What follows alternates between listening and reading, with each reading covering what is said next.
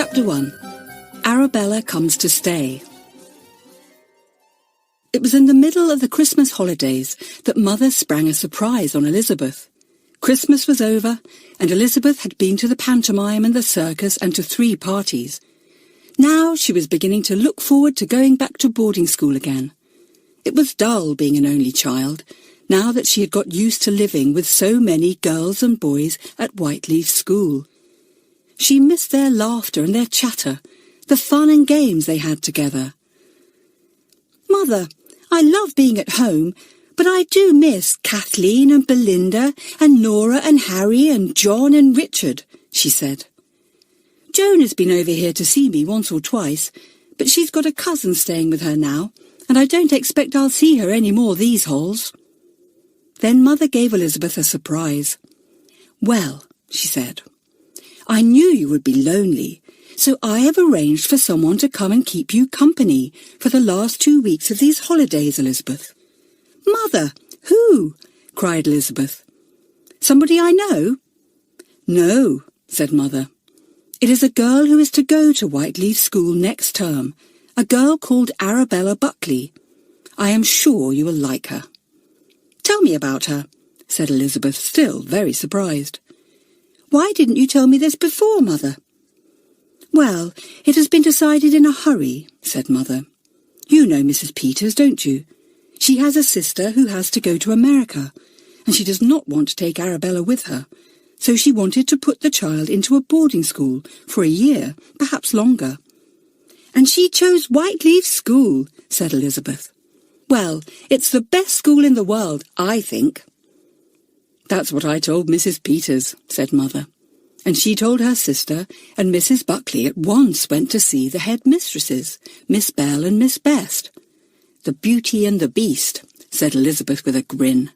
"And it was arranged that Arabella should go to Whyteleafe this term," went on Mother. "As Mrs. Buckley had to leave for America almost at once, I offered to have Arabella here, partly as company for you, and partly so that you might be able to tell her a little about Whyteleafe." "Mother, I do hope she's a nice sort of girl," said Elizabeth. "It will be fun, sharing holes with someone I like, but awful if it's someone I don't like." "I've seen Arabella," said Mother. "She was a very pretty girl with most beautiful manners, and she was dressed very nicely too." "Oh," said Elizabeth, who was often untidily dressed and was sometimes too impatient to have very good manners. "Mother, I don't think I like the sound of her very much. Usually beautifully dressed girls aren't much good at games and things like that." "Well, you'll see," said Mother. "Anyway, she's coming tomorrow, so give her a good welcome and tell her as much about Whyteleafe as you can. I am sure she will love it." Elizabeth couldn't help looking forward to Arabella coming, even if she did sound rather goody-goody.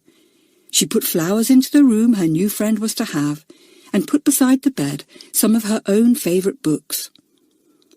"It will be rather fun to tell someone all about Whyteleafe school," she thought.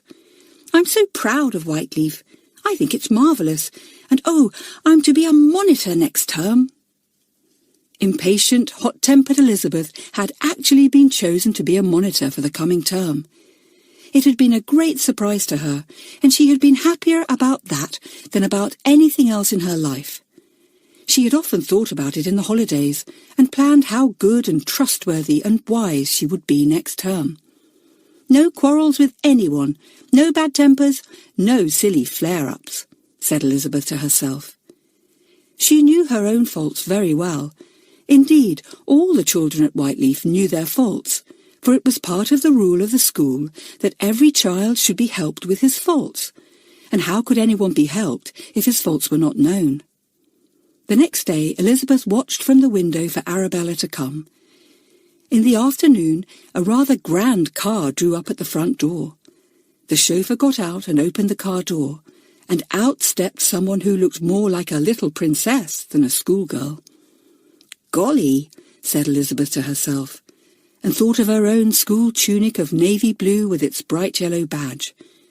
"Golly, I shall never be able to live up to Arabella."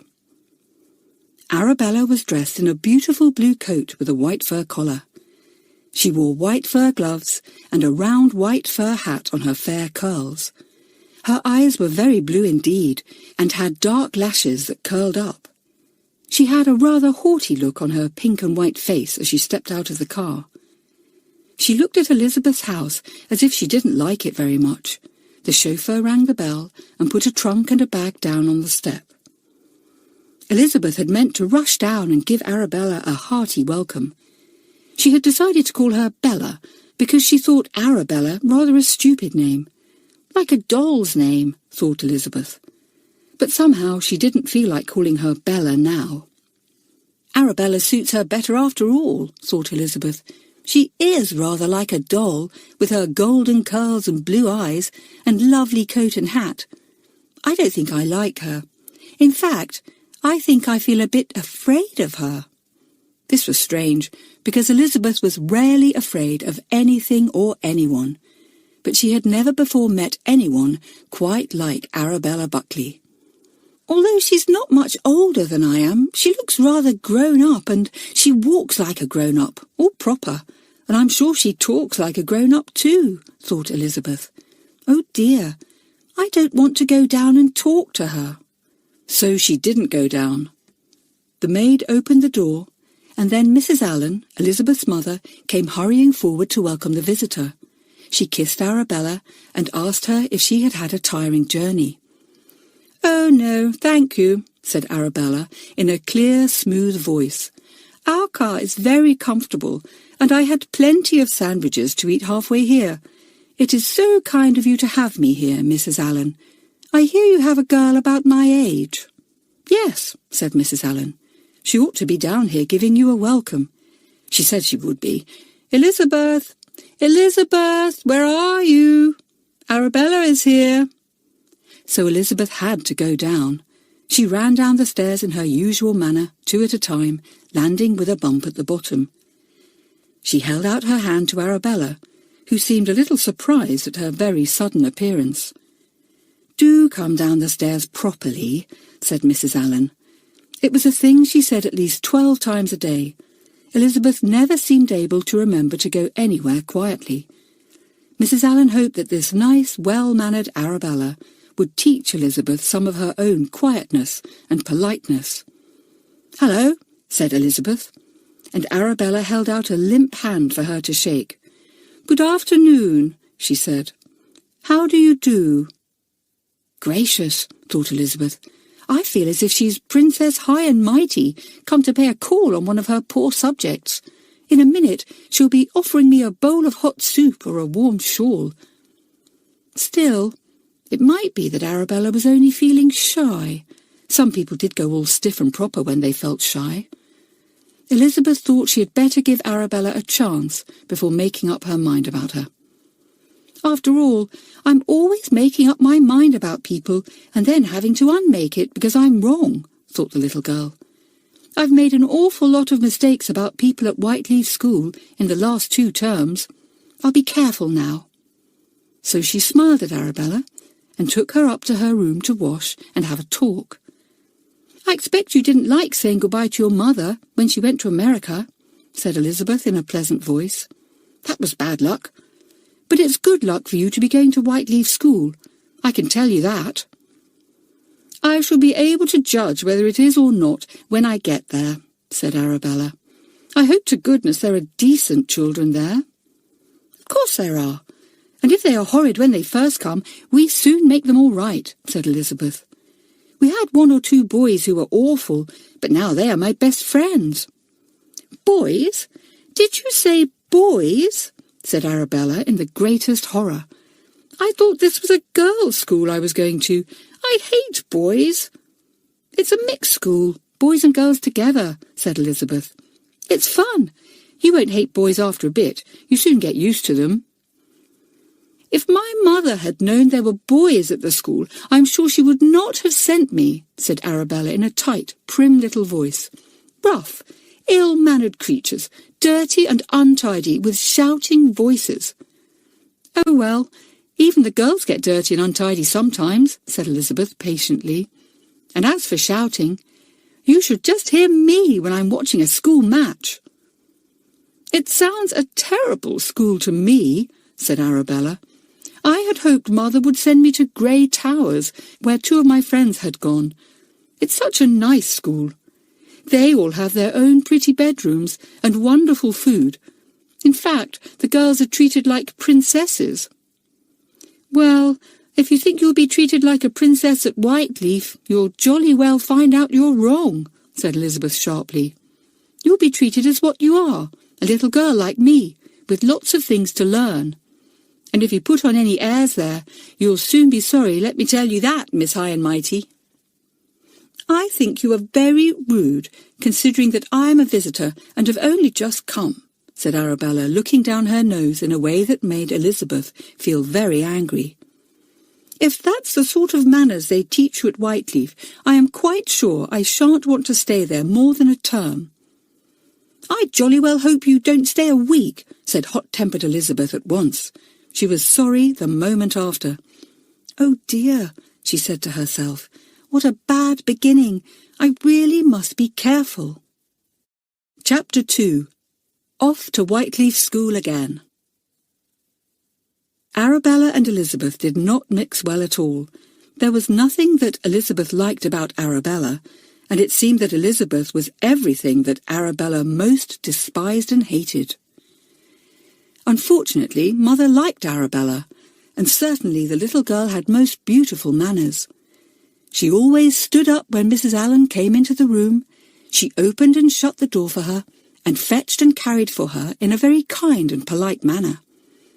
The politer Arabella was, the noisier Elizabeth became, and then Mrs. Allen began to say things that made Elizabeth cross.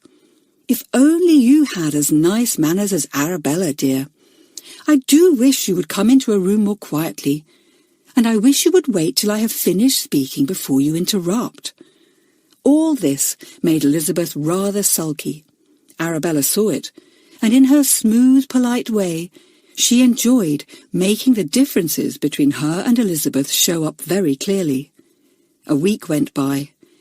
Everyone in the house by this time liked Arabella, even Mrs. Jenks, the rather fierce cook. "She only likes you because you suck up to her," said Elizabeth, when Arabella came up from the kitchen to say that Mrs. Jenks was making her very favourite cake for her that afternoon. "I don't suck up to her," said Arabella in her usual polite tones.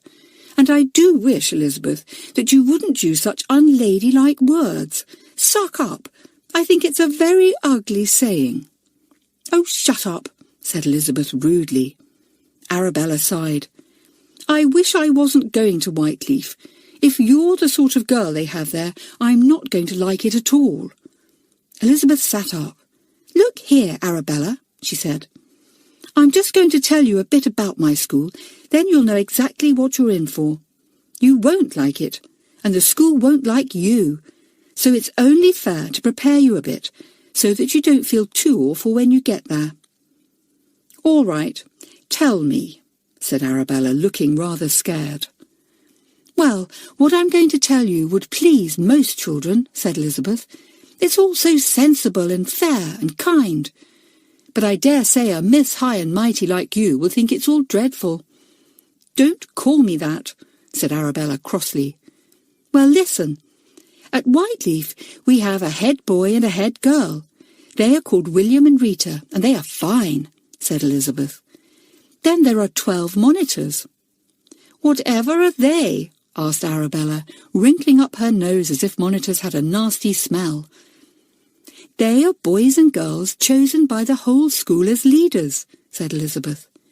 "They are chosen because we trust them, and know them to be kind and just and wise. They see that we keep the rules, they keep the rules themselves, and they help Rita and William to decide what punishments and rewards the children must have at each weekly meeting." "What's the weekly meeting?" asked Arabella, her blue eyes round with surprise. "It's a kind of school parliament," said Elizabeth, enjoying telling Arabella all these things. "At each meeting we put into the money box any money we have had that week. That's the rule." "What? Put our own money into a school money box?" said Arabella in horror. "I have a lot of money. I shan't do that. What a mad idea!" "It seems mad at first if you're not used to it," said Elizabeth, remembering how she had hated the idea 2 terms ago. "But actually, it's a very good idea.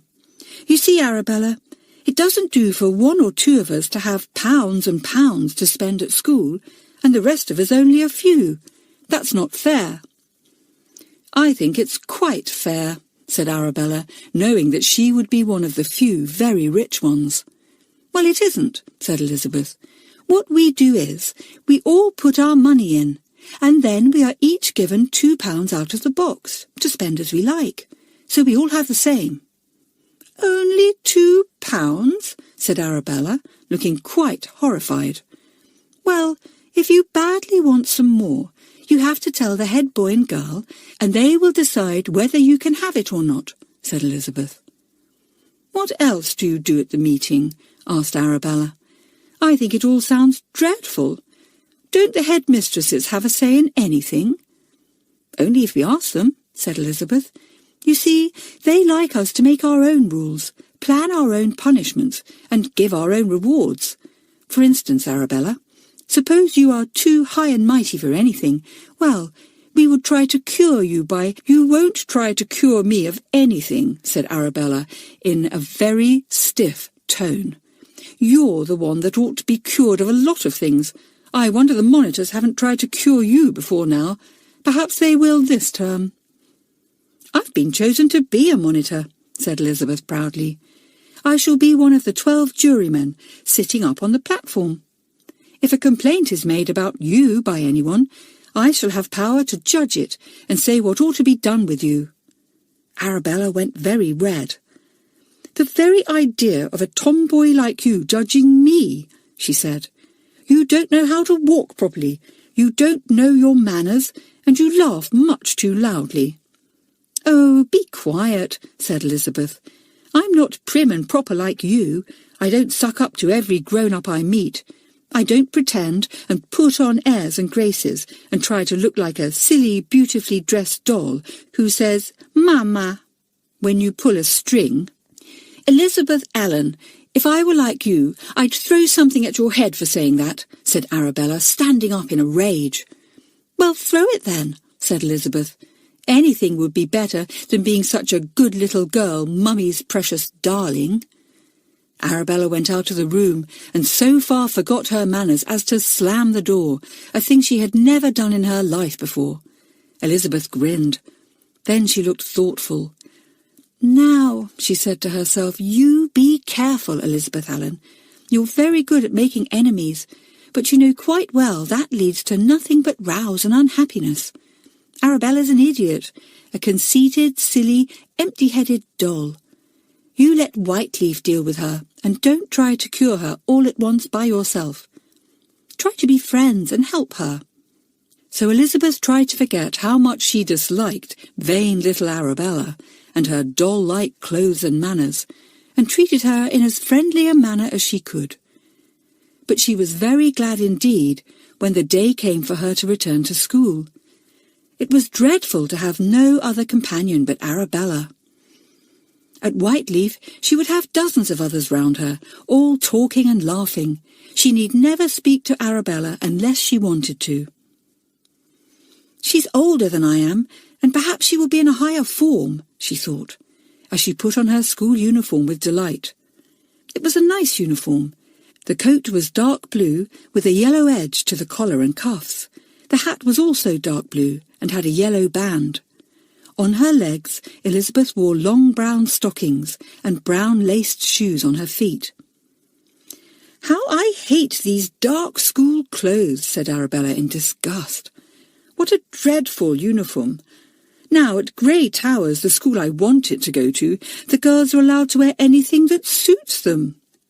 "How silly," said Elizabeth. She looked at Arabella. The girl seemed different now that she was in the ordinary school uniform and not in her expensive, well-cut clothes.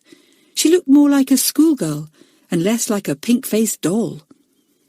"I like you better in your uniform," said Elizabeth.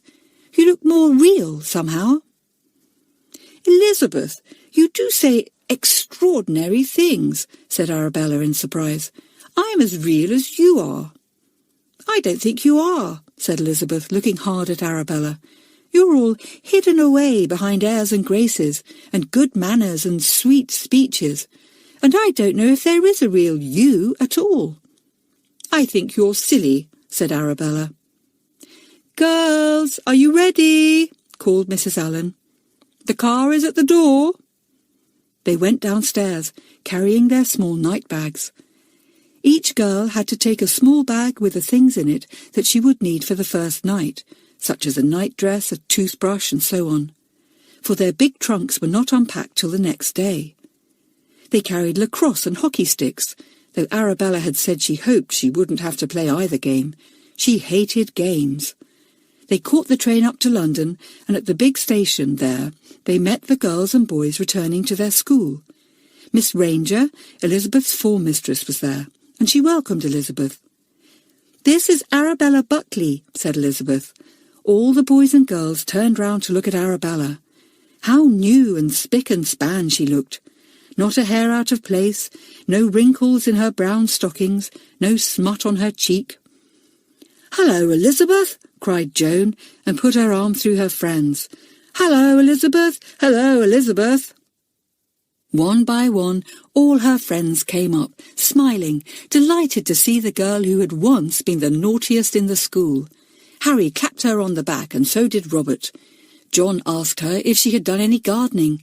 Kathleen came up, rosy-cheeked and dimpled. Richard waved to her as he carried a violin case to the train. "Oh, it's lovely to be back with them all again," thought Elizabeth. "And this term I'm to be a monitor. And won't I be a success? I'll make that stuck-up Arabella look up to me all right." "Get in the train quickly," called Miss Ranger. "Say goodbye and get in." The guard blew his whistle. The train puffed out. They were off to Whyteleafe once more. Chapter 3. 4 New Children. One of the exciting things about a new term is, are there any new children? What are they like? Whose form will they be in?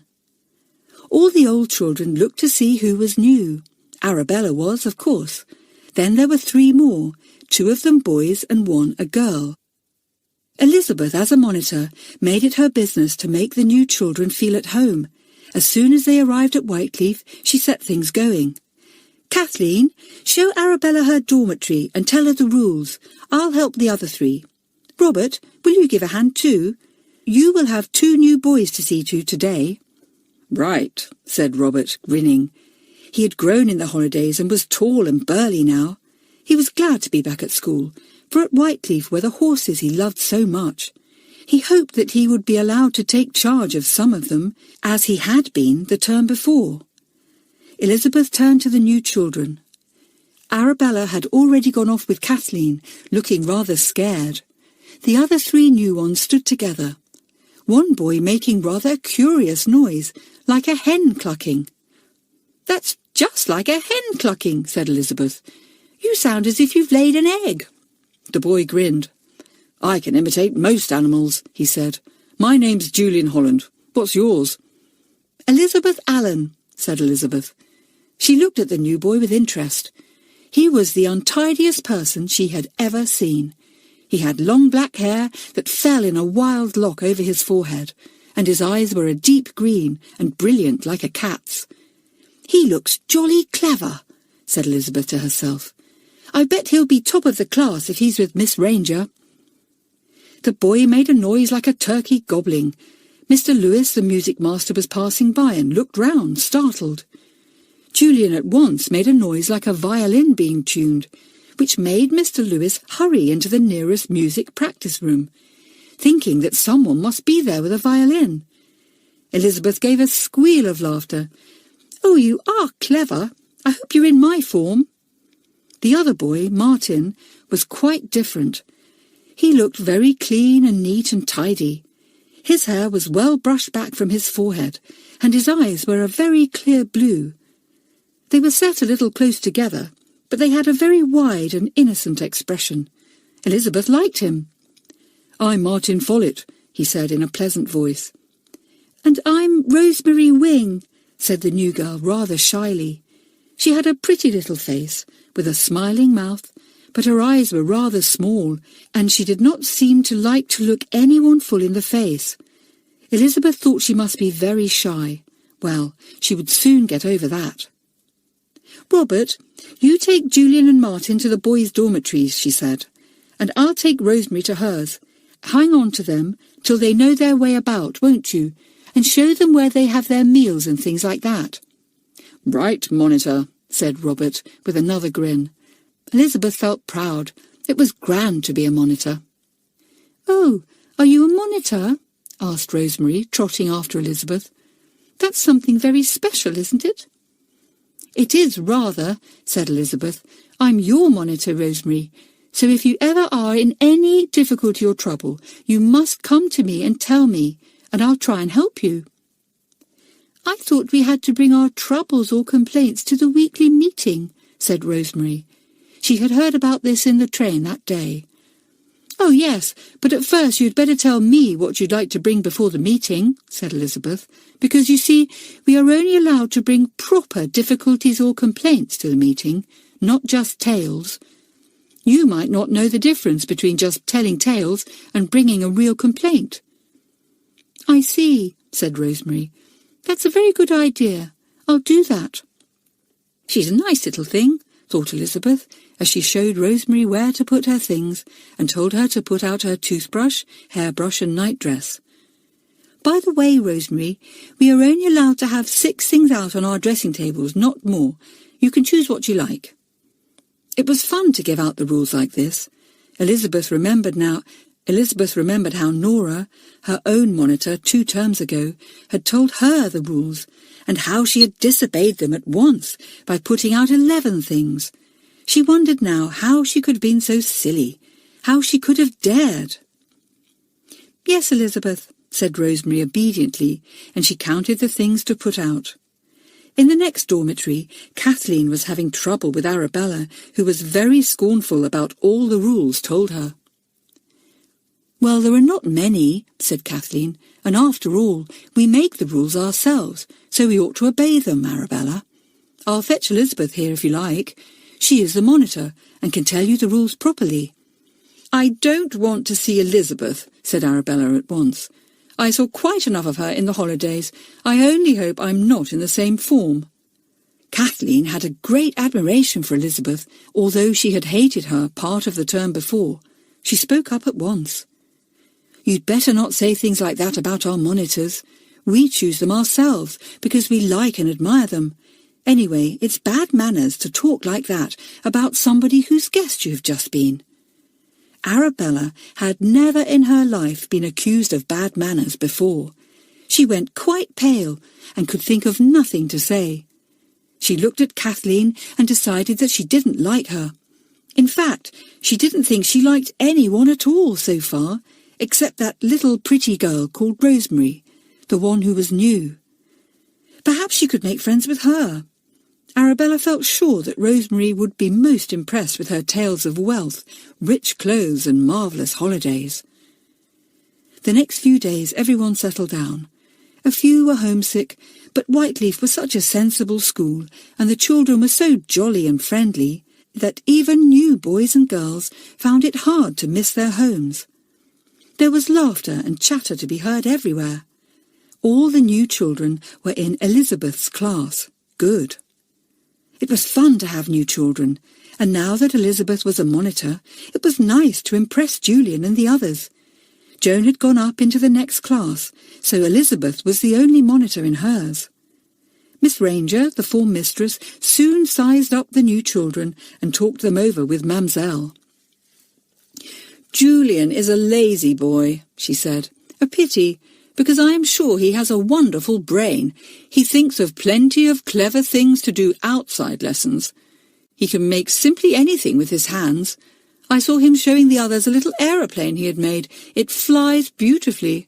All his own ideas are in it, none of them copied.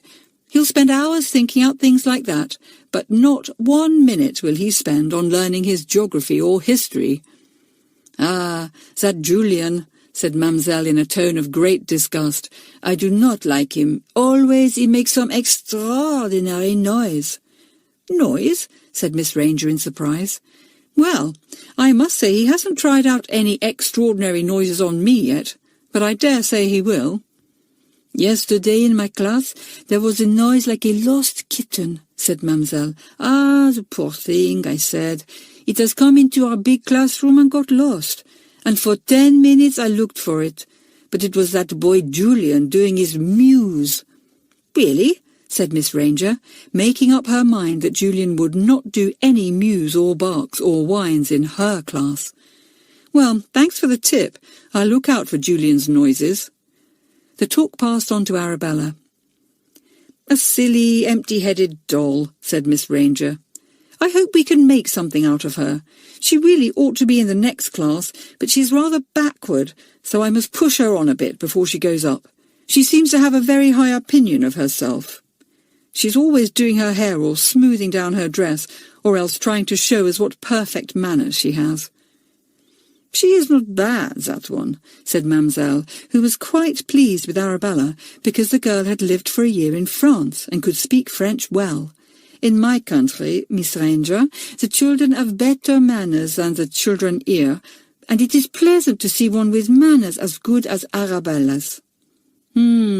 Said Miss Ranger, who knew that Mademoiselle would rarely have anything to say against children who spoke French well. What do you think of Martin and Rosemary? Ah, the sweet children, said Mademoiselle, who loved Rosemary's willingness to please and to obey her in everything. The little Martin now, he is so good. He tries so hard. Well, I'm not so sure about him, said Miss Ranger. Rosemary's all right, I think, but she's a weak little thing. I hope she'll make the right friends. I wish Elizabeth Allen or Jenny would make friends with her. So the teachers sized up their new children, and the old children sized them up too. Julian was an enormous success. He was a real daredevil, with most extraordinary gifts, which he used when he pleased. He had a wonderful brain, inventive and brilliant, and he could make all kinds of things, and think of all kinds of amusing tricks which he was quite prepared to perform in class as soon as he had settled down a bit. "It's a shame you are so low in the form, Julian," said Elizabeth at the end of a week. "You've got such marvellous brains. You ought to be top." Julian looked at her with his brilliant green eyes. "Can't be bothered," he said in his slow, deep voice. "Who wants to learn history dates? I'll forget them all when I'm grown. Who wants to learn the highest mountains in the world? I'll never climb them, so I don't care. Lessons are a bore." Elizabeth remembered that she was a monitor. She spoke earnestly to Julian. "Julian, do work hard. Do try to be top." Julian laughed. "You're just saying that because you've remembered you're a monitor. You can't catch me with goody-goody talk like that. You'll have to think of some jolly good reason for me to work hard before I do." Elizabeth went red. She didn't like being called goody-goody. She turned away, but Julian came after her. "It's all right, I'm only teasing," he said. "Listen, Elizabeth, Joan, your best friend, has gone up into the next form. So why can't we be friends? You've got the best brain in the form, after mine, of course, and you're fun. You be my friend." "All right," said Elizabeth, rather proud that the brilliant and unusual Julian should ask her. "All right, we'll be friends. It will be fun." It was fun, but it brought a lot of trouble too. Chapter 4. The School Meeting. Arabella and the other new children waited with much interest for the first meeting. At none of their other schools had they had a kind of school parliament run by the children themselves. They wondered what it would be like. "It sounds a good idea," said Martin. "I think so too," said Rosemary in her timid little voice. She always agreed with everyone, no matter what they said. "Stupid idea, I think," said Arabella. She made a point of running down everything at Whyteleafe if she could, because she had so badly wanted to go to the grand school her friends had gone to, and she looked down on Whyteleafe with its sensible ideas. Julian unexpectedly agreed with her, though he usually had no time for Arabella, with her silly airs and graces. "I can't say I shall bother much about the school meeting," he said. I don't care what it says or does. It will never make any difference to me. As long as I can do what I like, I am willing to let others do what they like too." "Oh, Julian, you say that, but you don't mean it," said Kathleen. "You'd hate it if someone broke one of the things you were always making, you know, or told tales about you, or something like that. You'd go up in smoke." Julian did not like being argued with. He tossed his long black hair back and screwed up his nose in the way he always did when he was annoyed. He was making a tiny boat out of an odd bit of wood. It was like magic to see it form under his hand. "Anyone can tell tales of me as much as they like," said Julian. "I don't care about anything so long as I can do what I like." "You're a funny boy, I think," said Jenny. "You are either terribly stupid in class or, just sometimes, terribly bright." "Why, what did he do that was so bright?" asked Joan, who was listening. She was in the next form, and so did not see Julian in class. "We were having mental arithmetic," said Jenny, "and usually Julian gets every single thing wrong in maths. Well, for some reason or other, just because he wanted to show off, I think, he answered every single question right, straight off, almost before Miss Ranger had got them out of her mouth." "Yes, and Miss Ranger was so astonished," said Belinda. "She went on asking him harder and harder ones, things we would have to think about and work out in our heads for a minute or two, but Julian just answered them pat. It was funny." "It made Miss Ranger awfully cross with him next time, though," said Kathleen, "because at the next maths lesson he seemed to go to sleep and wouldn't answer a thing." Julian grinned. He really was an extraordinary boy.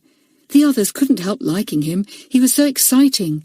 They all begged and begged him to make some of his amazing noises in Miss Ranger's class, but he wouldn't.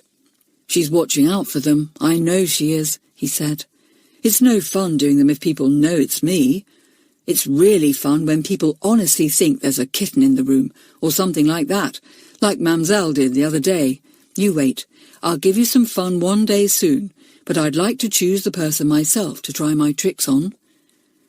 Elizabeth was longing for the first school meeting.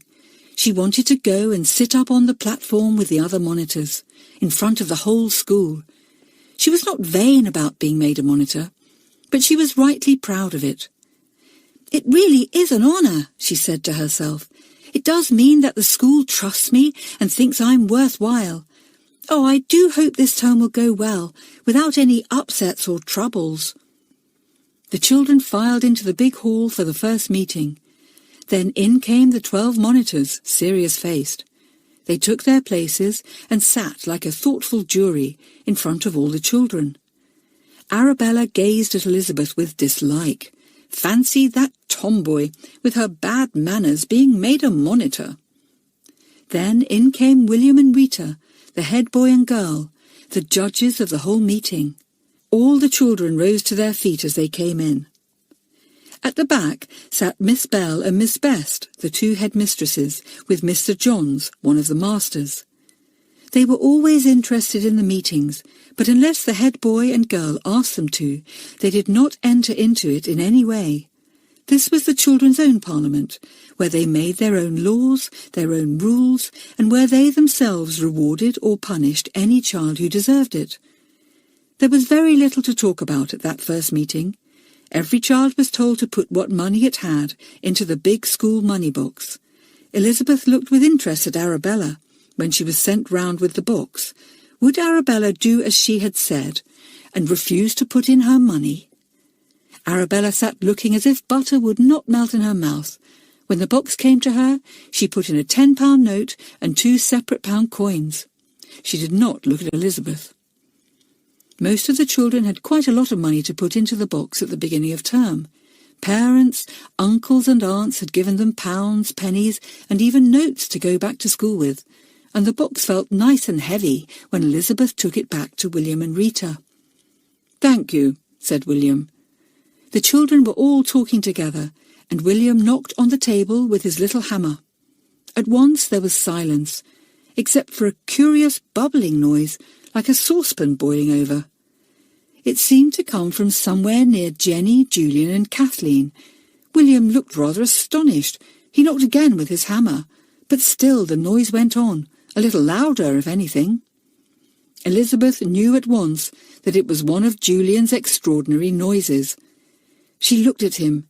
He sat on the form, his green eyes looking over the heads of the others, his mouth and throat perfectly still.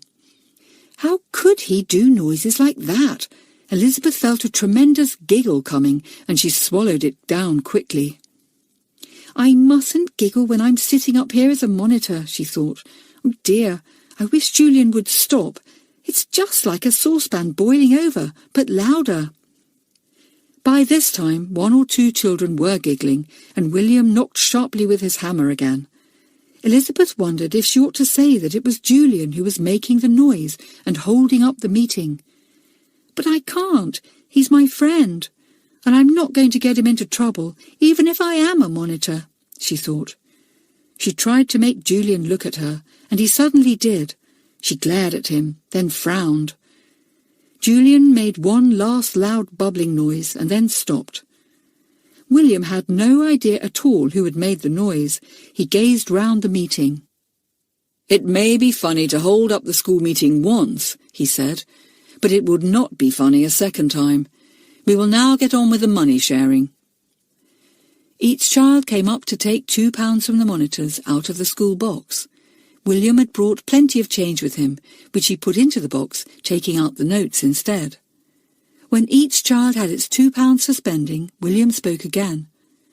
The new children probably know that out of this £2 they must buy their own stamps, sweets, hair ribbons, papers and so on that they want. If any extra money is needed, it can be asked for. Does anyone want any extra this week? John Terry stood up. He was in charge of the school garden and was a very hard and very good worker. He, with those other children who helped him, managed to supply the school with fine vegetables and flowers. Everyone was proud of John. William, we could do with a small new barrow, he said. You see, there are 1 or 2 of the younger children who are helping in the garden this term, and the old barrow is really too heavy for them. Well, how much would a smaller one cost? Asked William. We've got plenty of money in the box at the moment, but we don't want to spend too much money. John Terry had a price list with him. He read out the prices of various barrows. They seem very expensive, said William. I almost think we had better wait a bit to see if the younger children are going to go on being keen, John. You know what sometimes happens. They start so well and then get tired of it. It would be a waste of a barrow if we bought it and then no one used it. John looked disappointed. Well, he said, it's just as you like, William, but I do think the youngsters are keen. Peter is anyway. He worked hard last term, and I really couldn't do without him in the garden now. He's got his 2 friends with him now, helping us. Small Peter glowed red with pleasure at hearing John say this. His 2 small friends at once made up their minds that they would work hard in the garden too, and make John as proud of them as he seemed to be of Peter. Has anyone anything to say about a new barrow? Asked Rita. Nobody spoke, until Julian suddenly opened his mouth and spoke in his deep voice. Yes, let the youngsters have their barrow, but I'll make it for them. I can easily do that. Julian had not stood up to speak. He lolled on the form in his usual lazy fashion. Stand up when you speak, said Rita. Julian looked as if he was not going to, but at last he did, and then repeated his offer. I'll make a barrow, a small one. If I can go into the sheds, I can easily find everything I want. You don't need to spend any money then. Everyone was interested. Elizabeth spoke up eagerly. Let Julian do it, William. He's awfully clever at making things. He can make anything. Very well. Thank you for your offer, Julian, said William. Get on with the job as soon as you can. Now, any other business to discuss? There was not. William closed the meeting and the children filed out. Good, Julian, said Elizabeth, slipping her arm through his. I bet you'll make the best barrow in the world. Chapter 5. Arabella Gets into Trouble. All the new children settled down as the days went on. Julian set about making the new barrow in a very workmanlike way. He explored the various sheds and brought out an old rubber wheel that had once belonged to somebody's tricycle. He found some odd bits of wood and other odds and ends and took them all to the carpentering room. The children heard him whistling there as he hammered away. Then they heard the creaking of a barrow being wheeled up and down. "Golly, has he finished it already?" said Harry in surprise. "He's a marvel." But he hadn't, of course. He was only making one of his noises. His green eyes twinkled as the children peeped round the door. He loved a joke. The boys and girls crowded round him, exclaiming in admiration, "Julian, it's going to be a marvellous barrow! Julian, how clever you are!" "No, I'm not," said Julian, laughing. "I was bottom of the form this week, didn't you hear?" "Well, the barrow is fine anyway," said Belinda. "It's just as good as a real one." Julian cared for neither praise nor blame. He had not offered to make the barrow because he was sorry that the youngsters hadn't one. He had offered to make it simply because he knew he could, and he would enjoy making it.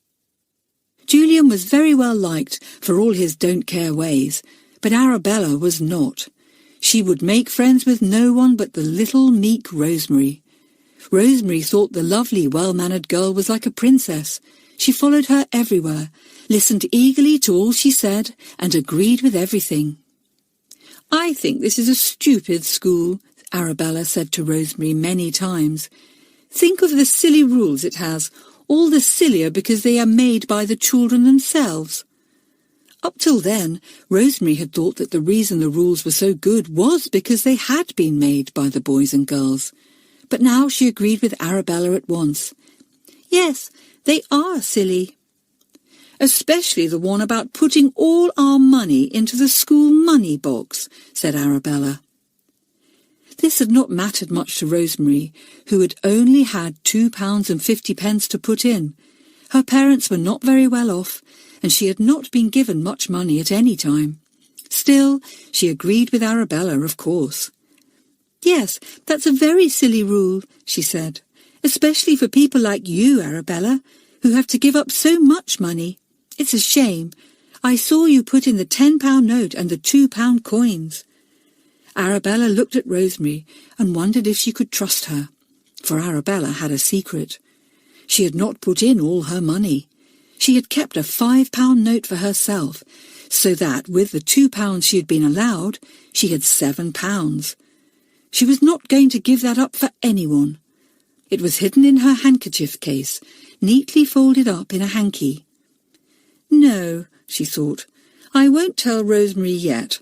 I don't know her very well, and although she's my friend, she's a bit silly sometimes. I'll keep my own secret." So she told no one. But she and Rosemary went down to the town together that day to buy stamps and a hair grip for Rosemary, and Arabella could not help spending some of her money. "You go to the post office and buy your stamps, and I'll go and buy some chocolates at the sweet shop," she said to Rosemary. She did not want the other girl to see her buying expensive chocolates and handing over £2 or £3 for them. So, while Rosemary was buying a stamp in the post office, Arabella slipped into the big sweet shop and bought a pound of peppermint chocolates, the kind she loved. She saw a bottle of barley sugar too and bought that. Lovely! Then, as Rosemary didn't come, she went into the shop next door and bought herself a book. The two girls wandered round the town a little while and then went back to school.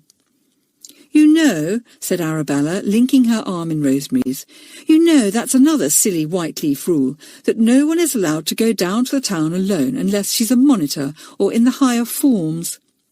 "Awfully silly," agreed Rosemary. Arabella undid the bag of chocolates. "Have one?" she said. "Ooh, Arabella, what a lovely lot of chocolates," said Rosemary, her rather small eyes opening wide. "Golly, you must have spent all your £2 at once." They went in at the school gate munching chocolates. They were really delicious. Arabella shut up the bag and stuffed it into her winter coat pocket. She did not want the others to see what a lot of chocolates she had, in case they might guess she had spent more than £2 on them. She went to take off her hat and coat. Jenny was putting hers on, and when Arabella put the book she had bought down on the bench between them, Jenny picked it up. "Hello! I always wanted to read this book. Lend it to me, will you, Arabella?" "Well, I haven't read it myself yet," said Arabella. "I only bought it this afternoon." Jenny looked at the price inside the cover and whistled. "It's a £3 book. How could you buy that with £2? "I got it cheap," said Arabella after a moment's pause. She went red as she said it, and sharp-eyed Jenny saw the blush. She said no more, but went off thinking hard. "The mean thing! She didn't put all her money into the box," thought Jenny. Rosemary annoyed Arabella very much that evening when they were in the common room together, because she gave away the fact that Arabella had bought the chocolate peppermints.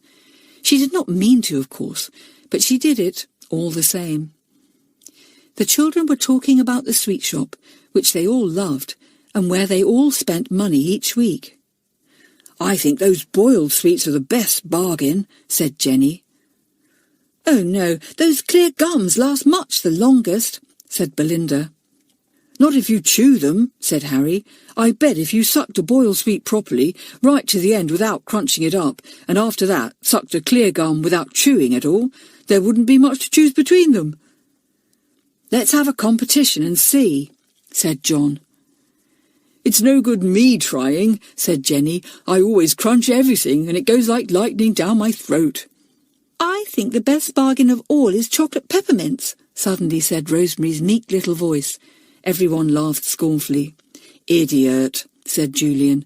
"You only get about 5 for 50p. They are most awfully expensive." "They're not," said Rosemary. "Really, they are not. Arabella, show them the enormous bagful you got today at the shop." This was the last thing Arabella wanted to do. She frowned heavily at Rosemary. "Don't be silly," she said. "I only got a few. They are expensive." Rosemary was amazed. Hadn't she taken one herself from an overflowing bag?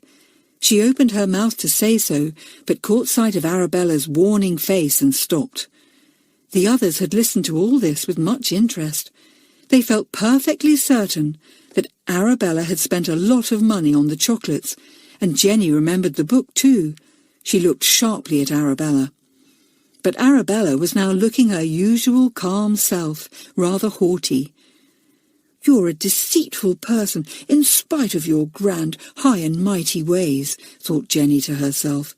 "I bet you've got those chocolates hidden away somewhere, so that no one shall know you spent a lot of money on them. I'll find them too, just see if I won't." Arabella got up in a few minutes and went out. She soon came back, carrying a small paper bag in which were 6 or 7 chocolate peppermints. "These are all I got for my money," she said graciously. "I'm afraid there isn't enough for one each, but we could divide them in half." But nobody wanted any. It was an unwritten rule at Whyteleafe that if you didn't like a person, you didn't accept things from them. So everyone except Rosemary said no. Rosemary took one, feeling puzzled and astonished. She knew she had seen a much bigger bag of chocolate peppermints before. Could she have been mistaken? Jenny grinned to herself. Arabella must think they were all stupid if she thought she could make the other boys and girls believe she had only bought a few sweets, when that silly little Rosemary had given the secret away. She wondered where Arabella could have hidden the rest of the chocolates. She thought she knew. Arabella learnt music and had a big music case. Jenny had seen her go to it that afternoon, although she had neither lesson nor practice to do. Why? Because she wanted to put her chocks there, thought Jenny. She slipped off to the music room where everyone kept their music. She took up Arabella's case and peeped inside it. The chocolate peppermints were there, where Arabella had hurriedly emptied them. Richard came into the room while she was looking. "See, Richard," said Jenny in a tone of disgust. "Arabella has kept some money back and bought heaps of chocks and a book and told all kinds of lies." "Well, make a complaint at the meeting then," said Richard, taking up his case and going out. Jenny stood and thought for a moment. Would a complaint at the meeting be thought a tale? She wondered. She had better ask the others before saying anything, but she wouldn't tell Elizabeth, not yet anyhow, because Arabella had been staying with Elizabeth, and it might be awkward for the new monitor if she knew about Arabella. So Jenny told the others, when Elizabeth, Rosemary and Arabella were not there. They were really disgusted. I'm sure it would be a proper complaint, said Harry. All the same, it's rather awful to have your name brought up at the meeting quite so soon in the term, just when you're still new. Let's just show Arabella that we think her jolly mean. She'll soon guess why, and at the next meeting I bet she'll pop all her money into the box. Then poor Arabella was in for a bad time. For the first time in her life, she knew what it was to be with children who didn't like her at all and who showed it. Chapter 6. Arabella makes a complaint. Arabella had turned up her nose at the boys and girls of Whyteleafe School from the first day she had arrived.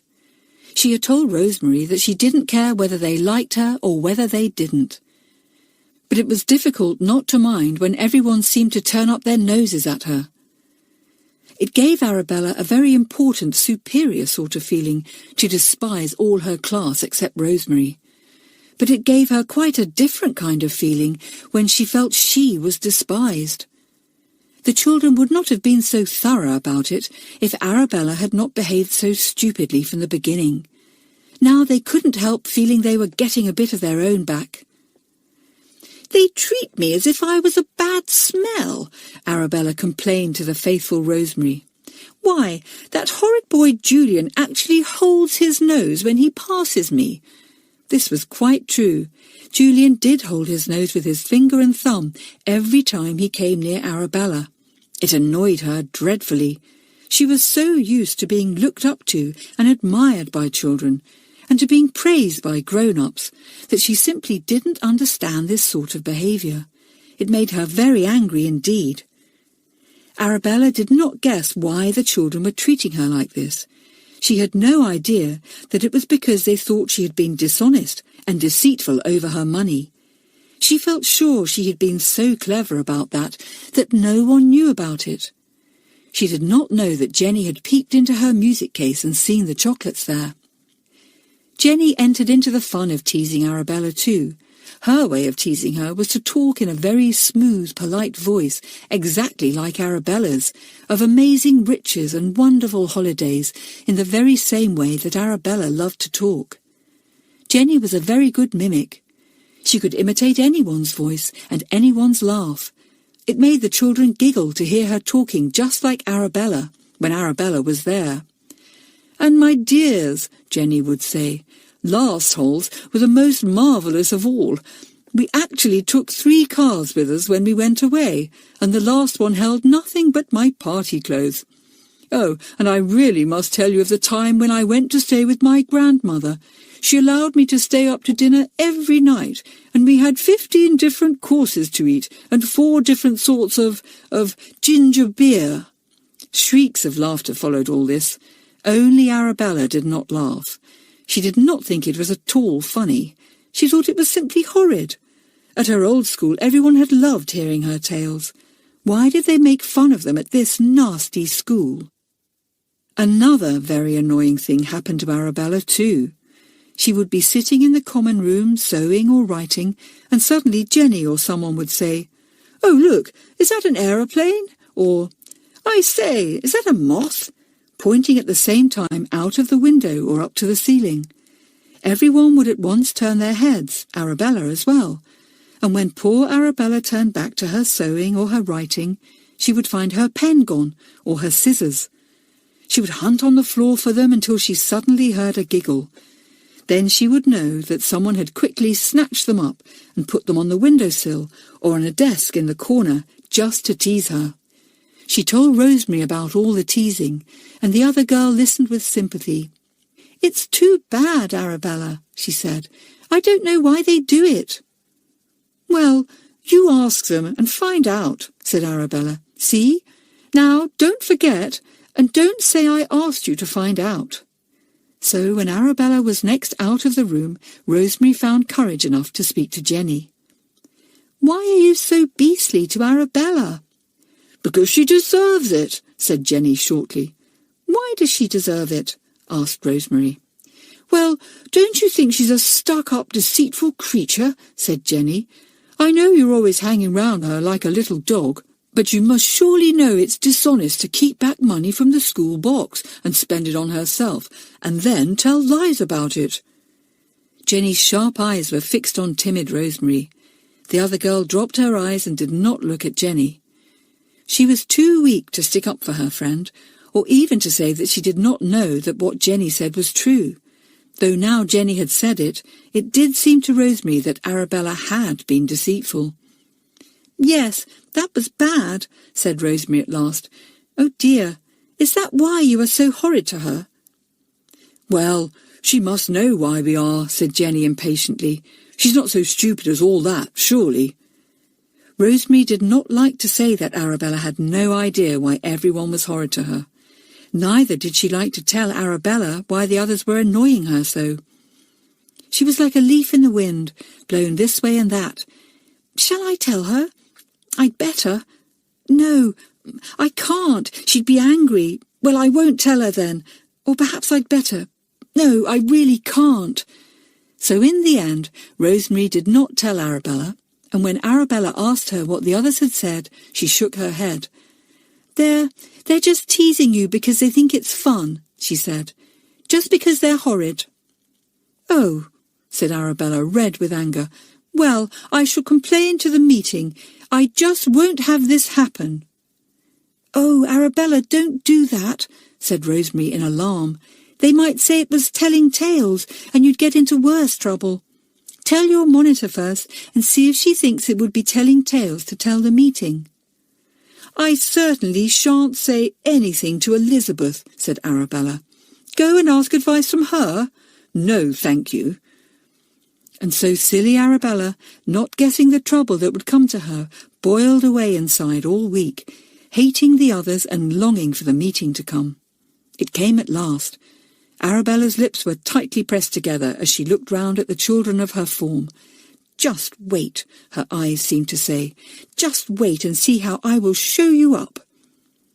The school money box was handed round, but not very much was put in. Arabella put nothing in. Then the £2 were handed to everyone, and the usual business began. "Any requests?" "Please can I have 50p extra, William?" asked Belinda, standing up. "A letter came for me this week without a stamp on, so I had to pay double postage on it, and it cost me 50p. It was from one of my aunts. I expect she forgot to put a stamp on." "50p for Belinda," ordered William. "It wasn't her fault that she had to pay extra." 50p was handed out to Belinda, and she sat down, pleased. "Could I have 60p to buy a new ball, please?" said a small boy, standing up rather shyly. "Mine rolled down the railway bank and we're not allowed to go on the line." "Go to Eileen and she will sell you one of our old balls for 20p, said William. "You will have to pay it out of your own money." There were no more requests. The children were whispering between themselves, and William knocked on his table with his little hammer. Everyone stopped talking. "Any complaints?" Arabella and another girl stood up almost at the same moment. "Sit down, Arabella. We'll hear you next," said Rita. "What is it, Pamela?" "It's a very silly complaint," began Pamela, "but it's an awful nuisance. You see, my cubicle is by the big window in my dormitory, and my monitor says it must be kept open when we are not there, and it must, of course. But on windy days, all the things on my dressing table blow out of the window, and I'm always getting into trouble because they are found outside." Everyone laughed. Rita and William smiled. Joan, who was in Pamela's form, spoke to Rita. She was Pamela's monitor. "Pamela is quite right," she said. "Anyone who has that cubicle has the same trouble. But we could move the dressing table out of the window, if Matron wouldn't mind." "Ask her tomorrow," said Rita. Matron was the one who saw to things of that sort, and she would see that the table was moved. "Now, Arabella," said William, noticing the angry, flushed face of the little girl waiting her turn. Arabella stood up gracefully, not forgetting her little airs even in her rage.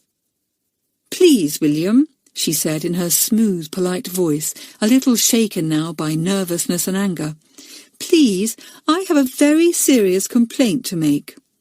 Everyone sat up straight. This was interesting and exciting. Serious complaints were worth listening to. All the first form looked at one another and pulled faces. Was Arabella going to complain about them? Well, she was very silly then, because her own secret would be bound to come out. "What is your complaint?" asked William. "Well," said Arabella, "ever since I have come to this school, the children in my class, all except Rosemary, have been absolutely horrid to me. I can't tell you the things they do to me." "I think you must tell me," said William. "It's no use making a complaint and not saying what it really is. I can't believe that the whole form have been horrid to you." "Well, they have," said Arabella, almost in tears. "Julian is the worst. He holds his nose whenever he comes near me." There were a few giggles at this. Julian laughed loudly too. Arabella glared at him. Elizabeth, up on the monitor's platform, looked most surprised. She was the only one who did not know the real reason for the first form's treatment of Arabella, and she thought it was very foolish of the girl to complain of ordinary teasing. She had not known there was a real reason behind it all, but now she guessed that there was. Arabella went on with her complaints. "Then there is Jenny. She mimics me and mocks me whenever she can. I'm a new girl and it's very unkind. I haven't done anything to make them so unkind to me. It makes me very unhappy. I shall write to my mother. I shall—" "Be quiet," said Rita, seeing that Arabella was working herself up in a real tantrum. "Be quiet now and sit down. We will go into this. You shall have another chance to speak later if you want to. But wait a minute. Have you told your monitor about this?" "No," said Arabella sulkily. "She doesn't like me either." Elizabeth went red. That was true. She had shown that she didn't like Arabella too, and so Arabella hadn't come to her for help or advice before putting everything before the meeting. Oh dear, that was a pity. "Oh," said Rita, glancing at Elizabeth. "Well, now, let me see. We'll hear Jenny first. Jenny, will you please explain your unkind behaviour and tell us if you have any real reason for it?" Jenny stood up. Well, Arabella had brought all this upon herself. She began to tell what she knew. Chapter 7. The meeting deals with Arabella. "You see," said Jenny, "Arabella really brought all this trouble on herself. She didn't keep the rules, and we knew it, and so we didn't like her, and we teased her, that's all." "Oh, you storyteller," said Arabella. "I have kept the rules." "Arabella, be quiet," said William. "Who is Arabella's monitor?" "Oh, you are, Elizabeth Allen. Will you tell us, Elizabeth, if, in your opinion, Arabella has kept the rules?" "Elizabeth doesn't know what we know," said Jenny, interrupting. "We know the deceitful and dishonest thing that Arabella did, but Elizabeth doesn't." Elizabeth looked very upset. How was it she hadn't known? She spoke to William. "I'm afraid I don't know what Jenny is talking about, William," she said. "I know I ought to, because I'm a monitor, and I should see all that goes on in the form, but I really didn't know this." "Thank you," said William gravely. He turned to Jenny. "What have you to complain of about Arabella, Jenny?" he asked, with a glance at the fiery red face of Arabella. The girl was full of horror now. Whatever was Jenny going to say? She, Arabella, had meant to make a complaint, but she had never guessed that anyone else would complain about her. Then, of course, it all came out. "Arabella didn't put all her money into the box last week. We know, because she bought a £3 book in the town and a lot of expensive chocolates," said Jenny. "She hid some in her music case so that we wouldn't know. She told lies about it too. So you see, William, we don't like her and we showed it. We thought perhaps she would be ashamed of herself if we teased her, and be honest next time and put all her money in." "I see," said William. "Sit down, Jenny." Everyone was now looking at Arabella. She didn't know what to say. How she wished she had never made her complaint. Whatever was she to do? This was simply dreadful. "Arabella," said Rita, "what have you to say to this? Is it true?" Arabella sat quite still and said nothing. Then a tear trickled down her cheek. She felt very, very sorry for herself. Why had her mother sent her to this horrid school where they had meetings like this every week and where no fault could be kept hidden? "Arabella," said Rita, "please stand up. Is this true?" Arabella's knees were shaking, but she stood up. "Yes," she said in a low voice, "some of it is true, but not all. You see, I didn't quite understand about putting all my money in. I did put in most of it. I wanted to ask my monitor, Elizabeth, about lots of things, but she seems to dislike me too, and Elizabeth felt angry. Arabella was trying to put some of the blame onto her. She scowled at the girl and disliked her all the more. "That's nonsense," said Rita briskly. "Elizabeth would always tell you anything, even if she did dislike you. Now listen, Arabella. You have behaved very foolishly, and you have only yourself to blame for the others' treatment of you. You will have to put things right." The head girl turned to William and spoke in a low voice for a moment or two. He nodded. Rita spoke again. The whole school listened with interest. "It is sometimes difficult for new children to understand and fall in with our rules," said Rita in her clear voice. "But after they have been here for a while, every boy and girl agrees that our rules are good. After all, we make them ourselves for ourselves, so it would be silly of us to make bad rules. We haven't very many anyway, but what we have must be kept." "I see that," said Arabella, who was still standing up. "I'm sorry I broke that rule, Rita. If the others had told me I had broken the rule and just scolded me and given me a chance to put all my money in next time, I'd have done it, but they didn't. They were just horrid, and I didn't know why. You will go to your monitor after this meeting and give her all the money you've got, every penny. She will put it into the box. You will be allowed only 50 pence this week for stamps, as you had so much extra last week." Arabella sat down, her cheeks flaming red again. "Give her money to Elizabeth? Oh dear, how she would hate that." Rita had not quite finished with the matter. She spoke to the first form rather sternly. "There is no need for you to take things in hand yourselves and do any punishing," she said. "After all, your monitors are there to give advice, and we have the meeting each week to put anything right. You first formers are not sensible enough to know how to treat a thing of this sort. You should have gone to Elizabeth." The first formers looked uncomfortable and felt small. "It is all rather a mountain made out of a molehill," said William. "Arabella is a new girl and didn't understand the importance of our rules. Now that she does, she will keep them." A little more business was done at the meeting, and then the children filed out. Elizabeth went to Jenny. "Why didn't you tell me about Arabella? It was mean of you not to. I did feel an idiot, sitting up there on the monitor's platform, hearing all this and not knowing a thing about it."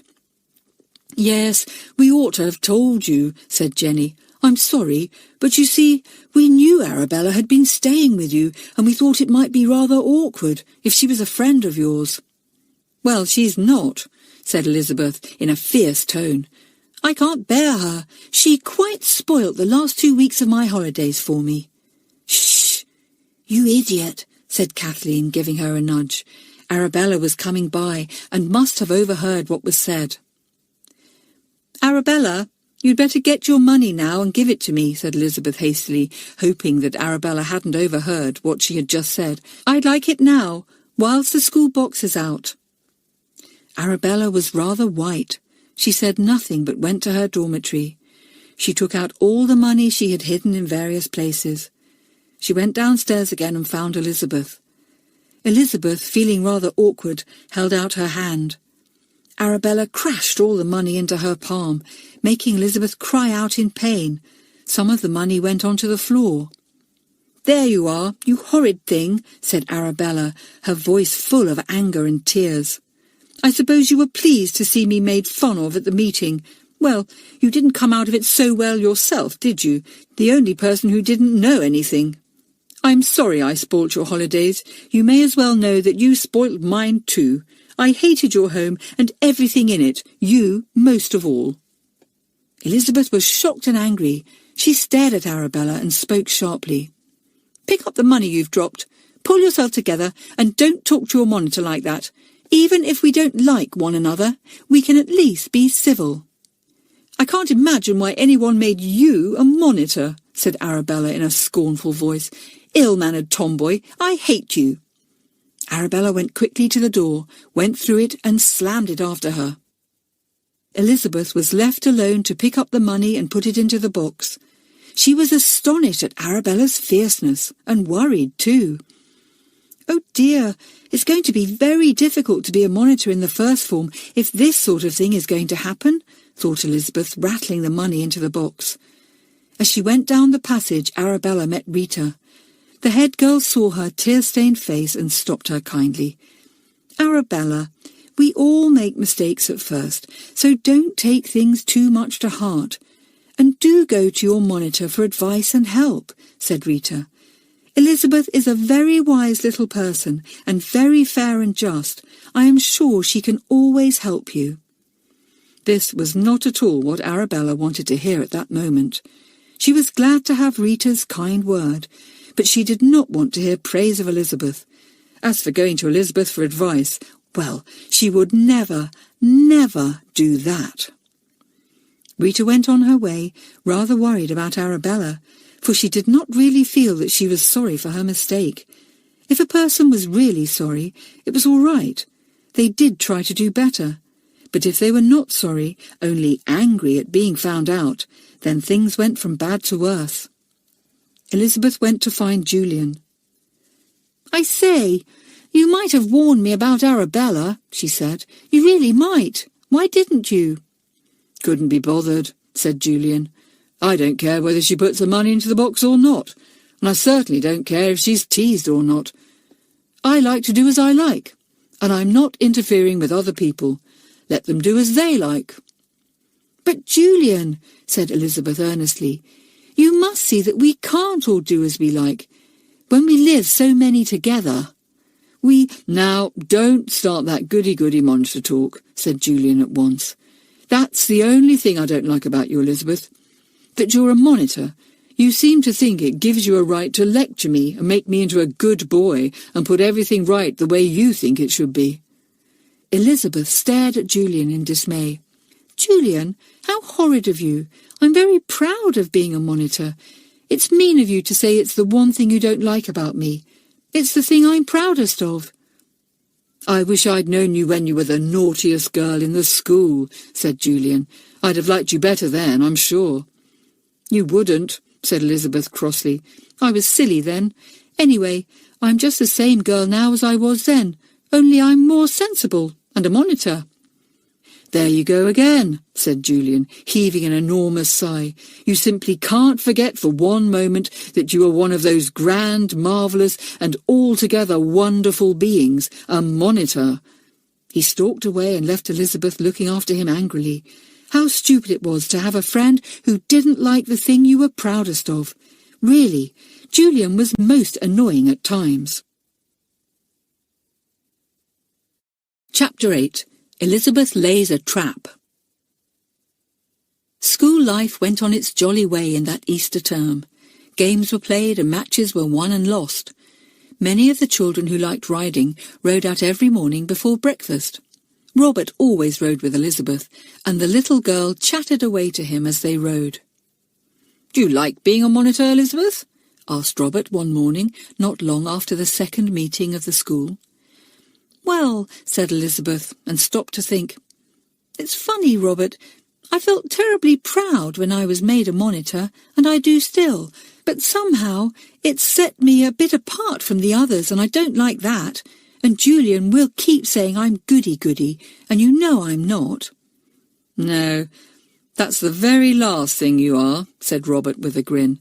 Well, I've never been a monitor or leader of any sort, Elizabeth, but I've often heard my uncle say that being set over others isn't altogether a happy thing at first, till you're used to it, and shake down into your new position.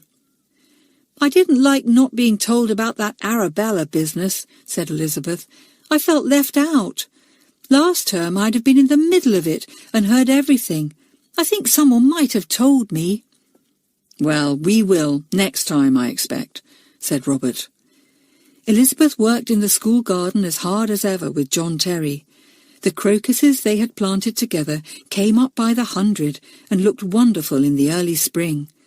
The yellow ones came out first and opened out well in the sunshine. Then the purple ones and the white ones came out together. Julian's barrow was a great success. It was strange looking, but strong and well made. The smaller boys loved using it. Thanks, Julian, said John. That has saved us quite a large amount of money. I shall come to you when I want anything else. There was a great deal to do in the garden that term. There always was in the spring term. There was a good deal of digging to finish and many things to plant. The children, under John's direction, sowed rows and rows of broad beans. "Oh dear, must we sow so many thousands, John?" groaned small Peter, standing up to straighten his back. "Well, the whole school likes broad beans," said John. "It's nice to grow what people like." The children could keep pets if they liked, although they were not allowed to have cats or dogs, because these could not be kept in cages. Any child who had a pet had to look after it, and look after it well. If he or she did not, the pet was taken away from them, but that rarely happened, because the children were fond of their guinea pigs, mice, budgies, pigeons, and so on, and took a great pride in keeping them clean and happy. Arabella did not give Elizabeth any trouble in the next week or two, but she did not speak to her or have any more to do with her than she could help. She and Rosemary went about together, sometimes with Martin Follett. Julian made friends with everyone, or rather, everyone made friends with him, for he did not seem to care whether people were nice to him or not. But the boys and girls thought him an exciting and very clever person. His only real friend was Elizabeth, and the two laughed and joked together a great deal. He did not say any more about her being a goody-goody monitor, and slowly Elizabeth began to get used to the idea that she was set over the others. In fact, she sometimes forgot it altogether. She was reminded of it when Rosemary came to her in trouble. "Elizabeth, can I speak to you about something?" said the girl timidly. "Of course," said Elizabeth, remembering at once that she was a monitor and must help and act wisely. "Well, I keep missing money," said Rosemary, looking upset. "Missing money?" said Elizabeth. "What do you mean? Losing it, do you mean?" "Well, I did think I was losing it at first," said Rosemary. "I thought I must have a hole in my pocket, but I haven't. I missed 50 pence last week, and yesterday a whole pound went.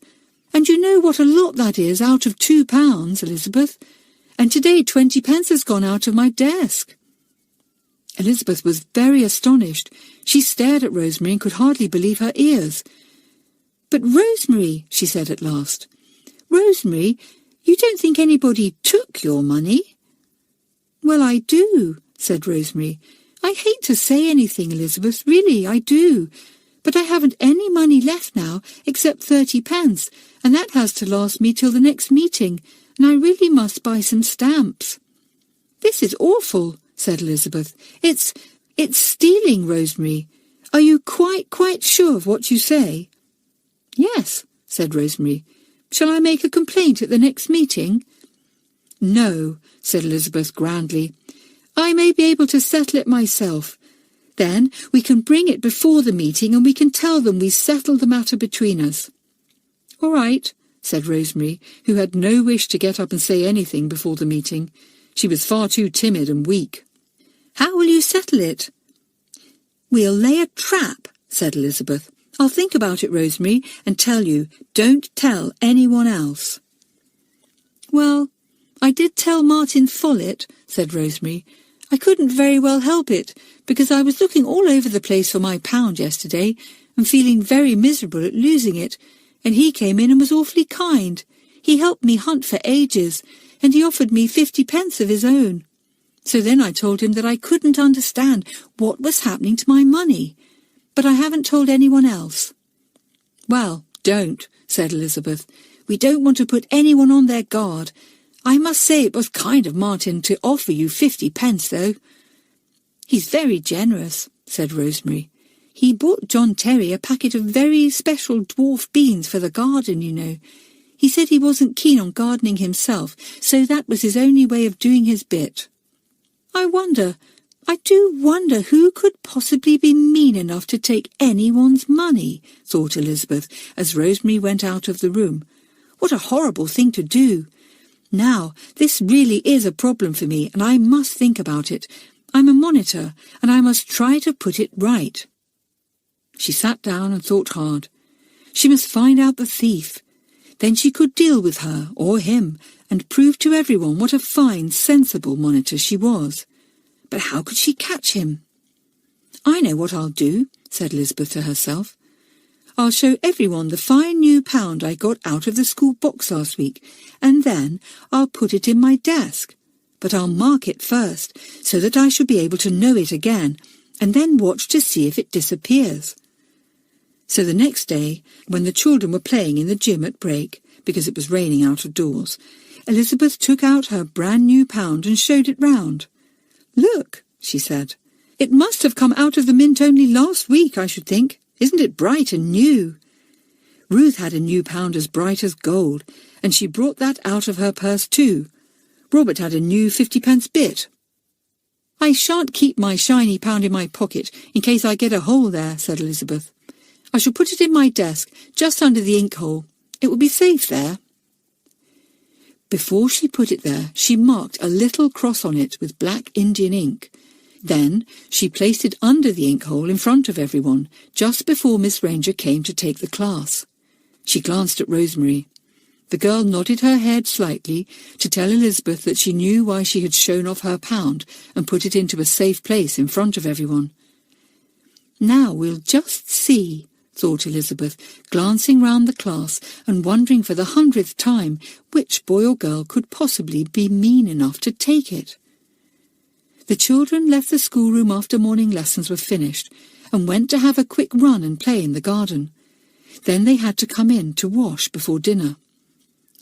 Elizabeth ran into the classroom to see whether her £1 was still in its place. She opened her desk. Yes, her £1 was still there. She felt glad. Perhaps Rosemary was mistaken after all. It was still there when afternoon school began. Rosemary looked across at her and Elizabeth nodded her head to tell her that the money was still there. Suppose the thief did not take it. Elizabeth would have to think of something else. The £1 was still there after tea. Rosemary came up to Elizabeth. "Don't leave your £1 there any more," she said. "I don't want it to be taken. You might not get it back, and a whole £1 lost would be dreadful." "I'll leave it there till tomorrow," said Elizabeth, "just to see." In the morning, before school, the little girl slipped along to the classroom. She opened her desk and felt for the bright new £1. It wasn't there. It was gone. Although she had half expected this, Elizabeth was really shocked. So there was a thief in the class, a mean, horrible thief. Who was it? Well, wait till she saw that marked £1, then she would know. Chapter 9. Elizabeth Gets a Shock. It was one thing to mark a coin so that she would know it again when she saw it, but another thing to make a plan to find it in someone's keeping. Elizabeth wondered and wondered how she could manage this. After tea that day, it was still raining and the children gathered together in their common room. It was a cheerful room with wide windows, a big fireplace, a gramophone and a wireless, and lockers for all the children to keep their things in. It was the room the children liked best and felt to be really their own. There was a merry noise that evening. The wireless was going and the gramophone too, so that the one or two who wanted to read groaned aloud and went to turn off either the wireless or the gramophone. But as these were immediately turned on again by somebody else, it was a waste of time to turn them off. "I say, let's play a game of some sort," said somebody. "I've got a good race game here. Let's all play it. There are 12 horses to race." "Right," said the children, and watched Ruth put out the big game. It almost covered the table. There was a little squabbling over which horses to choose, and then the game began. It was fun to be playing a game all together like this, and it was exciting to move the horses along the big board. "Blow," said Harry. "I've landed in the middle of a ditch. I've got to go back 6. 1, 2, 3, 4, 5, 6. The game was played to the end. Belinda won and was presented with a bar of chocolate. Then Kathleen got out a game of her own. It was a spinning game. There were many little tops, all of different colours, to be spun. They spun beautifully, making a tiny whirring sound as they did so. Seeing the tops spinning gave Elizabeth an idea. She banged on the table. "Let's all see if we can spin coins. Who is the best at it?" The children put their hands into their pockets and brought out money. Some had pennies, some 10 pences, some 50 pences, and 1 or 2 of them had pounds. Julian had been far and away the best at spinning the tops. He could make them jump and hop across the table in a marvellous way. Now he showed how clever he was with coins. "See my penny hop," he cried, and spun it deftly on the polished tabletop. It hopped and skipped as it spun in a marvellous way. Nobody else could do the trick. "Watch me spin a pound on the top of a glass," said Julian. "It will make a peculiar noise. Fetch a glass, somebody." A glass appeared and was put on the table. Everyone watched Julian. His green eyes gleamed with pleasure as he saw the admiring looks around him. He spun the coin on the bottom of the upturned glass, and it made a very funny noise. "Like singing a little song," said Ruth. "Let me try, Julian." The pound fell off the glass and Ruth picked it up. She tried her best to spin it, but it hopped off the glass at once and rolled off the table beside Elizabeth. The little girl bent to pick it up. It was a bright new one. Elizabeth glanced at it, thinking it was funny that there should be a second brand-new pound coin in the form, and then she saw something that gave her a terrible shock. She saw the tiny black cross she had made on the coin. She stared at it in the greatest dismay. It was her own pound, her very own, the one she had shown everyone, the one she had marked and put into her desk. "Come on, Elizabeth, hand over the pound," said Ruth impatiently. "Anyone would think you'd never seen a pound before, the way you're staring at it." Elizabeth threw the coin across to Ruth. Her hand was trembling. Julian! Julian had her pound. But Julian was her friend. He couldn't have her pound. But he had. He had taken it out of his pocket. Elizabeth herself had seen him.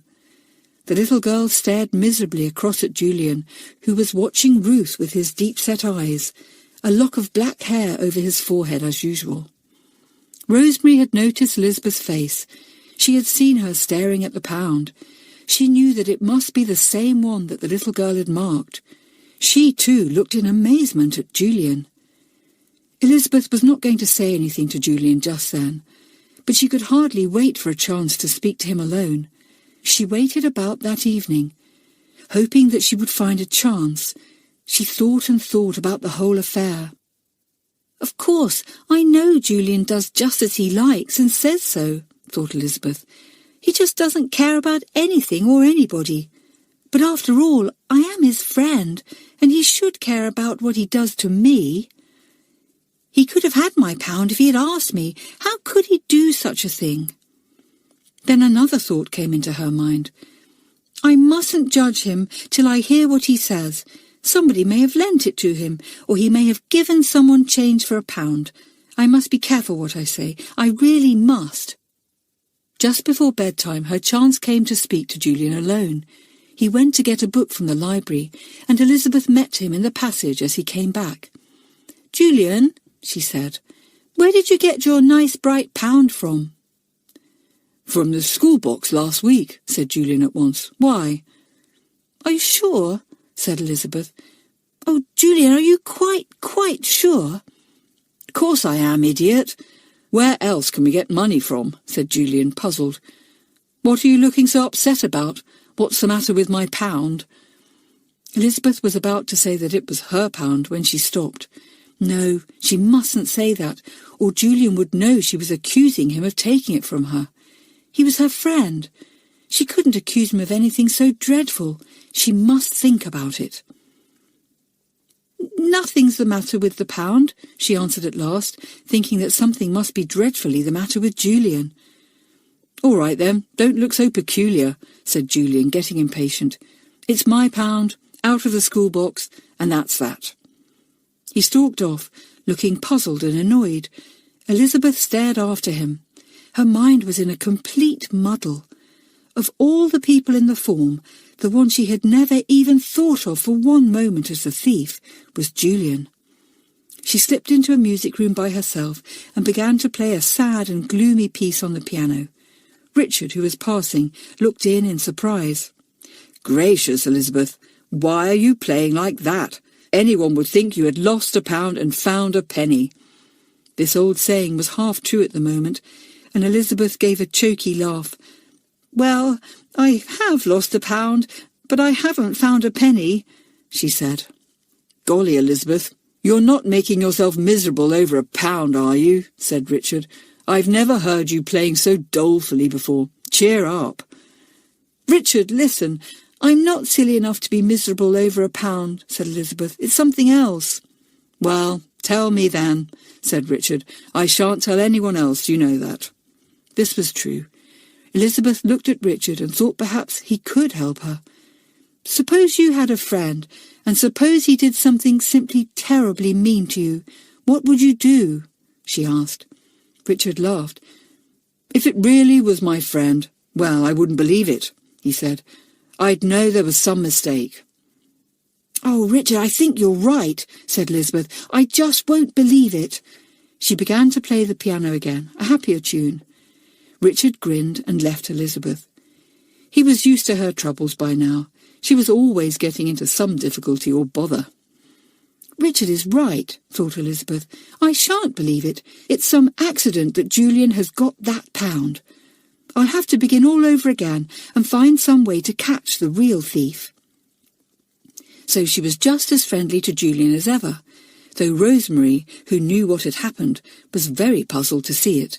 She spoke to Elizabeth about it. "It couldn't have been Julian," said Elizabeth shortly. "It must have been someone else. He got that pound out of the school box. He said he did when I asked him. There's some mistake." The next day Rosemary came to Elizabeth again. "Listen," she said. "What do you think has happened? Arabella has lost some money now. Do you suppose it's the thief at work again?" "Oh, golly," said Elizabeth. "I was so hoping that nothing more would happen. How much has Arabella lost?" 50 pence, said Rosemary. "She put it into her mac pocket and left it there. And when she went to get it, it was gone. And Elizabeth, Belinda left some chocolate in her desk, and that's gone too. Isn't it awful?" "Yes, it is," said Elizabeth. "How hateful it all is. Well, I'm absolutely determined to find out who the thief is now, and I'll haul him or her in front of the meeting at once." The next thing that disappeared was sweets out of Elizabeth's locker. She went to get them, and they were not there. "Blow," said Elizabeth, angry and shocked. "This is getting worse. I wish I knew who had my sweets." She soon knew. In class that afternoon, Julian screwed up his face as if he wanted to sneeze. He pulled a hanky out of his pocket quickly, and something fell out. It was a sweet. "One of my sweets," said Elizabeth angrily to herself. "The beast! He's taken my sweets. Then he must have taken that pound too, and he calls himself my friend." Chapter 10. A Dreadful Quarrel. The more Elizabeth thought about the stolen money and sweets, the angrier she felt with Julian. It must be Julian, but how could he do such a thing? "He's always saying he does as he likes, So I suppose he takes other people's things if he wants them, thought the little girl. He's bad. I know he's clever and amusing and jolly, but he's bad. I shall have to speak to him. She could hardly wait till the afternoon class was over. She paid no attention whatever to her lessons, and Miss Ranger glanced at her sharply 2 or 3 times. Elizabeth did not seem to hear any questions at all, but simply gazed into space with an angry look in her eyes. "Elizabeth, I suppose you know you're in class," said Miss Ranger at last. "You have not answered a single question for the last half hour." "I'm sorry, Miss Ranger," said Elizabeth hastily. I was thinking of something else." "Well, will you kindly think of what you were supposed to be doing?" said Miss Ranger. So Elizabeth had to try and forget Julian's misdeeds for a while, and think of Mary, Queen of Scots. But somehow her thoughts always slid away to Julian. She looked at the boy who sat in front of her. He was writing, his lock of black hair falling over his face.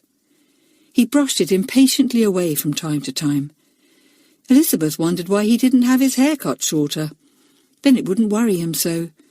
He looked round and grinned at her, his green eyes rather like a goblin's. Elizabeth would not smile back. She bent her head down to her book, and Julian looked surprised. Elizabeth was usually ready with her smiles. The class went rushing off at 4 o'clock, all except Elizabeth, who had to stay in and copy out some work for Miss Ranger. She was annoyed at this, but not really surprised, for she knew she had not done any work at all that afternoon. So she raced through it, her mind still thinking of what she should say to Julian. She must get him alone somewhere. It was tea time when she had finished. She went to have her tea, but because she was upset, she could not eat much and the others teased her. "She's sickening for measles or something," said Harry. "I've never seen Elizabeth off her food before. There must be something wrong with her." "Don't be funny," said Elizabeth crossly. Harry looked surprised. "What's the matter? Are you all right?" Elizabeth nodded. Yes, she was all right, but something else was all wrong. Oh dear. She didn't want to tackle Julian, and yet she wouldn't have any peace of mind till she did. She went to Julian after tea. "Julian, I want to talk to you. It's very important." "Can't it wait?" asked Julian. "I want to finish a job I'm doing." "No, it can't wait," said Elizabeth. "It's really important." "All right," said Julian. "I'll come and hear this terribly important thing." "Come into the garden," said Elizabeth. "I want to talk to you where we can't be overheard." "Well, I'll come to the stables," said Julian. "There won't be anybody about there now. You're very mysterious, Elizabeth." They walked together to the stables. No one was to be seen there at all. "Now what is it?" said Julian. "Hurry up, because I want to get on with my job. I'm mending a spade for John." "Julian, why did you take that money and the chocolate and my sweets?" asked Elizabeth. "What money and what sweets?" said Julian. "Oh, don't pretend you don't know," cried Elizabeth, losing her temper. "You took my £1, and you must have taken Rosemary's money too, and I saw one of my sweets drop out of your pocket this afternoon when you pulled out your hanky to sneeze." "Elizabeth, how dare you say these things to me?" said Julian, his face going red and his green eyes getting very deep in colour. "I dare because I'm a monitor, and I know all about your meanness," said Elizabeth in a low, angry voice. "You called yourself my friend, and... Well, I like that. You call yourself my friend, and yet you say these hateful things to me," said Julian in a loud voice, also losing his temper. "Just because you're a monitor, you think you have the right to go round accusing innocent people of horrible tricks. You're not fit to be anyone's friend. You aren't mine any longer." He began to walk off, but Elizabeth ran after him, her eyes blazing. She caught hold of his coat sleeve. Julian tried to shake her off. "You've got to listen to me, Julian," almost shouted Elizabeth. "You've got to. Do you want all this to be brought out at the next meeting?" "If you dare say anything to anyone else, I'll pay you out in a way you won't like," said Julian between his teeth. "All girls are the same, catty and dishonourable. making wild statements that aren't true, and not even believing people when they do tell the truth." "Julian, I don't want to bring it up at the meeting," cried Elizabeth. I don't. That's why I'm giving you this chance of telling me, so that I can help you and put things right. You always say you do as you like, so I suppose you thought you could take anything you wanted, and—" "Elizabeth, I do as I like, but there are many things I don't like and would never do," said Julian, his green eyes flashing and his black brows coming down low over them. "I don't like stealing, I don't like lying, I don't like tale-telling, so I don't do those things. Now I'm going. You're my worst enemy now, not my best friend. I shall never, never like you again." "I'm not your worst enemy. I want to help you," said Elizabeth. "I saw my own marked pound, I tell you. I saw my own sweet come out of your pocket. I'm a monitor, so you thought you had the right to accuse me, and you thought I'd confess to something I don't happen to have done, and you thought I'd cry on your shoulder and promise my monitor to be a good little boy," said Julian in a horrid voice. "Well, you are mistaken, my dear Elizabeth. Why anyone made your monitor, I can't think." He walked away. Elizabeth by now was in a real temper, and she tried to pull him back once more. Julian turned in a rage, took hold of Elizabeth by the shoulders, and shook her so hard that her teeth rattled in her head. "If you were a boy, I'd show you what I really think of you," said Julian in a low, fierce voice. He suddenly let Elizabeth go and walked off, his hands deep in his pockets, his hair untidy, and his mouth in a straight, angry line. Elizabeth felt rather weak. She leaned against the stable wall and tried to get back her breath. She tried to think clearly, but she couldn't. What a dreadful, dreadful thing to happen. Footsteps nearby made her jump. Martin Follett came out of the stable, looking very white and scared. "Elizabeth, I couldn't help hearing. I didn't like to come out and interrupt. Elizabeth, I'm so sorry for you. Julian had no right to be so beastly when you were trying your hardest to help him."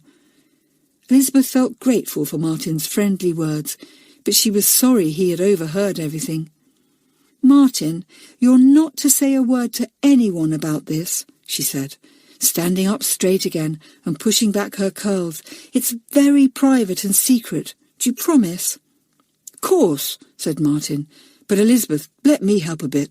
I'll give you some of my sweets, and I'll give you £1 to make up for the one you lost. That will put things right, won't it? Then you needn't bother Julian any more, or quarrel with him. You needn't bring the matter up at the meeting either." "Oh, Martin, it's all very kind of you," said Elizabeth, feeling very tired suddenly. "But you don't see the point. It's not my pound or my sweets I mind, silly. It's the fact that Julian has been taking them. You can't put that right, can you? Giving me £1 and your sweets won't help Julian to stop taking what isn't his.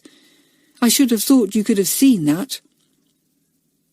"Well, give him a chance," said Martin earnestly. "Don't report him at the meeting. Just give him a chance." "I'll see," said Elizabeth. "I'll have to think it all out. Oh dear, I wish I wasn't a monitor. I wish I could go to a monitor for help. I don't see much use as a monitor myself. I can't even think what I ought to do." Martin slipped his arm through hers. "Come and have a talk with John about the garden," he said. "That will do you good." "You're kind to me, Martin," said Elizabeth gratefully, "but I don't want to talk to John. I don't want to talk to anybody just now. I want to think by myself, so leave me, please, Martin. And Martin, you do promise not to tell anyone about this, don't you? It's Julian's business and mine, not anybody else's." "Of course I promise," said Martin, looking straight at Elizabeth. "You can trust me, Elizabeth. I'll leave you now, but if I can help you any time, I will." He went, and Elizabeth thought how nice he was. "I'm sure he won't tell anyone," she thought. "It would be so awful if the others got to know about this. I simply don't know what to do. Julian will really hate me now. If only things would blow over." But they didn't blow over. They got very much worse. Julian was not the kind of boy to forget and forgive easily, and he was certainly not going to make things easy for Elizabeth. She had been his best friend. Now she was his worst enemy. Look out then, Elizabeth. Chapter 11. Julian Plays a Trick. Everyone soon noticed that Julian and Elizabeth were no longer friends.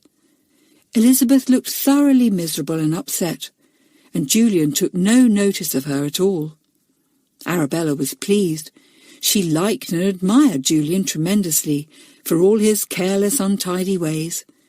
She had been annoyed when he had chosen Elizabeth for his friend. She would have liked to have been chosen instead. "He's got simply marvellous brains," said Arabella to Rosemary, who, not having many herself, sincerely admired those who had. "He could do anything, that boy. I think he will be a wonderful inventor when he grows up, really do something in the world." "Yes, I think so too," said Rosemary, agreeing with Arabella, as she always did. "Arabella, I wonder why Elizabeth and Julian have quarrelled. They haven't spoken a word to one another all day, and whenever Julian does take a look in Elizabeth's direction, it's really fierce." "Yes, I'd like to know too why they've quarrelled," said Arabella. "I think I'll ask Julian. Perhaps he would like to be friends with us, now that he's quarrelled with Elizabeth." So Arabella asked Julian that afternoon. "Julian, I'm sorry to see that you and Elizabeth have quarrelled," she said in her sweetest voice. "I'm sure it must have been Elizabeth's fault. Why did you quarrel?" "Sorry, Arabella, but I'm afraid that's my own business," said Julian rather shortly. "You might tell me," said Arabella. "I am on your side, not Elizabeth's. I never did like Elizabeth." "There aren't any sides, as you call it," said Julian. And that was all that Arabella could get out of Julian. She felt cross about it, and more curious than ever. Whatever could the matter be? It must be something serious, or Elizabeth wouldn't look so worried. "I do wish we could find out," she said to Rosemary. "I really do wish we could." "What do you want to find out?" asked Martin, coming up behind them. "Why Elizabeth and Julian have quarrelled," said Arabella. "You haven't any idea, have you, Martin?" "Well, I do know something," said Martin. Arabella stared at him in excitement. "Tell us," she said. "Well," said Martin, "it's a dead secret. You mustn't tell anyone at all. Promise?" "Of course," said Arabella, not meaning to keep the secret at all. "Who told you, Martin?" "Well, Elizabeth told me herself," said Martin. "Then you can quite well tell us," said Arabella at once. "If Elizabeth told you, she will be sure to tell the others too." So Martin told the secret, how Elizabeth had accused Julian of stealing money and sweets, and how he had denied it angrily. Arabella's big eyes nearly fell out of her head as she listened. Rosemary could hardly believe it either. "Oh, how beastly of Elizabeth," said Arabella. "How could she, Martin? I'm sure that however don't-care-ish Julian is, he is honest." Soon the secret was out all over the form. Everyone knew why Julian and Elizabeth had quarrelled. Everyone spoke about stolen money and sweets, Julian and Elizabeth. "I think Julian ought to know that Elizabeth has spread the tale about him," said Arabella to Rosemary. "I really do. It's not fair." "But did she spread it?" asked Rosemary doubtfully. "It was Martin that told us." "Well, he said Elizabeth told him, didn't she? And if she told him, she would probably have told others," said Arabella. "After all, everyone knows now, so I expect Elizabeth did a lot of the telling." Rosemary felt a little uncomfortable. She knew how much Arabella herself had told, and she knew too that Arabella had added a little to the story. But Rosemary was too weak to argue with her friend, so she said nothing. Arabella spoke to Julian the next day. "Julian," she said, "I do think it is mean of Elizabeth to spread that tale of you taking things. You know, money and sweets. I do, really." Julian looked as if he could not believe his ears. "What do you mean?" he asked at last. "Well, It's all over the form now that you and Elizabeth quarrelled because she said you took things that belonged to other people and you denied it," said Arabella. She slipped her arm through Julian's. The boy had gone very pale. "Don't worry, Julian," she said. "We all know what Elizabeth is. Goodness knows why she was made a monitor. Who would go to her for help, I'd like to know. She's not to be trusted at all." "You're right," said Julian. "But I thought she was. I never imagined for one moment she would spread such a story. A monitor, too. She's a little beast. I can't think why I ever liked her." "No, I'm sure you can't," said Arabella, delighted.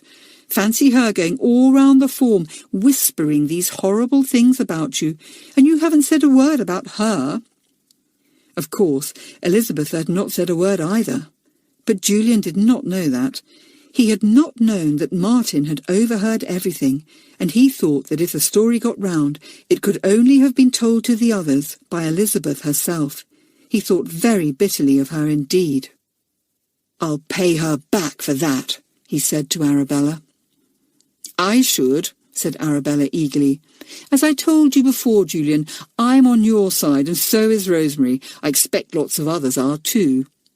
This time Julian did not say anything about there being no sides. He was hurt and angry, and the only thing he wanted to do was to get back at Elizabeth and hurt her. And then many curious things began to happen to Elizabeth.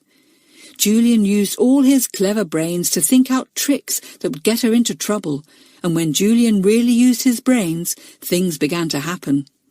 Julian sat just in front of Elizabeth in class.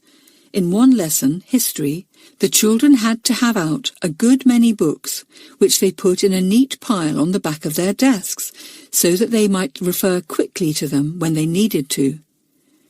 Julian invented a curious little gadget like a spring. He twisted the spring up in a peculiar way, so that it took a long time to untwist itself. He slipped it under Elizabeth's pile of books. The lesson began. Miss Ranger was not in a good temper that day, for she had a headache, so the children were being rather careful not to make noises. Nobody let their desk lids fall with a slam. Nobody dropped anything. Julian grinned to himself as he worked quietly in front of Elizabeth. He knew that the peculiar little spring was slowly untwisting itself under the bottom book. It was extremely strong, and when it reached a certain twist, it would spring wide open and force the books off the desk. Sure enough, this happened after about 5 minutes had gone by. The spring gave itself a final twist and the books moved. The top one fell, and then the others, all in a pile to the floor. Miss Ranger jumped. "Whose books fell then?" she said crossly. "Elizabeth, don't be careless. How did that happen?" "I don't know, Miss Ranger," said Elizabeth, puzzled. "I really don't." Julian bent to pick up the books, which had fallen just behind. He put another twisted spring under the bottom one again, pocketing the first one, which had fallen to the floor with the books. In 5 minutes' time that spring worked too. It was a stronger one, and the book shot off the desk in a hurry.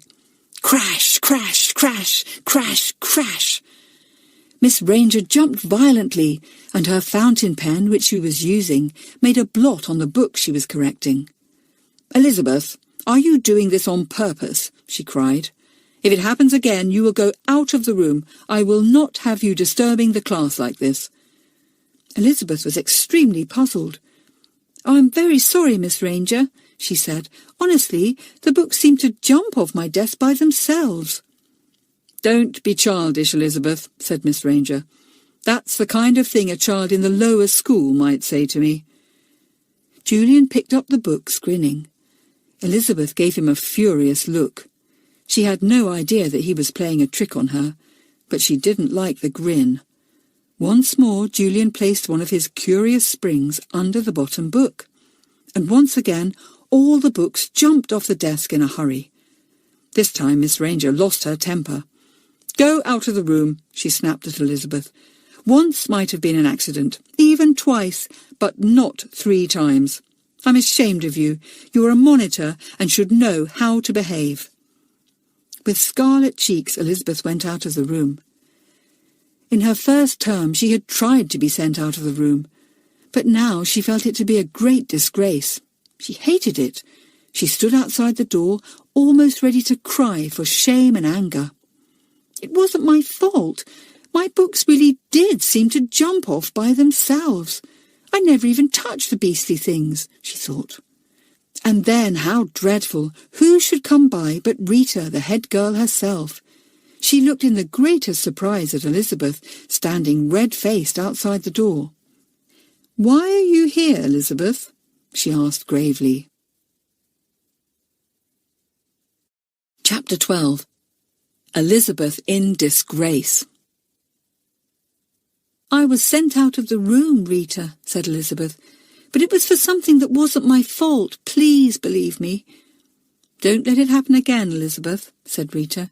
"You know that you are a monitor and should set an example to the others. I am not very pleased with various things I have heard about you and the first form this term." She walked down the passage, and Elizabeth stared after her, wondering what Rita knew. She felt suddenly very sad and gloomy. "I looked forward to this term so much," she thought, "and now everything is going wrong." She was called back into the room at the end of the lesson, and Miss Ranger spoke a few stern words to her. Elizabeth knew that it was no good saying again that she had not made the books fall, so she said nothing. The next trick that Julian thought of was most extraordinary. He grinned with delight when it came into his mind. He went into the laboratory, where the children did most of their science work, and mixed up various chemicals together. He made them into a few wet little pellets and put them into a box.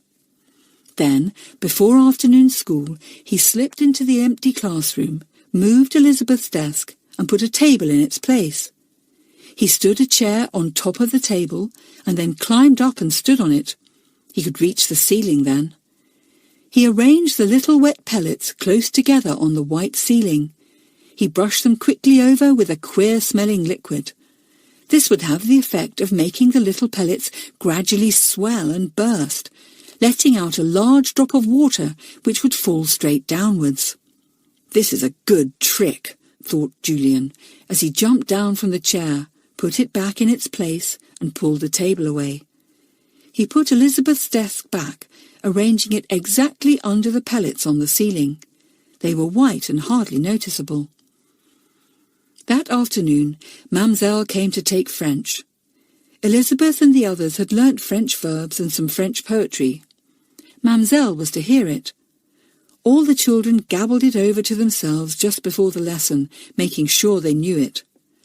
Mamselle was heard coming along the passage, and Elizabeth sprang to hold open the door. Mamselle was in a good temper. The children were glad. Miss Ranger didn't get cross unless there really was something to be cross about, but Mamselle often got cross about nothing. Still, this afternoon she looked very pleasant indeed.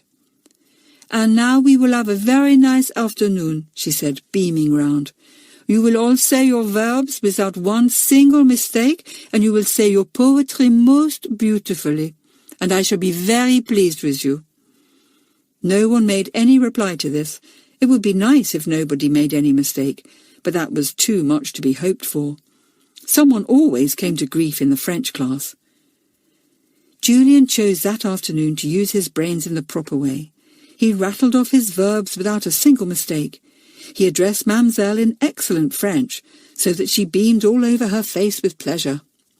"Ah, this Julian, he always pretends he is so stupid, but he is very clever. Now we will see if he knows his poetry well.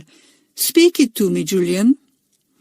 Julian began reciting the French smoothly and well, but no sooner had he begun than there came an interruption.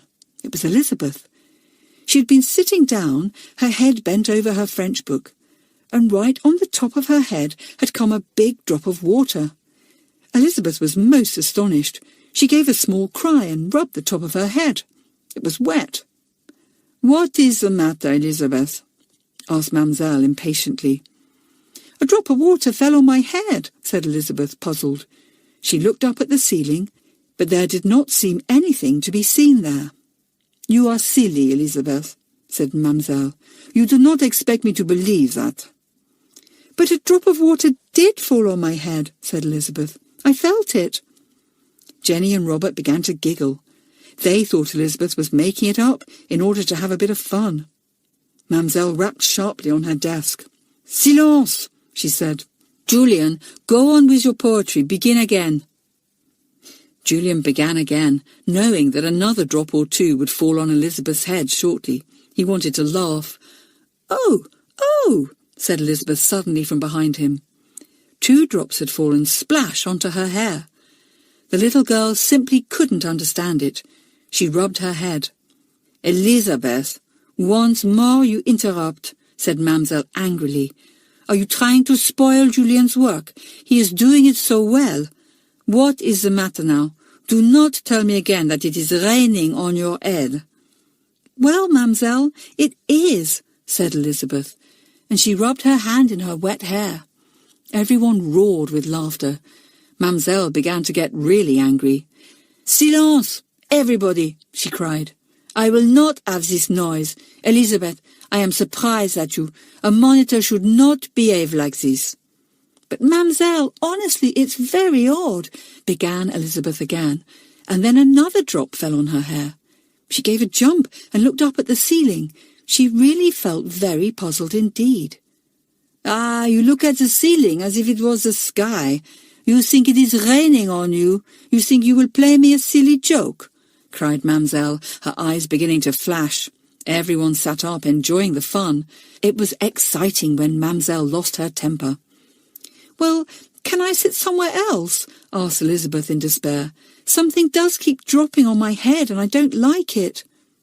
"You can go and sit outside the room," said Mamselle sternly. "This is the silliest joke I have ever heard of. You will ask next if you can bring an umbrella into my class and sit with it over your head." The whole class squealed with laughter at the thought of this, but Mamselle had not meant to be funny, and she banged angrily on the desk. "Silence! I do not make a joke. I am very angry. Elizabeth, leave my class." "Oh, please, Mamselle, no," said poor Elizabeth. "Please don't send me out of the room. I won't interrupt again. But honestly, it's very strange." Another drop fell on her head, but she said nothing this time. She could not bear to be sent out of the room a second time. She really couldn't. She would rather get soaked through than that. "Well, one more word from you and you will go," threatened Mamselle. Elizabeth thankfully sat down and made up her mind not even to jump if another of those unexpected drops landed on her hair. But there was no more to come. Soon Elizabeth's hair was dry again, and nothing fell to wet it. She recited her verbs and poetry in her turn, and was allowed to remain in the room for the rest of the lesson. Afterwards, most of the children crowded round her. "Elizabeth, how did you dare to act like that? Let's feel your head." But it was now dry, and no one would believe Elizabeth when she said over and over again that drops of water had fallen on her.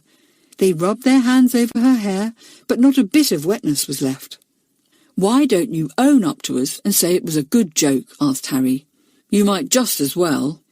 "Because it wasn't a joke, it was real," answered Elizabeth angrily. The children went off.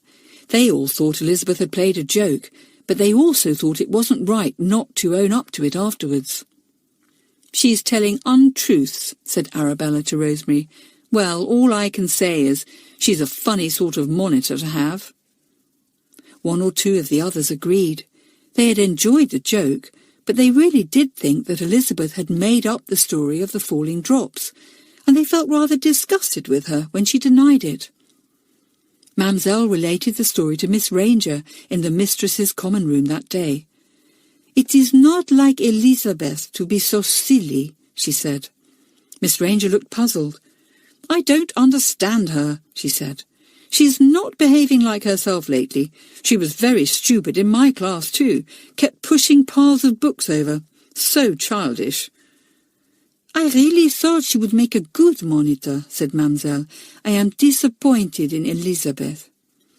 Arabella spoke against Elizabeth whenever she could, and some of the children listened. Arabella was clever in the way she spoke. "Of course," she said, I like a joke as much as anyone, and it's fun to play a trick in a dull lesson. But honestly, I don't think a monitor should do that.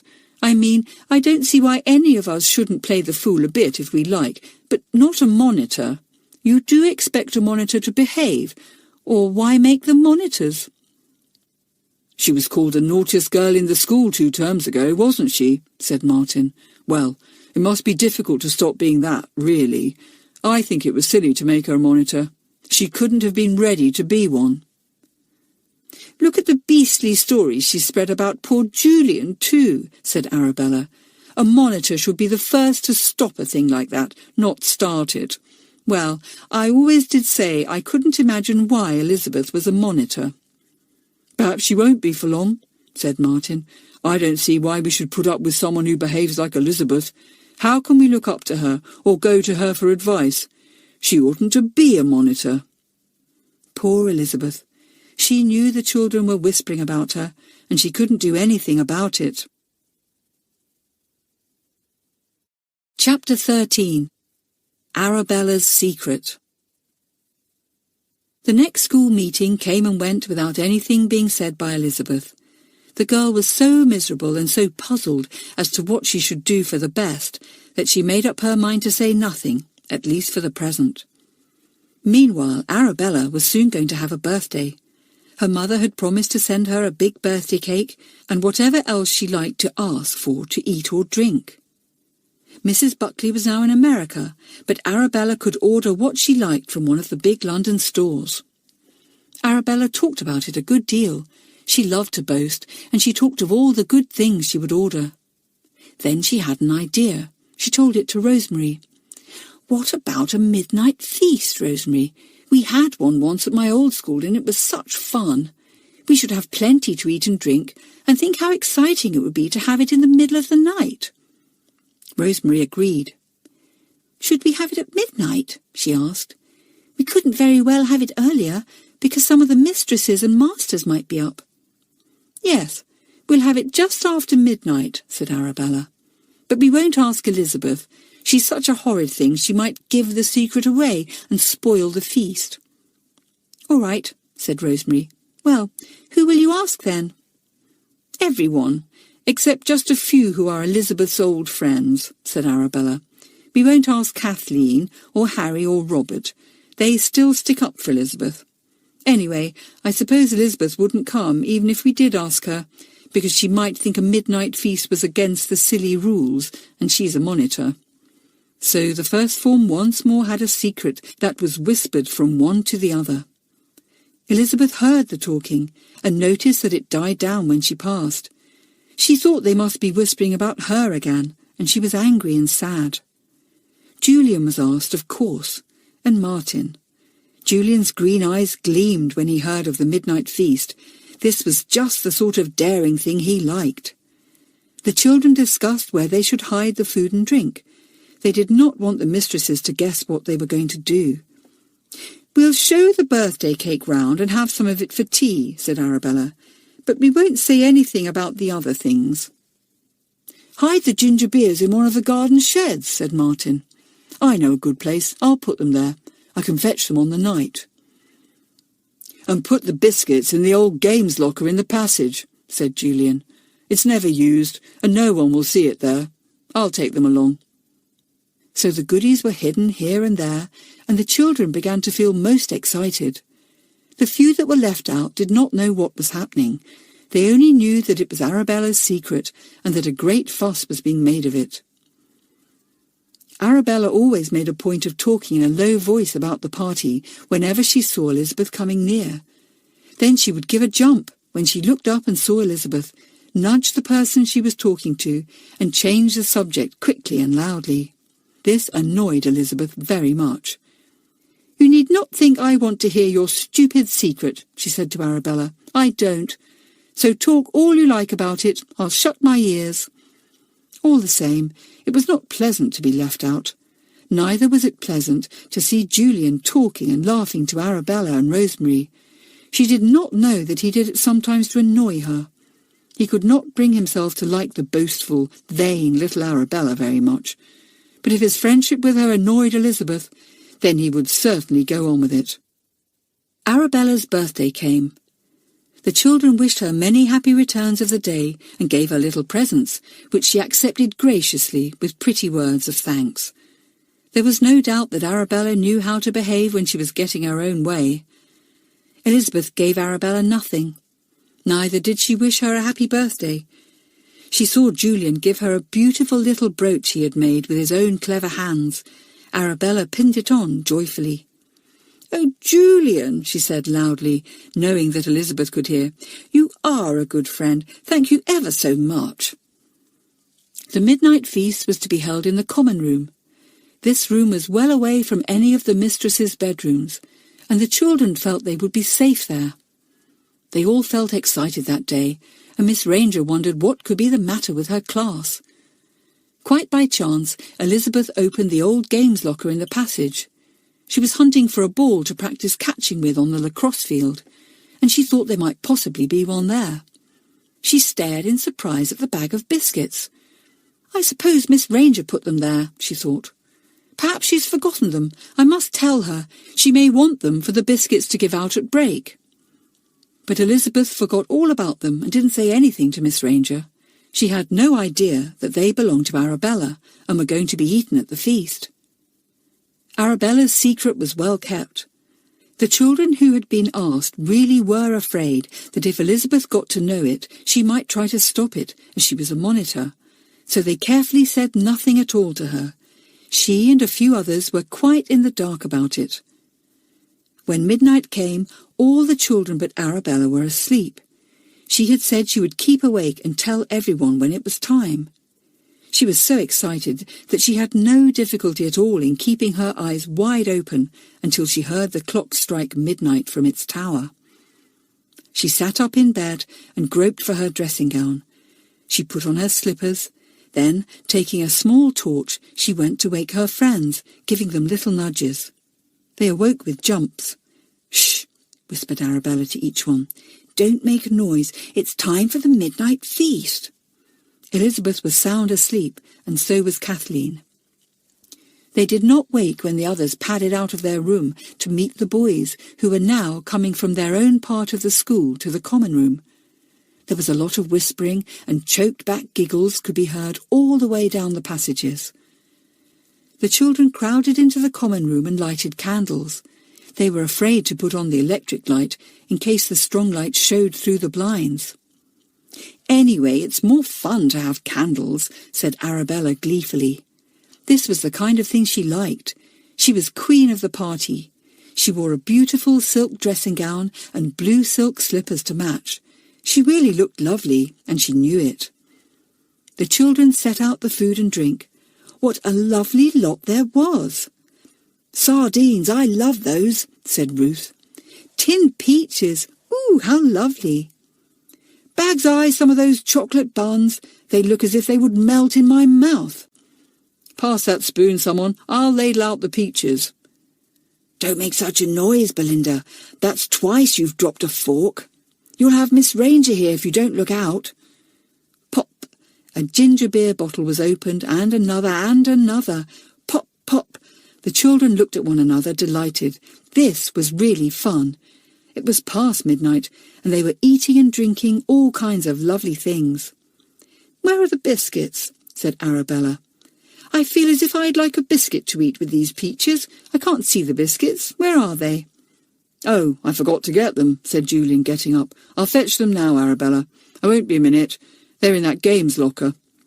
He went out to fetch the biscuits, groping his way along the passage, then up the stairs to where the locker stood in a corner. He had no torch and it was dark. He stumbled along, trying to be as quiet as possible. He walked into a chair and knocked it over with a crash. He stood still, wondering if anyone had heard. He was not far from the room where Elizabeth slept. When the chair went over, the little girl awoke with a jump. She sat up in bed, wondering what the noise was. "I'd better go and see," she thought. She slipped out of bed and put on her dressing gown.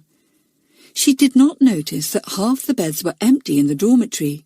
She put on her slippers and crept to the door with her torch not yet switched on. She went into the passage and stood there. She walked along a little way and thought she heard the noise of someone not very far in front of her. She padded softly down the passage. The someone went to the old games locker. Elizabeth distinctly heard the creak as it opened. Who could it be? And what were they doing at that time of night? Elizabeth walked softly up to the locker. She switched on her torch very suddenly and made Julian almost jump out of his skin. "Julian, what are you doing here? Oh, you rotten thief, you're stealing biscuits now. I think you're too disgusting for words. Put them back at once." "Shh," hissed Julian. "You'll wake everyone, you idiot." He did not attempt to put back the bag of biscuits. He meant to take them to the feast. But Elizabeth did not know that, of course. She honestly thought he had come there to steal the biscuits in the middle of the night. "Well, I've really caught you this time," she cried. "Caught you with the stolen goods in your hand. You can't deny that. Give them to me." Julian snatched them away. The lid of the locker fell with a terrific bang that echoed all up and down the passage. "Idiot," said Julian in despair. "Now you've woken everyone." Chapter 14. Sneezing Powder. The crash of the locker lid certainly had awakened a good many people. There came the sound of footsteps and of doors being opened. The mistresses would soon be on the scene. Julian fled to warn the others, giving Elizabeth a furious push as he passed her. She almost fell over. She did not know where he had gone, so she ran back to her own dormitory, excited to think that she really had caught Julian in the very act of stealing the biscuits. "Now I'll report him," she thought, as she climbed into bed. "I jolly well will." Julian ran to the common room and opened the door.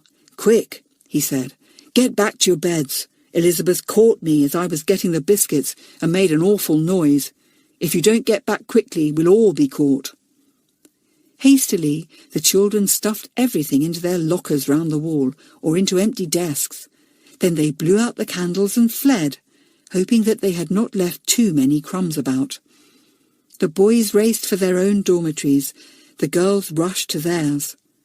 "Blow, Elizabeth," panted Arabella as she took off her dressing gown and slipped into bed. "We were just in the middle of everything. Now it's all spoilt." The mistresses had been asking one another what the noise was. Mamselle, who slept nearest to the first-form dormitories, was a sound sleeper and had heard nothing at all. She was surprised when Miss Ranger opened the door and woke her. "Perhaps it is the girls in the first-form dormitories playing tricks on one another," said Mamselle sleepily. "You go and see, Miss Ranger." But by the time that Miss Ranger went into the dormitories and switched on the lights, not a sound was to be heard. All the children seemed to be sleeping most peacefully. Too peacefully, really, Miss Ranger thought. Elizabeth saw the light switched on, and out of the corner of her eye she watched Miss Ranger. Should she tell her what had happened? No, she wouldn't. She would spring it on the school meeting tomorrow and make everyone sit up and take notice. Miss Ranger switched off the light and went quietly back to bed. She couldn't imagine what the noise had been. Perhaps the school cat had been chasing about and upset something. Miss Ranger got into bed and fell asleep. Elizabeth lay awake a long time, thinking of Julian and the biscuits. She was quite sure now that Julian was a disgusting thief. All that talk about doing what he liked and letting others do what they liked. It was just a way of excusing himself for his bad ways. "He'll get a shock when I stand up at the meeting and report him," thought Elizabeth. The children were angry that Elizabeth should have brought their fun to such a sudden end. "Shall we give her a good scolding?" said Arabella primly. "Well, she doesn't know about the feast," said Julian, "though she must have wondered what you had all been up to when you crept back to bed so suddenly." Elizabeth had wondered, but she knew that Arabella had had a birthday, and she had simply thought that the girls had visited her that night and had a few games. She had not thought of a feast. "Don't let's tell her," said Julian. "We could finish the feast tonight, and she might stop it if she guessed." So no one told Elizabeth that she had spoilt the feast, but they gave her many black looks which puzzled her very much. Julian thought of a way to pay back Elizabeth for spoiling the fun of the night before. He told the others. "Look," he said, "I've made some sneezing powder. I'll scatter some between the pages of Elizabeth's French book, and we'll all watch her get a sneezing fit in Mamselle's class." "Oh, yes," said everyone in delight. This was a joke after their own hearts. Julian slipped into the classroom before afternoon school. He went to Elizabeth's desk and opened it. He found her French book and lightly scattered the curious sneezing powder over it. He had discovered it when he was inventing something else, and had found himself suddenly sneezing. Julian was always inventing something new, thinking of something that no one had thought of before. He scattered the pages full of the white powder, then shut the book carefully and put it back. He slipped out of the classroom, grinning. Elizabeth would get a surprise in the French class, so would Mamselle. The children went to their form rooms when the bell rang for afternoon school. "French," groaned Jenny. "Oh dear, I'm sure I shall forget everything if Mamselle is in a bad temper." "I feel so sleepy," whispered Arabella to Rosemary, who also looked tired after the midnight feast. "I hope Mamselle doesn't pick on me if she wants to be cross. I hope she'll pick on Elizabeth. Won't it be fun if she does start sneezing?" There was oral French for the first 10 minutes. Then Mamselle told the class to get out their French reading books. Elizabeth got out hers and opened it. It was not long before the sneezing powder did its work. As the little girl turned over the pages, some of the fine white powder flew up her nose and tickled it. She felt a sneeze coming and got out her hanky. "A tissue," she said. Mamselle took no notice. "A tissue," said Elizabeth, wondering if she had got a cold. "A tissue." Mamselle looked up. Elizabeth hastily tried to smother the next sneeze. There was a pause, in which Jenny read out loud from her French book. She came to the end of the page and turned over. Everyone did the same. The turning of the page sent more of the powder up Elizabeth's nose. She felt another sneeze coming and hurriedly put up her hanky, but she couldn't stop it. "A tissue! A tissue!" The sneezes were quite loud enough to drown Jenny's reading. One or two of the children began to choke back giggles. They waited for Elizabeth's next sneeze. It came. It was such a loud one that it made Mamselle jump. "Enough, Elizabeth," she said. "You will sneeze no more. It is not necessary. Do not disturb the class like this." "I can't. A tissue! Help it!" said poor Elizabeth, with tears streaming down her cheeks, for the powder was very strong. "A tissue!" Mamselle became angry. "Elizabeth, last week it was drops falling on your head. This week it is sneezes. I will not have it." "A tissue! Ish!" said poor Elizabeth. The class began to laugh helplessly. Mamselle flew into a temper and banged on the desk. "Elizabeth, you are a monitor and you behave like this. I will not have it. You will stop this sneezing game at once." "A tissue!" said Elizabeth. The children laughed till the tears ran down their cheeks. This was the funniest thing they had ever seen. "Leave the room and do not come back," ordered Mamselle sternly. "I will not have you in my class." "But oh, Mamselle, please, tissue, tissue, tissue." "Oh, Mamselle," began Elizabeth. But Mamselle came over to her, took her firmly by the shoulders and walked her to the door. She shut it behind Elizabeth and turned to face the class sternly. "This is not funny," she said. "Not at all funny." The boys and girls thought it was. They tried their hardest to swallow down their giggles, but every now and again someone would choke, and that would set the whole class giggling again. Mamselle was very angry indeed. She set them a page of poetry to copy out that evening as a punishment, but even that did not make the class stop giggling. Elizabeth stood outside the door, upset and puzzled. Whatever made me sneeze like that, she wondered. I'm not sneezing at all out here. Am I starting a very bad cold? I simply could not stop sneezing in the classroom. It was mean of Mamselle to send me out here. And then, to Elizabeth's horror, William, the head boy, came along, talking to Mr. Lewis, the music master. Elizabeth tried to look as if she wasn't there at all, but it was no use. William knew at once she had been sent out of the room. "Elizabeth," he said, "surely you haven't been sent out of the room again? Rita told me you had last week. Are you forgetting you are a monitor?" "No," said Elizabeth miserably, "I'm not. Mamselle sent me out because I couldn't stop sneezing, William. She thought I was doing it on purpose, but I wasn't." "Well, you're not sneezing now," said William. "I know. I stopped as soon as I came out here," said Elizabeth.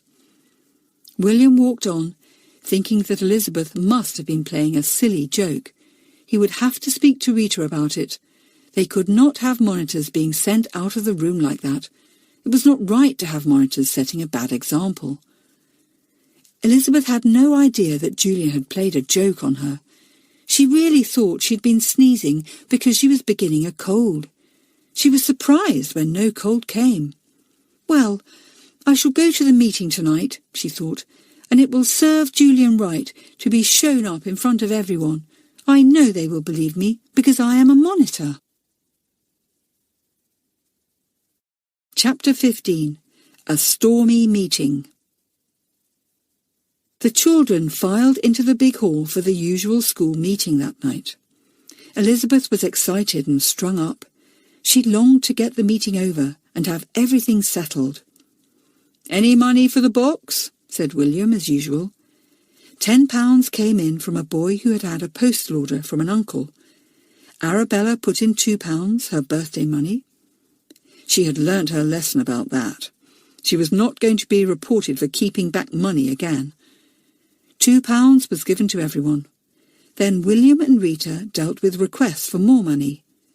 Elizabeth could hardly keep still. She felt nervous. She glanced at Julian. He sat as usual on the bench, a lock of hair falling into his eyes. He brushed it back impatiently. "Any complaints?" The familiar question came from William, and a small boy sprang up before Elizabeth could speak. "Please, William, the other children in my class are always calling me a dunce because I'm bottom. It isn't fair." "Have you spoken to your monitor about it?" asked William. "Yes," said the small boy. "Who is your monitor?" asked William. A bigger boy stood up. "I am," he said. "Yes, the others do tease James. He's missed a lot of school through illness, so he doesn't know as much as the others. But I spoke to his teacher, and she says he could really try harder than he does, because he has good brains. He doesn't need to be bottom very long." "Thank you," said William. The monitor sat down. "Well, James, you heard what your monitor said. You yourself can soon stop the others teasing you by using your good brains and not being bottom. You may have got so used always to being at the bottom that it didn't occur to you you could be anything else, but it seems that you can." "Oh," said James, looking pleased and rather surprised. He sat down with a bump. His form looked at him, not quite knowing whether to be cross with him or amused. They suddenly nudged one another and grinned. James looked round, smiling too. "Any more complaints?" asked Rita. "Yes, Rita," said Elizabeth, and jumped up so suddenly that she almost upset her chair. "I have a very serious complaint to make." A ripple of whispering ran through the school. Everyone sat up straight. What was Elizabeth going to say? Arabella went rather pale. She hoped Elizabeth was not going to complain about her again. Julian glanced sharply at Elizabeth. Surely she wasn't going to speak about him. But she was, of course. She began to make her complaint, her words almost falling over one another. "Rita, William, it's about Julian," she began. "I have thought for some time that he was taking things that didn't belong to him, and yesterday I caught him at it. I caught him with the things in his hand. He was taking them out of the old games locker in the passage." "Elizabeth, you must explain better," said Rita, looking grave and serious. "This is a terrible charge you are making. We shall have to go deeply into it, and unless you really have proof, you had better say no more, but come to me and William afterwards." "I have got proof," said Elizabeth. "I saw Julian take the biscuits out of the locker. I don't know who they belong to. Miss Ranger, I suppose. Anyway, Julian must have found them there, and when he thought we were all asleep at night, he went to take them, and I heard him and saw him." The whole school was quite silent. The first formers looked at one another, their hearts beating fast. Now their midnight feast would have to be found out. Julian would have to give away their secret. William looked at Julian. He was sitting with his hands in his pockets, looking amused. "Stand up, Julian, and tell us your side of the story," said William. Julian stood up, his hands still in his pockets. "Take your hands out of your pockets," ordered William. Julian did so. He looked untidy and careless as he stood there, his green eyes twinkling like a gnome's. "I'm sorry, William," he said, "but I can't give any explanation, because I should give away a secret belonging to others. All I can say is, I was not stealing the biscuits. I was certainly taking them, but not stealing them." He sat down. Elizabeth jumped up like a jack-in-the-box. "You see, William," she said, "he can't give you a proper explanation." "Sit down, Elizabeth," said William sternly.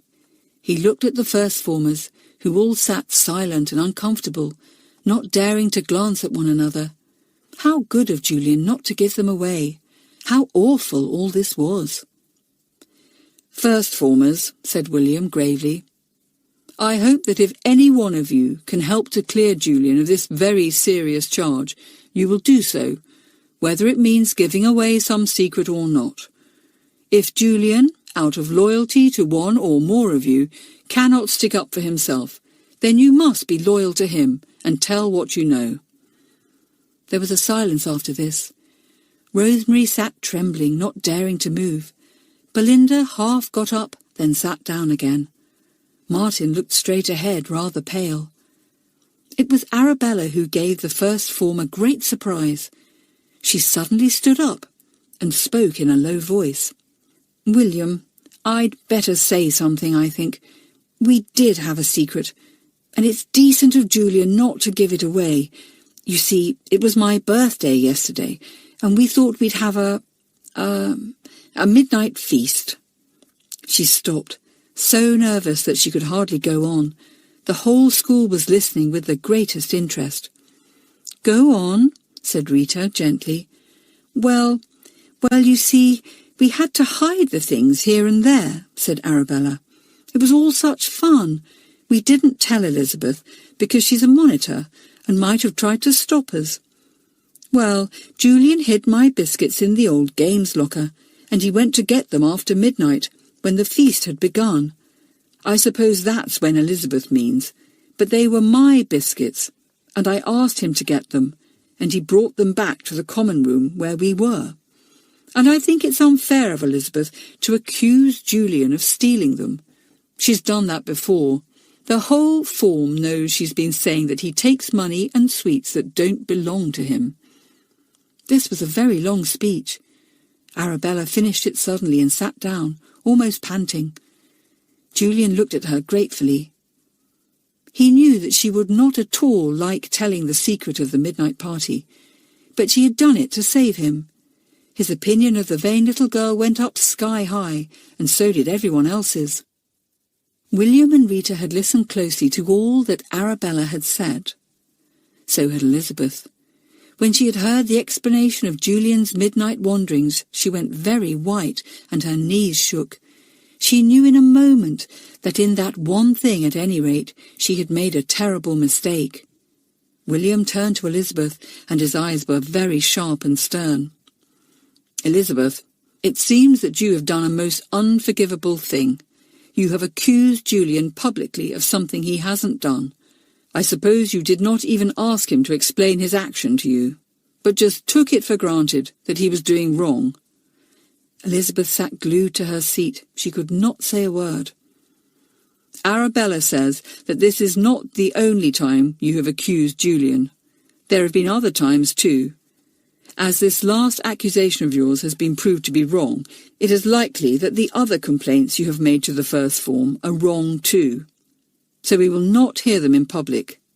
But Rita and I will want you to come to us privately and explain everything. Yes, William, said Elizabeth in a low voice. I'm very, very sorry about what I said just now. I didn't know. That isn't any excuse, said William sternly. I can't think what has happened to you this term, Elizabeth. We made you a monitor at the end of last term because we all thought you should be. But this term you have let us all down. I'm afraid that already many of us are thinking that you should no longer be a monitor. Several boys and girls agreed. They stamped on the floor with their feet. Twice you have been sent out of your classroom, said William, and for the same reason, disturbing the class by playing foolish tricks. That is not the behaviour of a monitor, Elizabeth. I am afraid that we can no longer ask you to help us as a monitor. You must step down and leave us to choose someone else in your place. This was too much for Elizabeth. She gave an enormous sob, jumped down from the platform and rushed out of the room. She was a failure. She was no good as a monitor, and oh, she had been so proud of it too. William did not attempt to stop her rushing from the room. He looked gravely round the well-filled benches. We must now choose another monitor, he said. Will you please begin thinking who will best take Elizabeth's place? The children sat still, thinking. The meeting had been rather dreadful in some ways, but to every child there had come a great lesson. They must never, never accuse anyone of wrongdoing unless they were absolutely certain. Every child had clearly seen the misery that might have been caused, and they knew that Elizabeth's punishment was just. Poor Elizabeth, always rushing into trouble. What would she do now? Chapter 16. Elizabeth sees William and Rita. A new monitor was chosen in place of Elizabeth. It was a girl in the second form called Susan. Not one child outside the first form had chosen a first former. It was clear that most people felt that the first form would do better to have an older girl or boy for a monitor. Arabella, it was brave of you to own up about the midnight feast, said Rosemary admiringly. All the others thought so too. Arabella felt pleased with herself. She really had done it unselfishly, and she was rather surprised at herself for doing such a thing. It was nice to feel that the rest of the form admired her for something. One person was feeling rather uncomfortable. It was Julian. He felt very angry with Elizabeth for making such an untruthful and horrible complaint about him, but he did know that it was because of his tricks that she had been sent out of the room twice, and not because of her own foolishness. Partly because of his tricks and their results, Elizabeth had lost the honour of being a monitor. Of course, William and Rita might have said she couldn't be because she complained wrongly about me, said Julian to himself. But it sounded as if it was because of her being sent out of the room. Well, she doesn't deserve to be a monitor anyway, so why should I worry? But he did worry a little because, like Elizabeth, he was really very fair-minded, and although he did not like the little girl, he knew that dislike was no excuse at all for being unfair. He had come very well out of the whole affair, thanks to Arabella. But Elizabeth had not. Even Harry, Robert and Kathleen, her own good friends, had nothing nice to say of her at the moment. The meeting broke up after choosing the new monitor. The children went out, talking over what had happened. You never knew what would come out at a school meeting. Nothing can be hidden at Whyteleafe School, said Eileen, one of the older girls. Sooner or later, everyone's faults come to light and are put right. Sooner or later, our good points are seen and rewarded. And we do it all ourselves. It's very good for us, I think. Miss Bell and Miss Bess had been present at the meeting and had listened with great interest to all that had happened. William and Rita stayed behind to have a word with them. "Did we do right, Miss Bell?" asked William. "I think so," said Miss Bell, and Miss Bess nodded too. "But, William, have Elizabeth along as soon as ever you can, and let her get off her chest all that she has been thinking about Julian. There is clearly something puzzling there. Elizabeth does not get such fixed ideas into her head without some reason.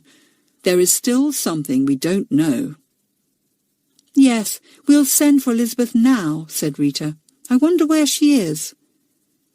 She was out in the stables in the dark, sobbing against the horse she rode each morning. The horse nuzzled up to her, wondering what was upsetting his little mistress. Soon she dried her eyes and sat down on an upturned pail in a corner. She was puzzled, deeply sorry for what she had said about Julian, very much ashamed of herself, and horrified at losing the honour of being a monitor. She felt that she could never face the others again, but she knew she would have to. "What is the matter with me?" she wondered. "I make up my mind to be so good and helpful in everything, and then I go and do just the opposite. I lose my temper, I say dreadful things, and now everyone hates me, especially Julian. It's funny about Julian. I did see that he had my marked pound. I did see that one of my sweets fell out of his pocket. So that's why I thought he was stealing the biscuits, and he wasn't. But did he take the other things?" Someone came by calling loudly, "Elizabeth, where are you?" Messengers had been sent to find her, to tell her to go to Rita and William. She could not be found in the school, so Nora had come outside to look for her with a torch. At first Elizabeth thought she would not answer.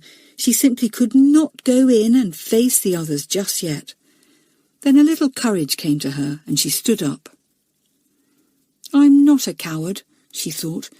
"William and Rita have punished me partly for something I haven't done, because I really didn't play about in class, but the other thing I did do.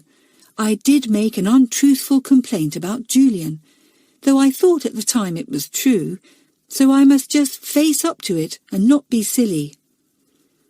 "Elizabeth, are you out here?" came Nora's voice again. This time the little girl answered, "Yes, I'm coming." She came out of the stables, rubbing her eyes. Nora flashed her torch at her. "I've been looking everywhere for you, idiot," she said. "William and Rita want you. Hurry up." "All right," said Elizabeth, feeling her heart sink. Was she going to be scolded again? Wasn't it enough that she should have been disgraced in public without being scolded in private? She rubbed her hanky over her face and ran to the school. She made her way to William's study. She knocked at the door. "Come in," said William's voice. She went in and saw the head boy and girl sitting in armchairs. They both looked up gravely as she came in. "Sit there," said Rita in a kindly voice.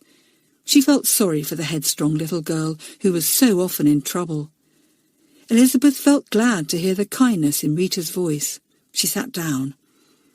"Rita," she said, "I'm terribly sorry for being wrong about Julian. I did think I was right. I honestly did." "That's what we want to see you about," said Rita. "We couldn't allow you to say any more about Julian in public, in case you were wrong again. But we want you to tell us now all that has happened to make you feel so strongly against Julian." Elizabeth told the head boy and girl everything. All about Rosemary's money going and Arabella's, how her own marked pound had gone, and had appeared in Julian's hand when he was spinning coins, and how her own sweet had fallen from his pocket. "You are quite sure about these things?" asked William, looking worried. It was quite clear to him that there was a thief about, somebody in the first form, but he was not so sure as Elizabeth that it was Julian. He and Rita both thought that whatever the boy's faults were, however careless and don't care-ish he was, dishonesty was not one of his failings. "So you see, William and Rita," finished Elizabeth earnestly, "because of all these things I jumped to the idea that Julian was stealing the biscuits last night. It was terribly wrong of me, but it was the other things that made me think it." "Elizabeth, why did you think you could put matters right yourself when the money first began to disappear?" asked Rita. "It was not your business. You should not have laid a trap. You should have come straight to us and let us deal with it. You, as a monitor, should report these things to us and let us think out the right way of dealing with them." "Oh," said Elizabeth, surprised. "Oh, I somehow thought that as I was a monitor I could settle things myself, and I thought it would be nice to put things right without worrying you or the meeting." "Elizabeth, you must learn to see the difference between big things and little things," said Rita. "Monitors can settle such matters as seeing that no one talks after lights out, giving advice in silly little quarrels and things like that. But when a big thing crops up, we expect our monitors to come to us and report it. See what you have done by trying to settle the matter yourself. You've brought a terrible complaint against Julian. You have made Arabella give away the secret she wanted to keep, and you have lost the honour of being made a monitor." "I felt so grand and important being a monitor," said Elizabeth, wiping away 2 tears that ran down her cheek. "Yes, you felt too grand and important," said Rita. "So grand that you thought you could settle a matter that even Miss Bell and Miss Best might find difficult. Well, there is a lot you have to learn, Elizabeth, but you do make things as hard for yourself as possible, don't you?" "Yes, I do," said Elizabeth. "I don't think enough. I just go rushing along, losing my temper and my friends and everything." She gave a heavy sigh. "Well," said William, "there is one thing about you, Elizabeth. You have got the courage to see your own faults, and that is the first step to curing them. Don't worry too much. You may get back all you have lost if only you're sensible." "I think we had better get Julian here and tell him all that Elizabeth has said," said Rita. "Perhaps he can throw some light on that marked pound and the sweet. I feel certain he didn't take them." "Oh, let me go before he comes," begged Elizabeth, who felt that Julian was the very last person she wanted to meet just then. She pictured his green eyes looking scornfully at her. No, she couldn't bear to meet him just then. "No, you must stay and hear what he has to say," said Rita firmly. "If Julian didn't take these things, there is something peculiar about the matter. We must find out what it is." So Elizabeth had to sit in William's study, waiting for Julian to come. Oh dear, what a perfectly horrid day this was. Chapter 17. Good at Heart. Julian came at once.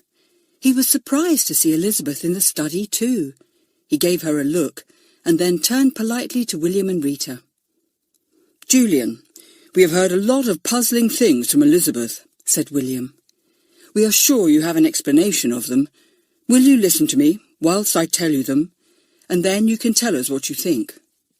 Julian listened whilst William told all that Elizabeth had poured out to him and Rita. Julian looked surprised and puzzled. "I see now why Elizabeth thought I was a thief," he said. "It did look very odd, I must say. Did I really have the marked pound? And did a sweet of Elizabeth's really fall out of my pocket? I heard something fall, but as the sweet wasn't mine, I didn't pick it up. I saw it on the floor, but I didn't even know it had fallen from my pocket. I certainly never put it there." "How did it get there, then?" said Rita, puzzled. "I believe I've got that pound now," said Julian suddenly. He felt in his pockets and took out a brand new coin. He looked at it closely. In one place a tiny black cross could still be seen. "It's the same pound," said Julian.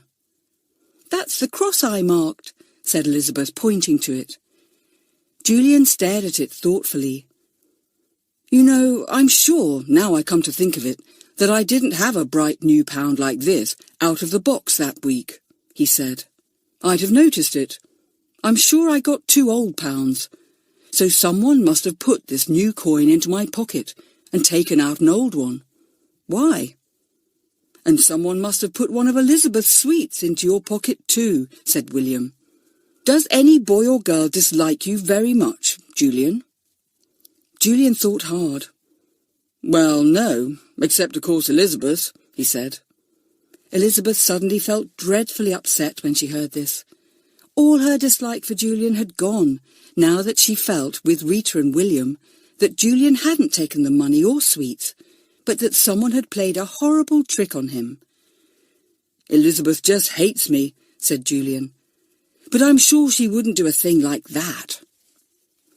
Oh, Julian, of course I wouldn't, said poor Elizabeth, almost in tears again. Julian, I don't hate you. I'm more sorry than I can say about everything that has happened. I feel so ashamed of myself. I'm always doing things like this. You'll never forgive me, I know. Julian looked gravely at her out of his curious green eyes. I have forgiven you, he said unexpectedly. I never bear malice. But I don't like you very much, and I can't be good friends with you any more, Elizabeth. But there is something I'd like to own up to now. He turned to William and Rita. You said at the meeting that Elizabeth had twice been sent out of the room for misbehaving herself, he said. Well, it wasn't her fault. He turned to Elizabeth. Elizabeth, I played a trick on you over those books. I put springs under the bottom ones, and they fell over when the springs had untwisted themselves. And I stuck pellets on the ceiling just above your chair, so that drops fell on your head when the chemicals in them changed to water. And I put sneezing powder in the pages of your French book. William and Rita listened to all this in the greatest astonishment. They hardly knew what Julian was talking about. But Elizabeth, of course, knew very well indeed. She gaped at Julian in the greatest surprise. Springs under her books? Pellets on the ceiling that turned to water? Sneezing powder in her books? The little girl could hardly believe her ears. She stared at Julian in amazement, quite forgetting her tears. And then, very suddenly, she laughed. She couldn't help it. She thought of her books jumping off her desk in that peculiar manner. She thought of those puzzling drops of water splashing down, and that fit of sneezing. It all seemed to her very funny, even though it had brought her scoldings and punishments. How she laughed! She threw back her head and roared.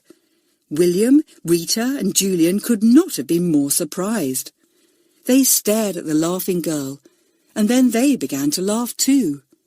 Elizabeth had a very infectious laugh that always made everyone else want to join in. At last Elizabeth wiped her eyes and stopped. "Oh dear," she said. "I can't imagine how I could laugh like that when I felt so unhappy. But I couldn't help it. It all seemed so funny when I looked back and remembered what happened and how puzzled I was." Julian suddenly put out his hand and took Elizabeth's. "You're a little sport," he said. "I never for one moment thought you'd laugh when I told you what I'd done to pay you out.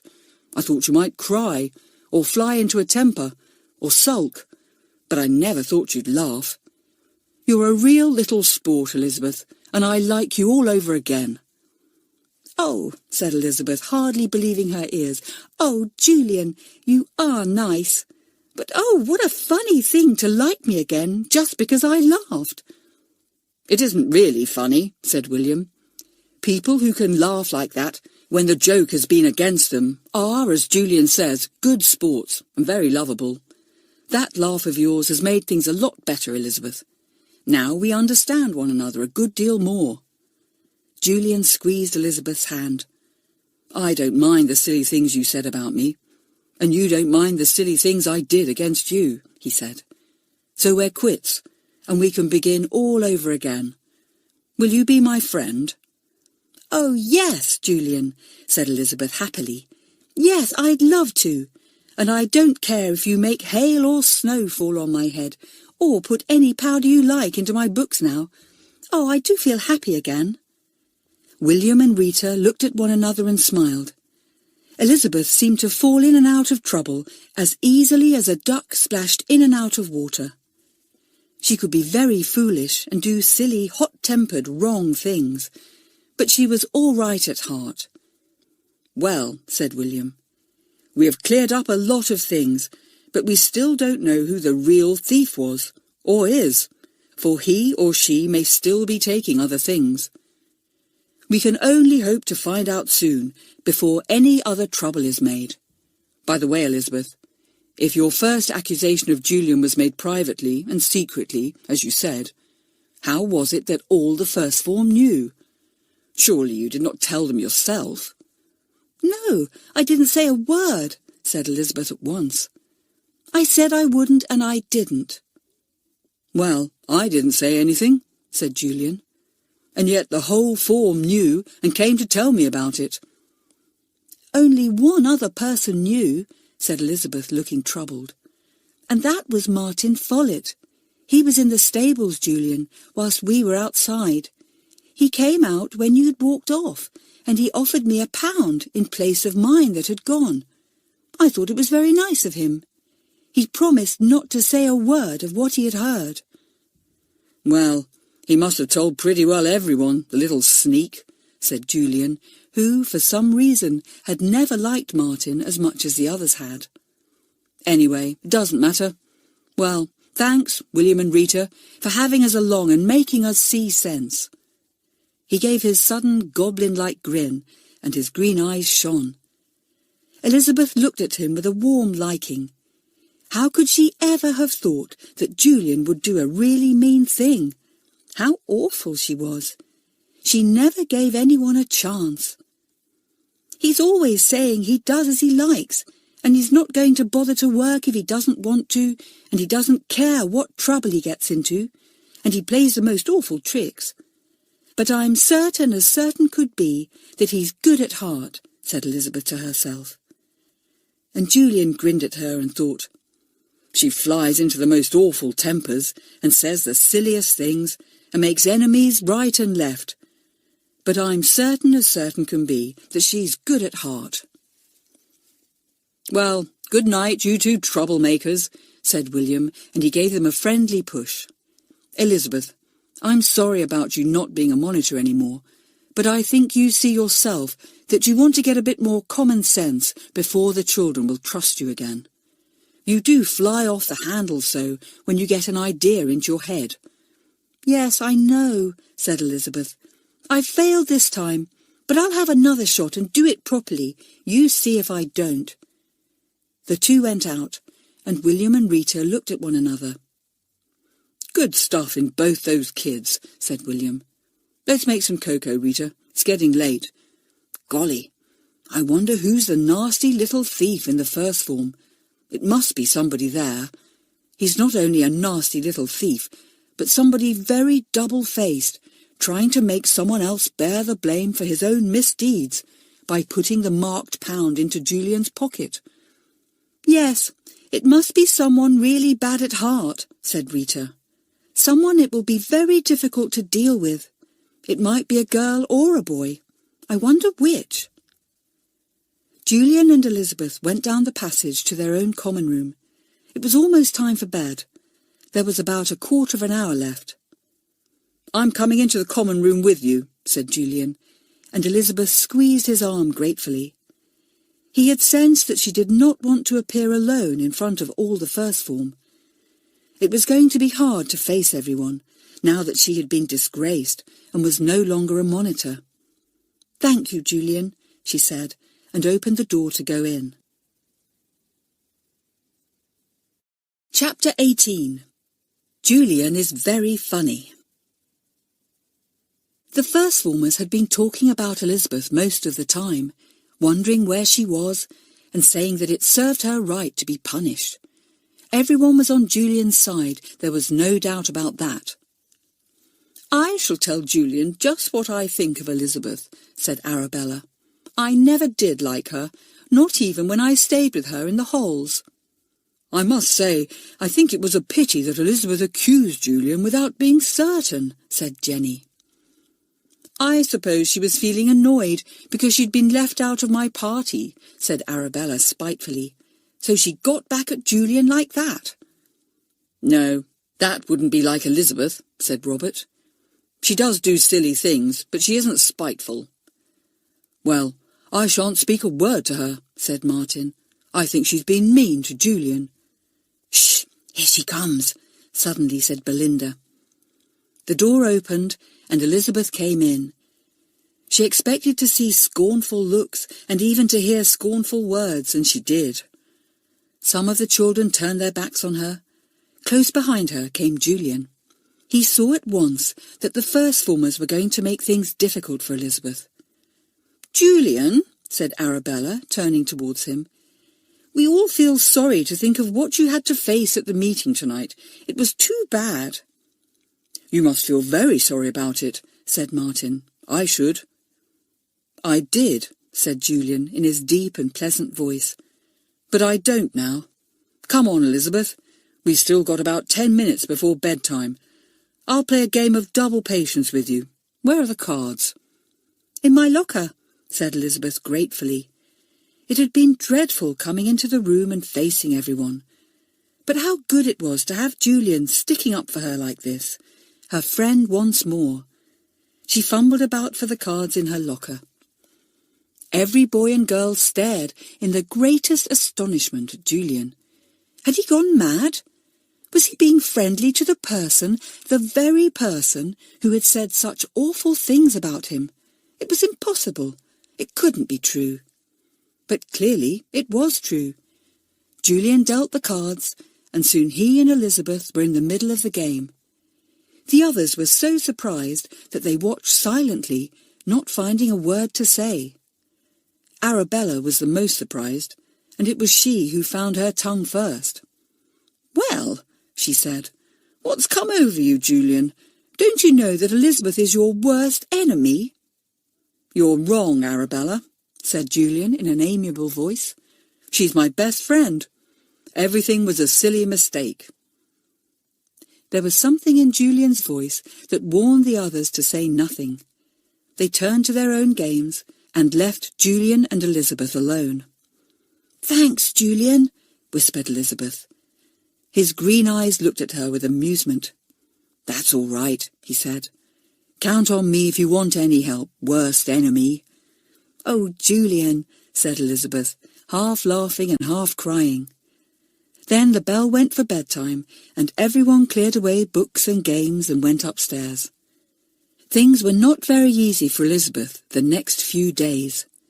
The other children did not forgive and forget as easily as Julian did, and they treated her coldly.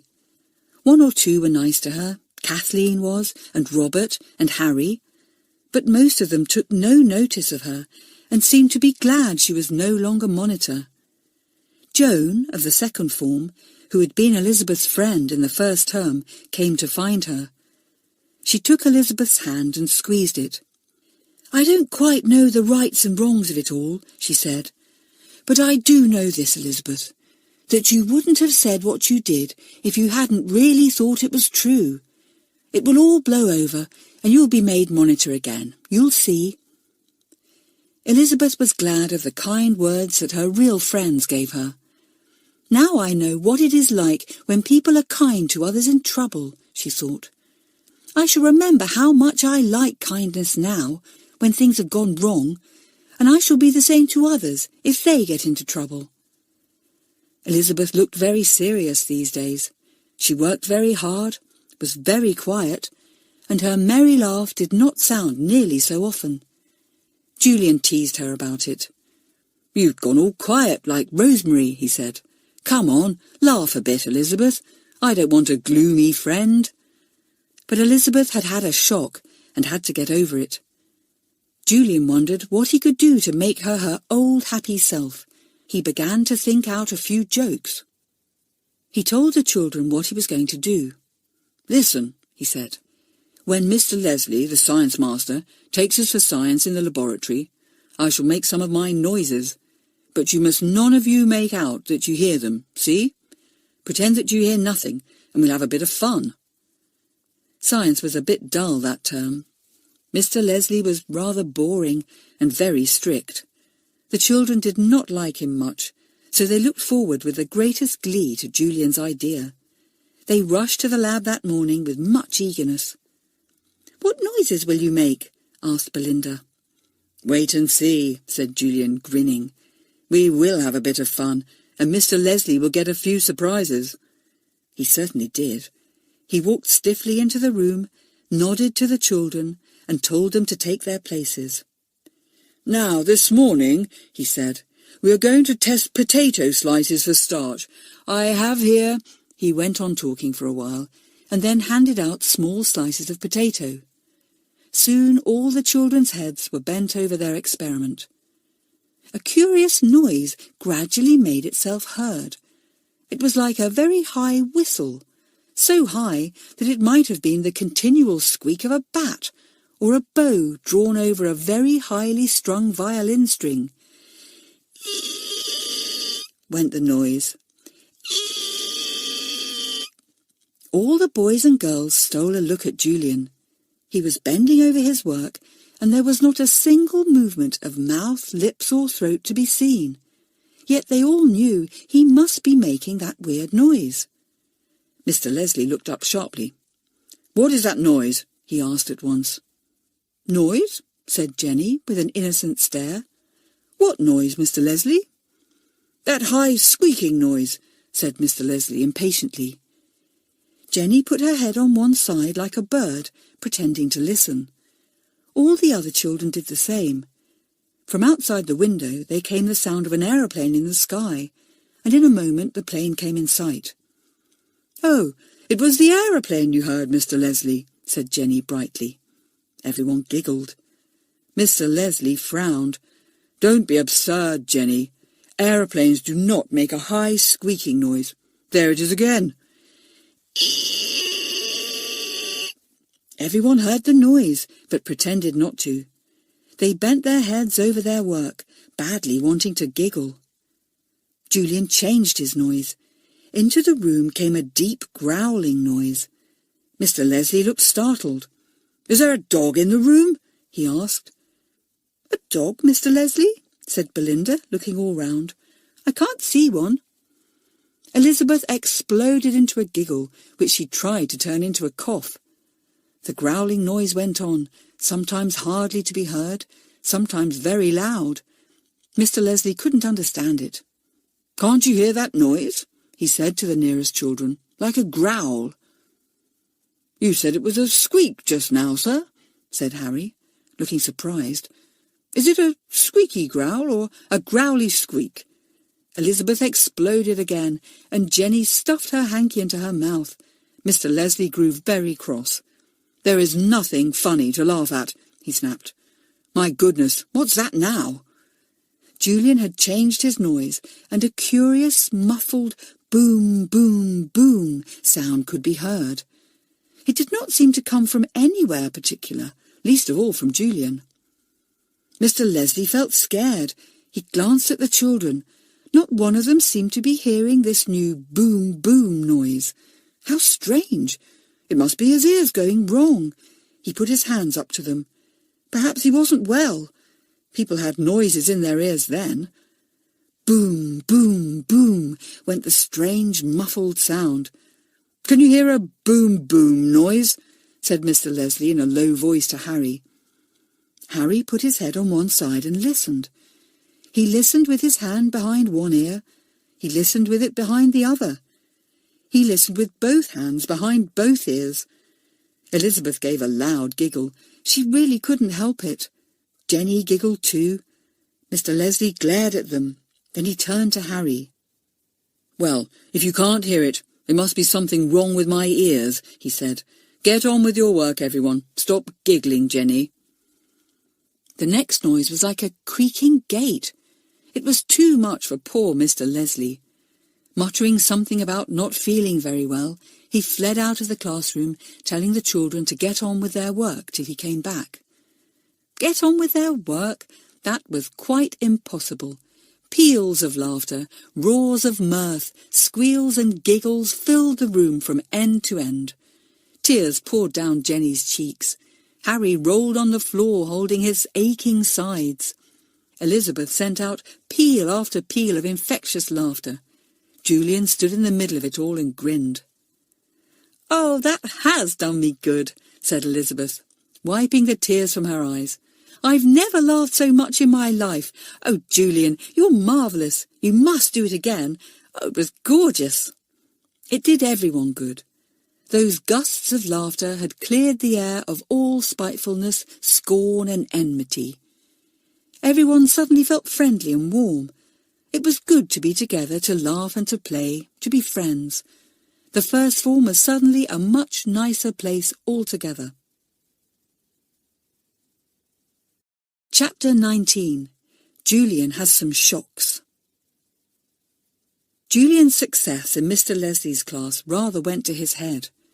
He tried several other noises in Mamselle's class, and in the art class too. He tried a mooing noise in Mamselle's class, not knowing how terrified she was of cows. Poor Mamselle honestly thought that a cow was wandering about in the passage outside, and she stood trembling in horror.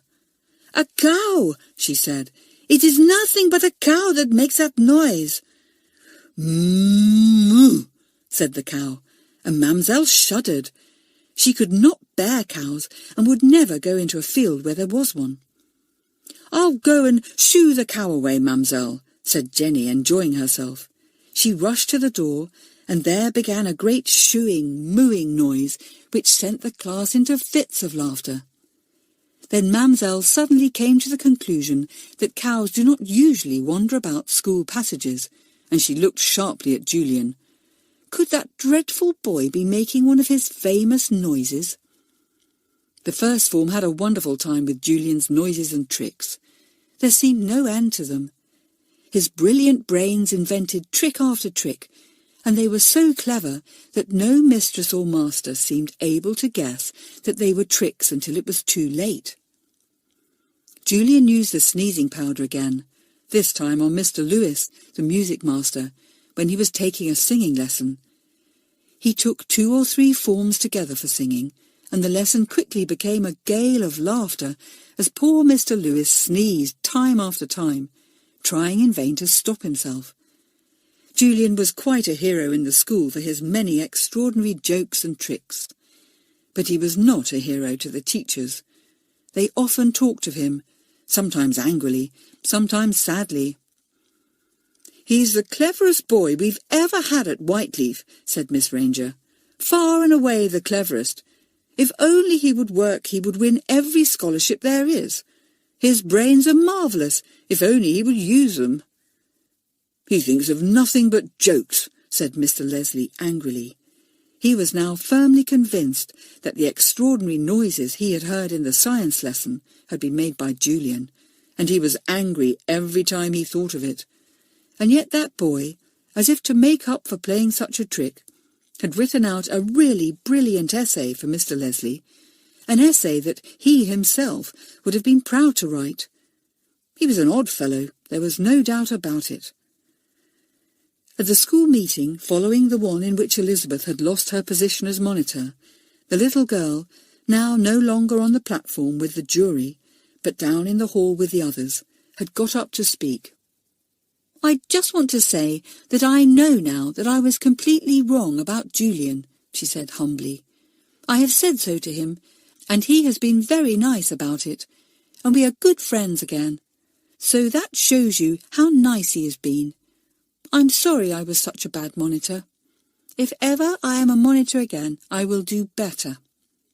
"Thank you, Elizabeth," said William, as the little girl sat down.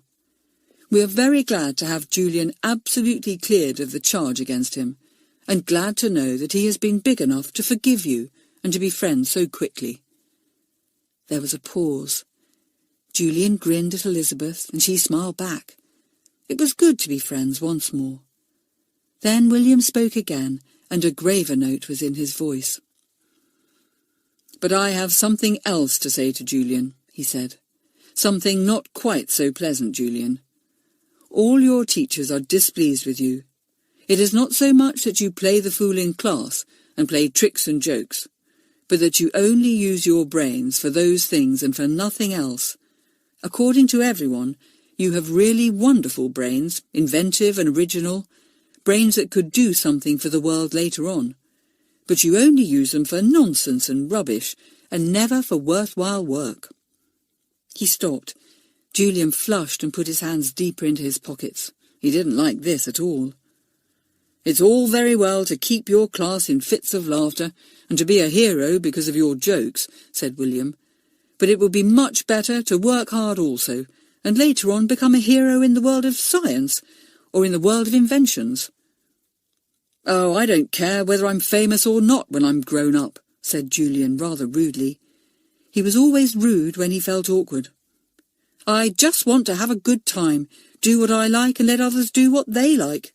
Hard work is silly, and stand up when you speak to us, and take your hands out of your pockets," said William. Julian frowned, stood up and took his hands out of his pockets. "Sorry, William," he said, his green eyes looking rather angry.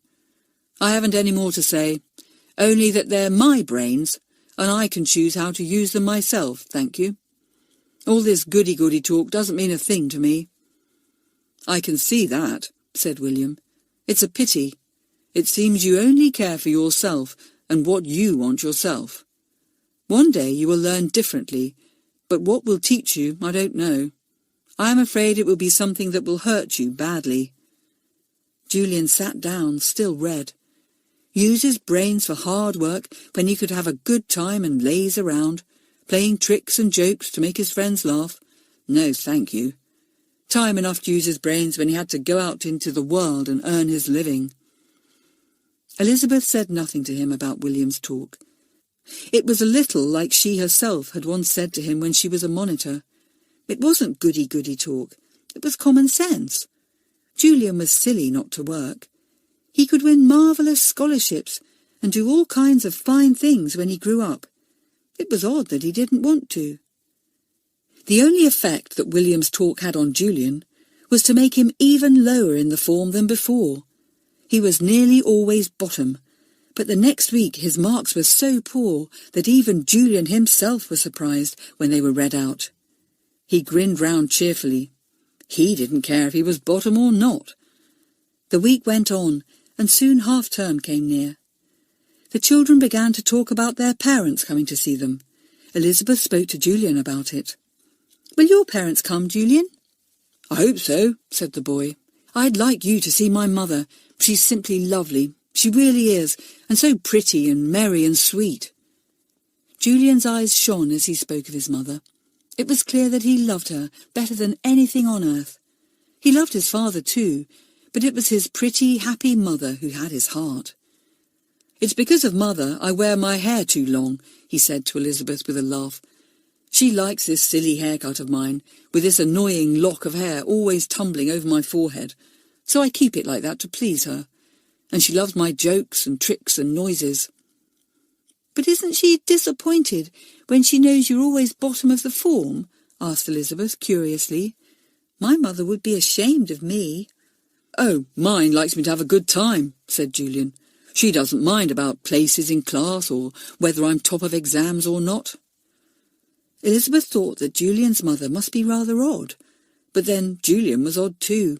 Very lovable and exciting, but odd. Half-term came at last, and with it came most of the children's parents, eager to see them. Mrs. Allen came, and Elizabeth gave her a great hug. "You're looking well, darling," said Mrs. Allen. "Now, we must ask Arabella to come with us, mustn't we? Because no one is here to see her." "Oh," said Elizabeth, "must we, Mother?" She caught sight of Julian and called to him. "Julian, here's my mother. Has yours come yet?" "No," said Julian, looking a little worried. "She hasn't, and she said she would be here early. I wonder if the car has broken down." Just then the telephone bell rang loudly in the hall. Mr. Johns went to answer it. He beckoned to Julian and took the boy into the nearest room. Elizabeth wondered if anything had happened. "Mother, I must just wait for Julian to come out before I go and get ready to come with you," she said. She hadn't long to wait. The door opened and Julian came out, But what a different Julian!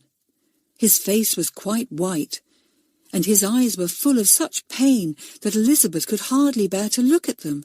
She ran to him. "Julian, what's the matter? What has happened?" "Go away," said Julian, pushing her away blindly, as if he could hardly see. He went into the garden by himself. Elizabeth ran after Mr. Johns. "Mr. Johns! Mr. Johns! What's the matter with Julian? Please, please tell me." "It's his mother," said Mr. Johns. "She's very ill, desperately ill. His father is a doctor, you know, and he is with her, and some other very clever doctors too. She is too ill for him even to see her. It's rather a blow for him, as you can see.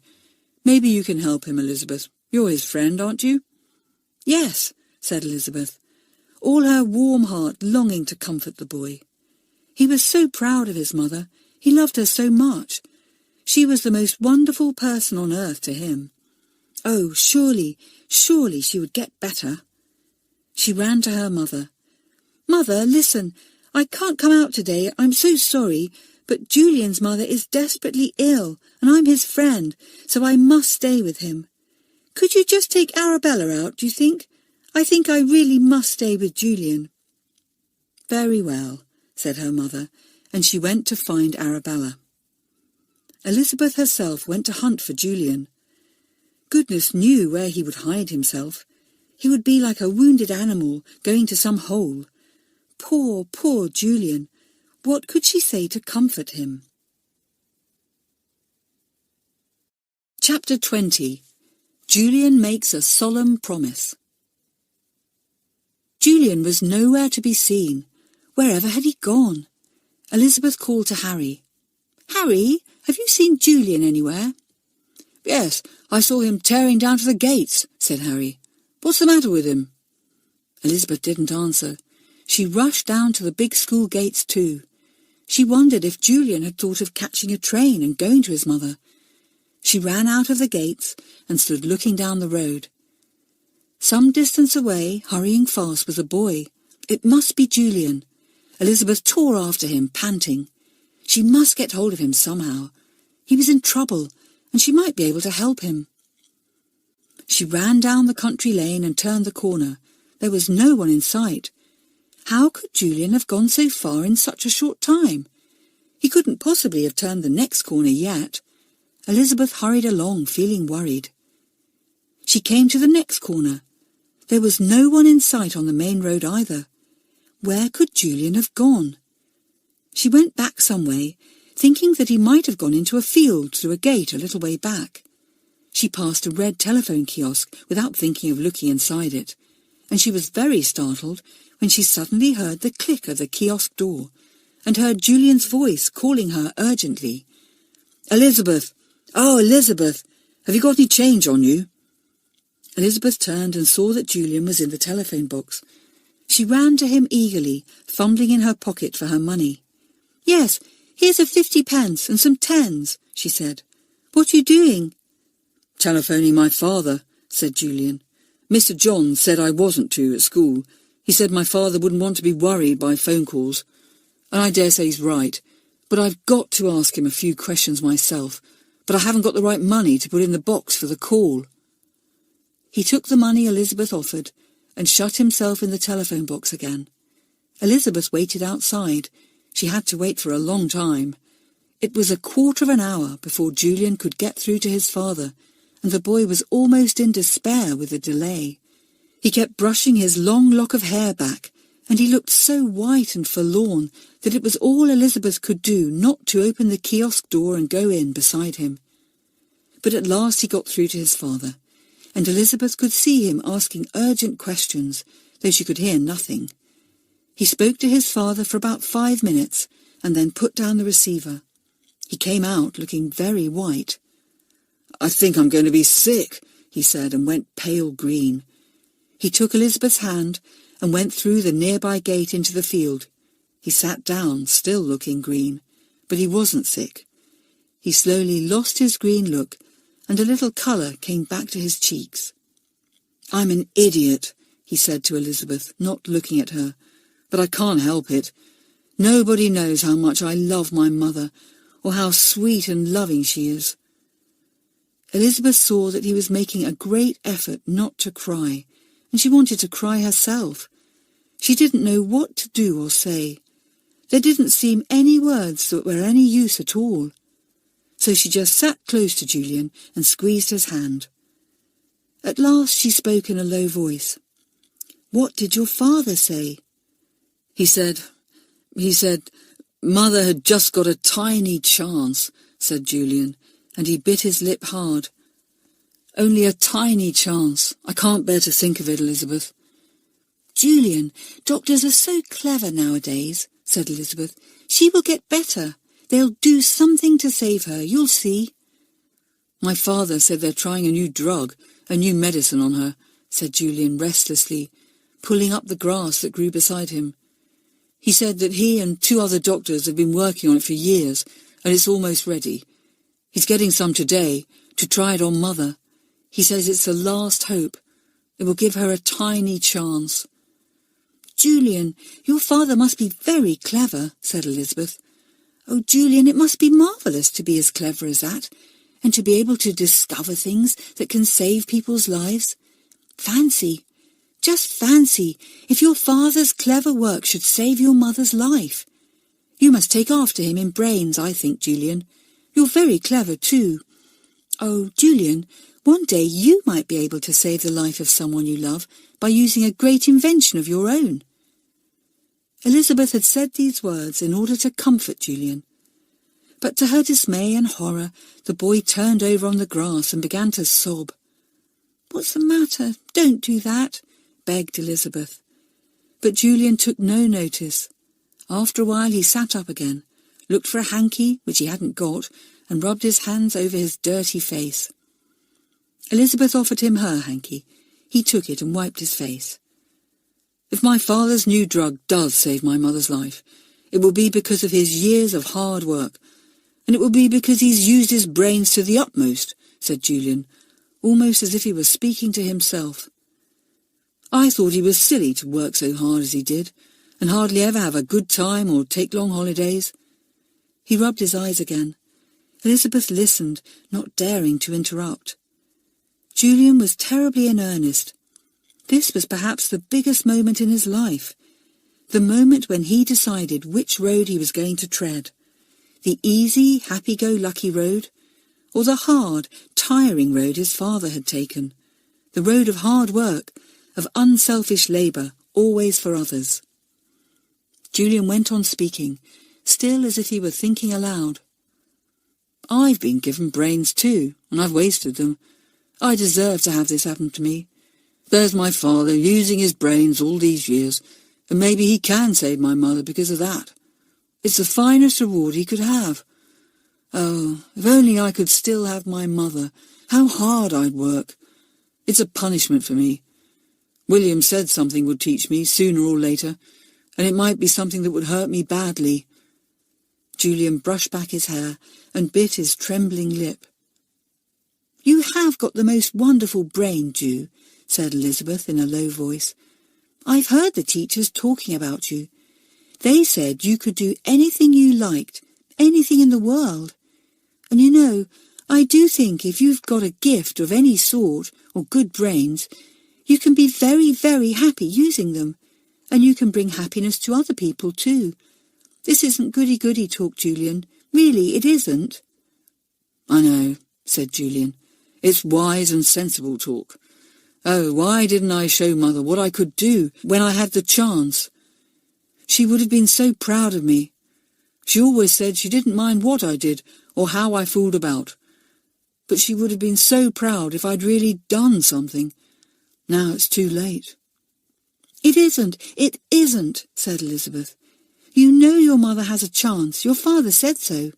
Anyway, whatever happens, Julian, you can still work hard and use your brains and do something in the world. You could be anything you liked." "I shall be a surgeon," said Julian, his green eyes gleaming. "I shall find new ways of curing ill people.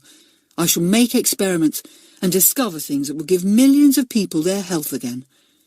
"You will, Julian, you will," said Elizabeth. "I know you will." "But Mother won't be there to see me," said Julian, and he got up suddenly and went to the gate. "Oh, Elizabeth, I see why this has happened to me now. It's about the only thing that could have made me really see myself and be ashamed. I wish, oh, I wish—" He stopped. Elizabeth knew what he wished. He wished that such a dreadful lesson need not have come to him. But things happened like that. The little girl got up and went through the gate with him. They walked back to the school, and on the way they passed a small country church. The door was open. "I'm going in for a minute," said Julian.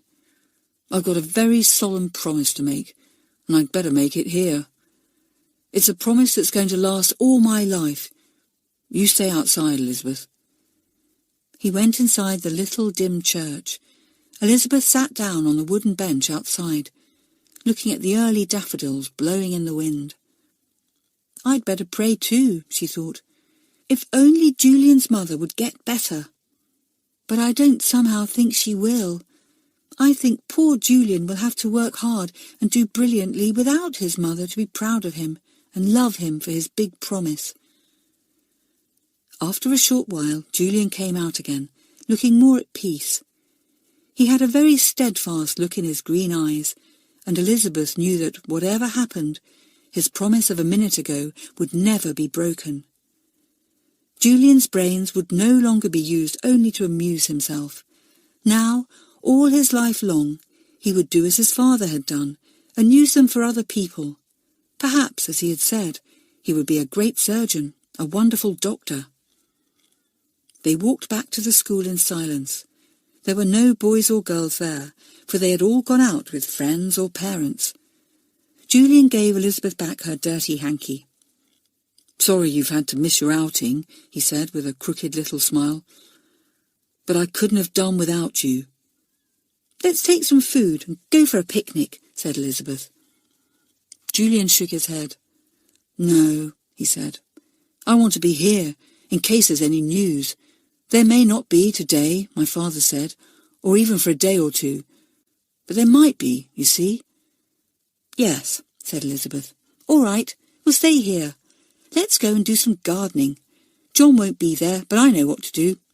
There are some lettuces to plant, and there is still a bit of digging to be done. Could you do that, do you think?" Julian nodded. They went out together, and were soon working in the wind and the sun. How good it was to work in the wind and the sun! How good it was to have a friend, and stick by him in times of trouble. Chapter 21. Martin gives Elizabeth a surprise. No news came for Julian that day, except a message to say that his mother was about the same, no worse and no better. The other children were upset to hear of the boy's trouble, and everyone did their best to comfort him in their various ways. Strangely enough, Martin seemed the most upset. This was odd, Elizabeth thought, because Julian had never liked Martin very much, and had not troubled to hide it. Martin went to Elizabeth looking very distressed. "Can I do anything to help Julian?" he said. "Isn't there anything I can do?" "I don't think so," said Elizabeth. "It's kind of you to want to help Martin, but even I can't do very much, you know." "Do you think his mother will get better soon?" asked Martin. "I don't somehow think so," said Elizabeth. "It's going to be awful for him when the news comes. I wouldn't bother him at all if I were you, Martin." Martin shuffled about, fidgeting with books and pencils, and Elizabeth grew impatient. "What's the matter with you, Martin? You're awfully fidgety," she said. "You keep shaking the table and I want to write." There was only one person in the common room besides Elizabeth and Martin, and that was Belinda. She finished what she was doing and then she went out. Martin shut the door after her and came back to Elizabeth. "I want to ask your advice about something, Elizabeth," he said nervously. "Well, don't," said Elizabeth at once. "I'm not a monitor any more. I'm not the right person to ask for advice now. You go to our new monitor. She's sensible." "I don't know, Susan, and I do know you," said Martin. "There's something worrying me awfully, Elizabeth, And now that Julian is in trouble, it's worrying me still more. I love my own mother very much too, so I know what Julian must be feeling. Please let me tell you what I want to, Elizabeth." "Martin, don't tell me," she said. "Honestly, I shan't be able to help you. I'm not sure of myself any more. I keep doing the wrong things. Look how I accuse poor Julian of stealing. I should be ashamed of that all my life. He was so decent about it too. You go and tell Susan." "I can't tell someone I don't know," said Martin in despair. "I don't want you to help me. I just want to get it off my chest." "All right, tell me then," said Elizabeth. "Have you done something wrong? For goodness sake, stop shuffling about, Martin. Whatever's the matter with you?" Martin sat down at the table and put his face in his hands. Elizabeth saw that his face was getting red, and she wondered curiously what was up with him. He spoke in a muffled voice through his fingers. "I took that money, quite a lot of it, from Arabella and Rosemary, and you, and other people too. And I took the sweets and the chocolate, and I took biscuits too, and cake once," said Martin in a funny, dull voice. Elizabeth sat staring at him, startled and shocked. "You thief," she said. "You horrid, beastly thief. And yet you always seemed so kind and generous. Why, you even offered me £1 in place of the one I lost. And all the time you had taken it. And you offered Rosemary money too, and she liked you awfully for it. Martin Follett, you are a very wicked boy, and a horrid pretender too, because you made yourself out to be so kind and generous, and all the time you were a deceitful thief." Martin said nothing. He just sat there with his face in his hands. Elizabeth felt angry and disgusted. "What did you tell me for? I didn't want to hear. I accused poor, unhappy Julian of doing what you did, you beast. And oh, Martin, was it you who put the marked £1 into Julian's pocket, and the sweet too, to make me think it was he who had taken them? Could you be so mean as that?"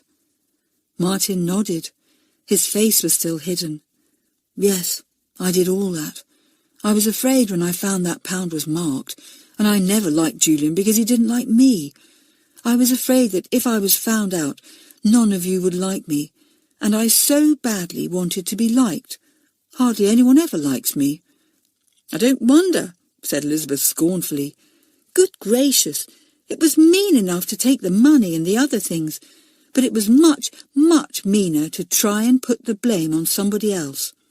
That's not only mean, but cowardly. I can't imagine why you've told me all this. It's a thing to tell William and Rita, not me." "I can't," said Martin with a groan. "Think of all the damage you've done," said Elizabeth, growing very angry as she thought of it. "You made me think poor Julian stole, and I accused him, and he got back at me by getting me turned out of class, and I lost my position as monitor. Martin Follett, I think you're the nastiest, most hateful boy I've ever met. I wish to goodness you hadn't told me." "Well, I can't bear to think that I got Julian into trouble, now that he's so desperately unhappy," said Martin. "That's why I told you. I had to get it off my chest. It seemed about the only thing I could do for Julian." "Well, I wish you'd confess to somebody else," said Elizabeth, getting up. "I can't help you, and I don't want to. You're mean and cowardly and horrible. You oughtn't to be at Whyteleafe. You're not fit to be. Anyway, I'm too worried about Julian just now to bother my head about you." The little girl gave Martin a scornful glance, got up, and went out of the room. "How disgusting! Fancy behaving like that, stealing, and then putting the blame onto others, and letting them bear it too." Rosemary went into the common room as Elizabeth walked out. Elizabeth went to a music room, got out her music, and began to practice, thinking of Julian and Martin and herself as she played. After a short while, the door of the practice room opened, and Rosemary looked in. Her pretty, weak little face looked rather scared as Elizabeth frowned at her. But for once in a way, Rosemary was strong, and in spite of Elizabeth's frown, she went into the music room and shut the door. "What do you want?" said Elizabeth. "What's the matter with Martin?" asked Rosemary. "Is he ill? He looked awful when I went into the common room just now." "Good," said Elizabeth, beginning to play again. "Serves him right." "Why?" asked Rosemary in surprise. Elizabeth would not tell her. "I don't like Martin," she said, and went on playing. "But Elizabeth, why not?" said Rosemary. "He's really awfully kind. You know, he's always giving away sweets and things. And if ever anyone loses their money, he offers to give them some. I really think he's the most generous boy I know. He never eats any sweets himself. He only keeps them to give away. I think he's most unselfish." "Go away, Rosemary, please. I'm practising," said Elizabeth, who didn't want to hear Martin praised just then. "But Elizabeth, what is the matter with poor Martin?" said Rosemary, overcoming her timidity for once. "He really did look dreadful. Have you been saying anything unkind to him? You know how unkind you were to poor Julian. You never give anyone a chance, do you?" Elizabeth did not answer, and Rosemary went out of the room, going so far as to bang the door, because she really felt cross with Elizabeth. She did not like to go back to Martin, because he had turned his back on her and told her to go away. It was all very puzzling. "I suppose Elizabeth has quarrelled with him now," she thought. "Well, I haven't done any good by going to her." But she had. As soon as she had gone, Elizabeth began to remember the things that Rosemary had said about Martin, and they suddenly seemed very strange to her. "She said he was the most generous boy she knew," said Elizabeth to herself. "She said he never ate sweets himself, but always gave them away. And when anyone loses their money, he always offers them some. And it's quite true. He offered me sweets and money. How odd to steal things and give them away. I've never heard of that before." Elizabeth stopped practising and began to think hard. How could Martin be mean and yet generous? How could he make people unhappy by taking their things and make others happy by giving them things? It didn't seem to make sense. And yet he did. There was no doubt about it. "He doesn't steal for himself," thought Elizabeth. "I do think it's odd. I wish I could ask someone about it, but I'm not going to Susan, and I'm certainly not going to William and Rita again just now. I don't want them to think I'm interfering again, and anyway, I'm not a monitor now. It was tiresome of Martin to tell me." She thought about it all for some time, and then something happened that made her forget. It was in the middle of the arithmetic class. The children heard the telephone bell ring shrilly in the hall. It rang 2 or 3 times, and then someone went to answer it. Then footsteps came down the passage, and a knock came at the classroom door. A maid came in and spoke to Miss Ranger. "If you please, miss, there's someone urgently wanting Master Julian on the telephone. It's a long-distance call, so I didn't go to tell Miss Bell in case the call was cut off before Master Julian got to the phone." Julian was out of his seat almost before the maid had finished. With a face as white as a sheet, he half ran out of the room and down the hall. Elizabeth's heart almost stopped beating. At last news had come for Julian. But was it good or bad? The whole class was silent, waiting. "Let the news be good. Let the news be good," said Elizabeth to herself over and over again, and didn't even notice that she had made blots all across her book. Chapter 22. Martin Really Is a Puzzle. There came the faint tinkle of the telephone bell as the receiver was put down. Then came the sound of footsteps down the passage, back to the schoolroom, hurrying footsteps. The door was flung open, and Julian came in, a radiant Julian, with sparkling eyes and a smiling mouth. "It's all right," he said. "It's good news. It's all right." "Hurrah!" said Elizabeth, most absurdly wanting to cry. She banged on her desk for joy. "Good! Oh, good!" cried Jenny. "I'm so glad!" shouted Harry, and he drummed with his feet on the floor. It seemed as if the children had to make some sort of noise to express their delight. Some of them clapped. Jenny smacked Belinda hard on the back. She didn't know why. Everyone was full of joy. "I'm very glad for you, Julian," said Miss Ranger. "It has been a great worry. Now it's over. Is your mother much better?" "Much, much better," said Julian, his face glowing.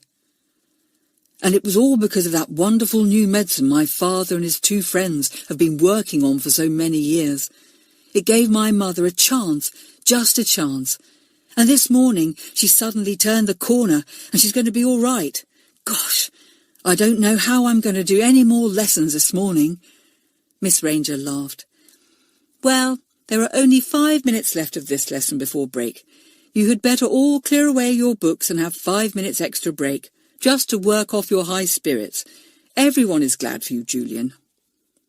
So the first form put away their books, chattering gaily, and rushed out into the garden early. The other forms were surprised to hear them playing there before the bell had gone. Elizabeth dragged Julian to a quiet corner. "Julian, isn't it marvellous? Are you happy again now?" "Happier than I've ever felt before," said the boy. "I feel as if I'd been given another chance. One more chance to show my mother she's got someone to be proud of. I'm going to work now. I'm going to take all my exams with top marks. I'm going to win any scholarship I can. I'm going to take my medical exams as young as possible. I'm going to use my brains in a way they've never been used before." "You'll be top of the form in a week," laughed Elizabeth. "But Julian, don't give up being funny, will you?" "Well, I don't know about that," said Julian. "I'll perhaps think of jokes and tricks in my spare time, but I shan't waste my time or anybody else's now, being too silly. I'll see. I'm turning over a new leaf, going all goody-goody, like you wanted me to be." "No, I didn't want that," said Elizabeth. "I like good people, but not goody-goody. Save up some noises and jokes for us, Julian. You'll want a bit of rest from your hard work sometimes." Julian laughed, and they went off to play with the others. The boy was quite mad with delight. All his fears were gone. His mother was better. He would see her again soon. There was time this term to work hard for her, and let her see what he could do. For a time, Elizabeth forgot about Martin. Then she noticed him now and again, looking, as Rosemary had said, very forlorn. He hung round Julian in an irritating way, and Julian, who didn't like him, had difficulty in shaking him off. "Oh, blow! I'd forgotten about Martin," thought Elizabeth to herself. "Well, I shan't tell Julian what he told me.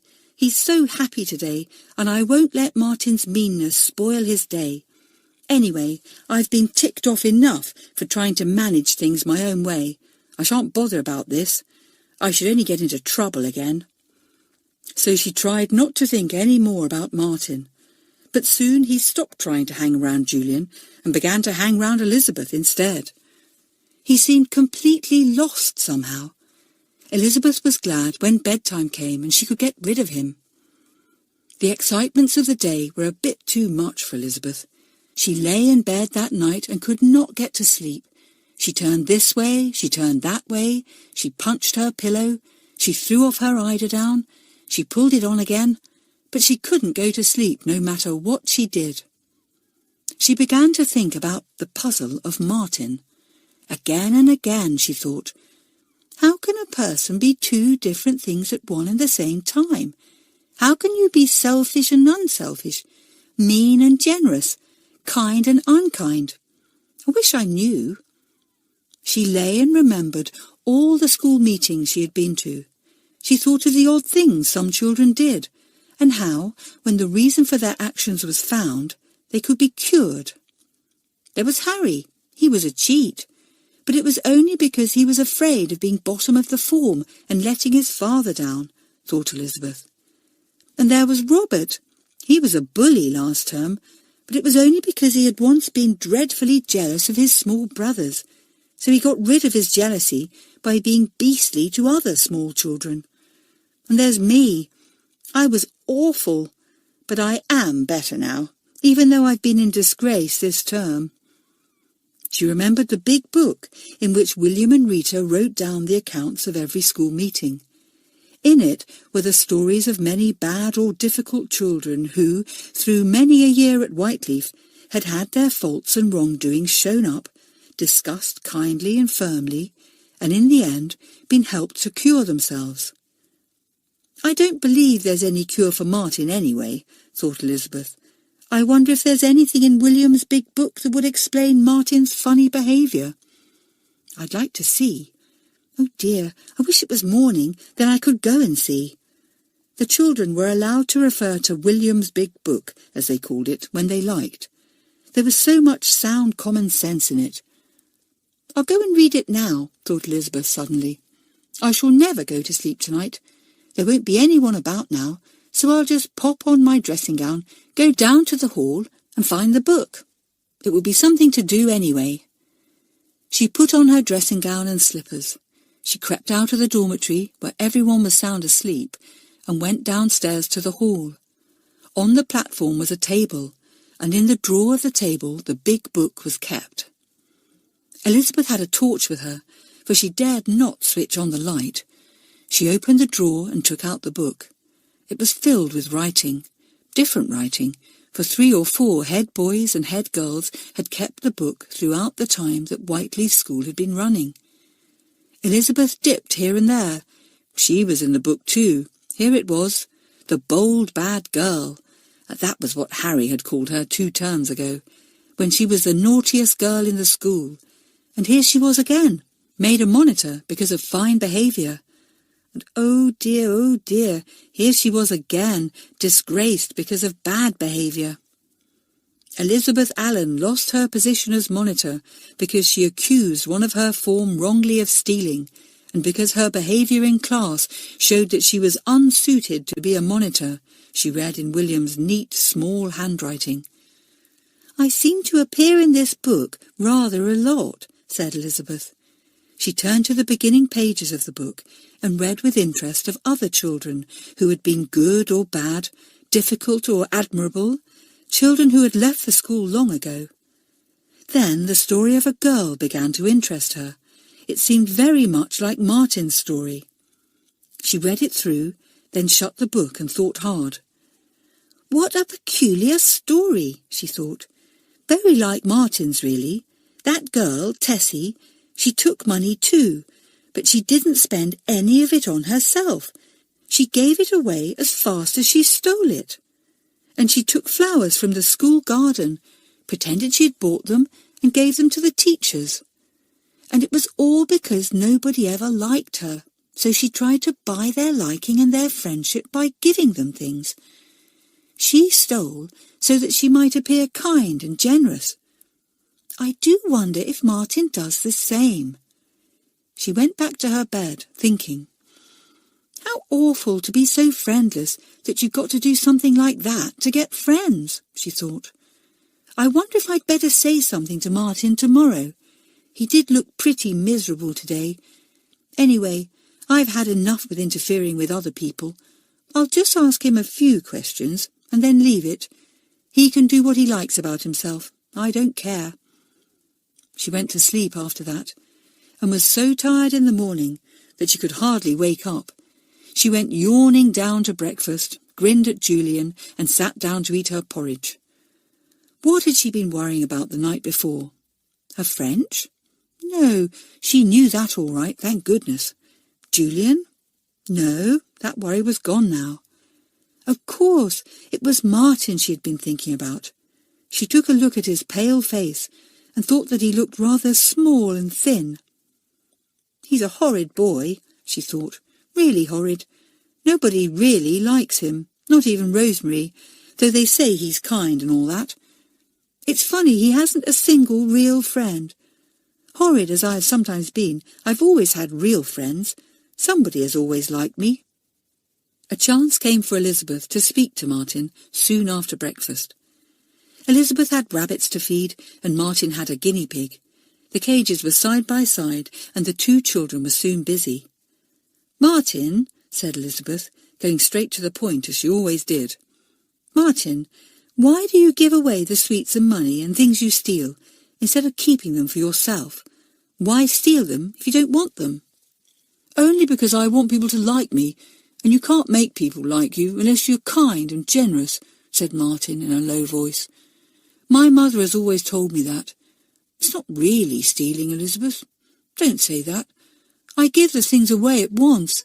It's the same sort of thing that Robin Hood did." "No, it isn't," said Elizabeth. "Not a bit. It's stealing, and you know it is. How can you bear to know that you are so dishonest and mean, Martin? I should die of shame."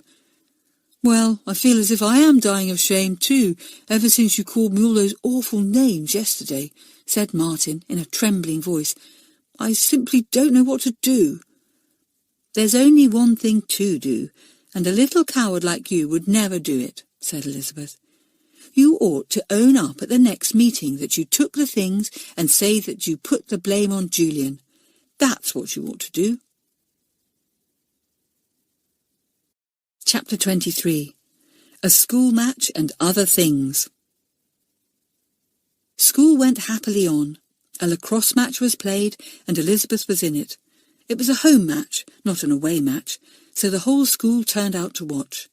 Elizabeth felt most excited. Julian was playing in the match too, and so was Robert. Julian was good at all games. He could run swiftly and catch deftly. "We ought to put up a good show today," said Eileen, when she took the team out onto the field. "We've got some strong first-form players this term.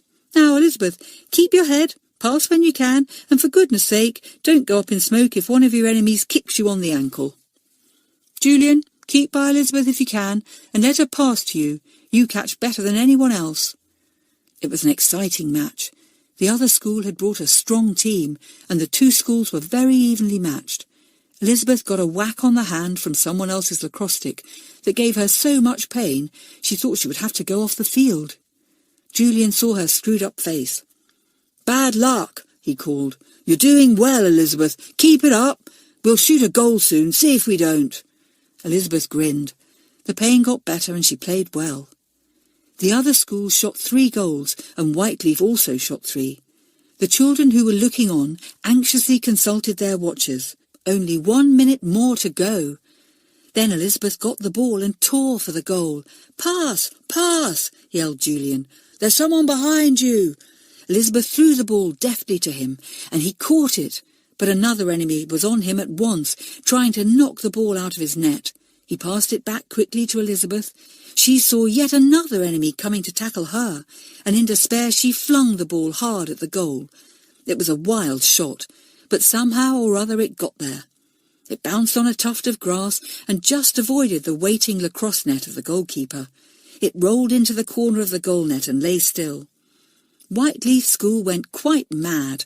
The whistle blew for time, and the 2 teams trooped off the field. Julian gave Elizabeth such a thump on the back that she choked. "Good for you, Elizabeth," said Julian, beaming. "Just in the nick of time. Jolly good." "Well, it was really a fluke," said Elizabeth honestly. "I couldn't see where I was throwing. I just threw wildly, and by a fluke it went into the goal." The first formers crowded round her, cheering her and patting her on the back. It was very pleasant. Then the 2 teams went in and had a most enormous tea. It was all great fun.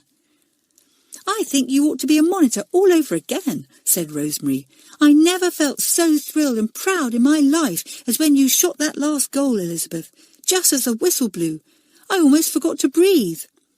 Elizabeth laughed. Golly, if people were made monitors just for shooting goals, how easy it would be. Nobody felt like doing prep that night. Julian longed to make a few noises. The others looked at him, trying to make him start something. Mr. Leslie was taking prep, and it would be fun to have a bit of excitement. Julian wanted to please the others. He wondered what to do. Should he make a noise like a sewing machine? Or what about a noise like bees humming? He looked down at his book. He hadn't begun to learn his French yet.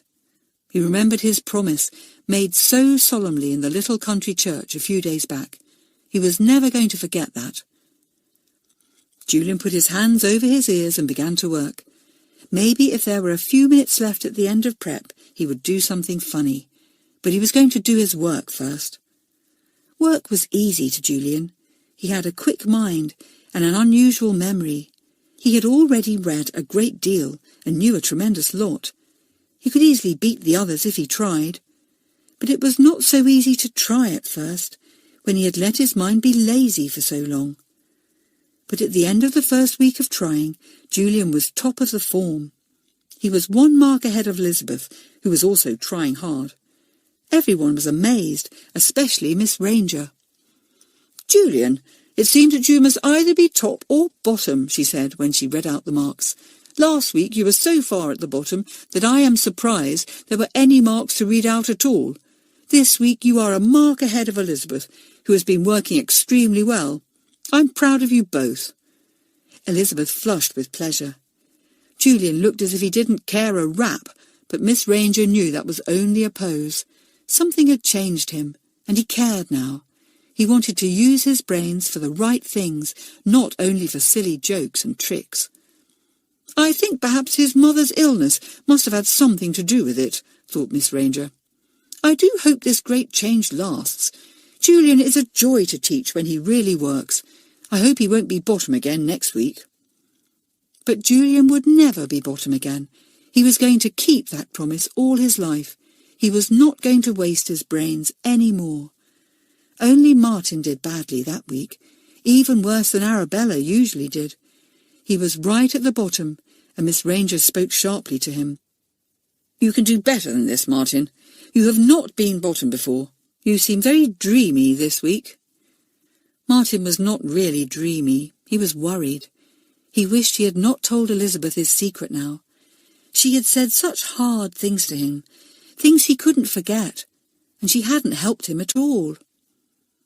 Miss Ranger had a few words to say to Arabella also. "Arabella, I'm getting tired of seeing you so low in the form. You are one of the oldest, the very oldest, in fact. I think if you gave a little more attention to your work and a little less to whether your hair is looking nice or whether your collar is straight or your nails perfect, we might see a little better work." Arabella went red. She thought Miss Ranger was very unkind. "She speaks more sharply to me than to anyone else in the form," she complained to Rosemary. This was quite true, but Miss Ranger knew that she could only get at thick-skinned Arabella by plain speaking.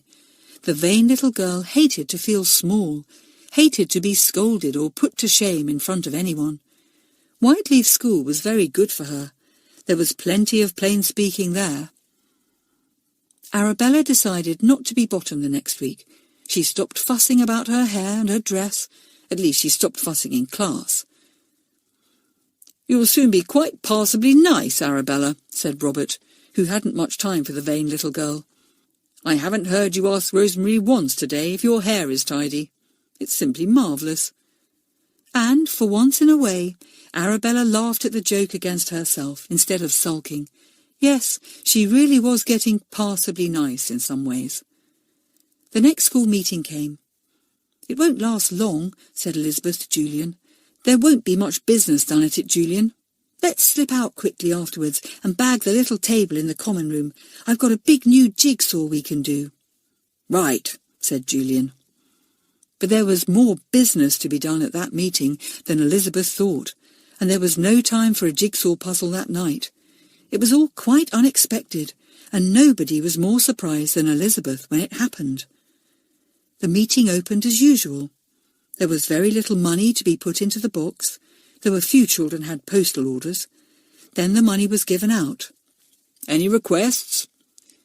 "Please, William," said one small boy, Quentin. "The cage I keep my guinea pig in fell over yesterday, and one side of it broke in. Could I have the money for another cage?" "Well, that's rather expensive," said William. "There isn't a great deal of money in the box at the moment. Can't you mend the cage?" "I've tried, but I'm not very good at it," said Quentin. "I thought I'd done it all right, but I hadn't, and my guinea pig got out. I was late for school because I had to catch it. It's in with Martin's guinea pig now, but they fight." "I'll mend it for Quentin," said Julian, actually remembering to stand up and take his hands out of his pockets. "It won't take me long." "Thank you, Julian," said William. There really isn't a great deal of money in the box at the moment, but I believe there are quite a lot of birthdays next week, so maybe we shall have a full box again soon. Any more requests?" Nobody liked to ask for any more money, as there wasn't much to spare. "Any complaints?" said William. There was a dead silence. It was clear there were none.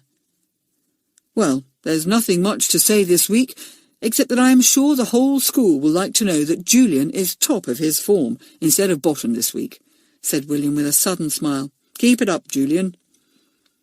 "That is the nice part about Whyteleafe School," thought Elizabeth. "You get blamed, but you do get praised too, and that's lovely."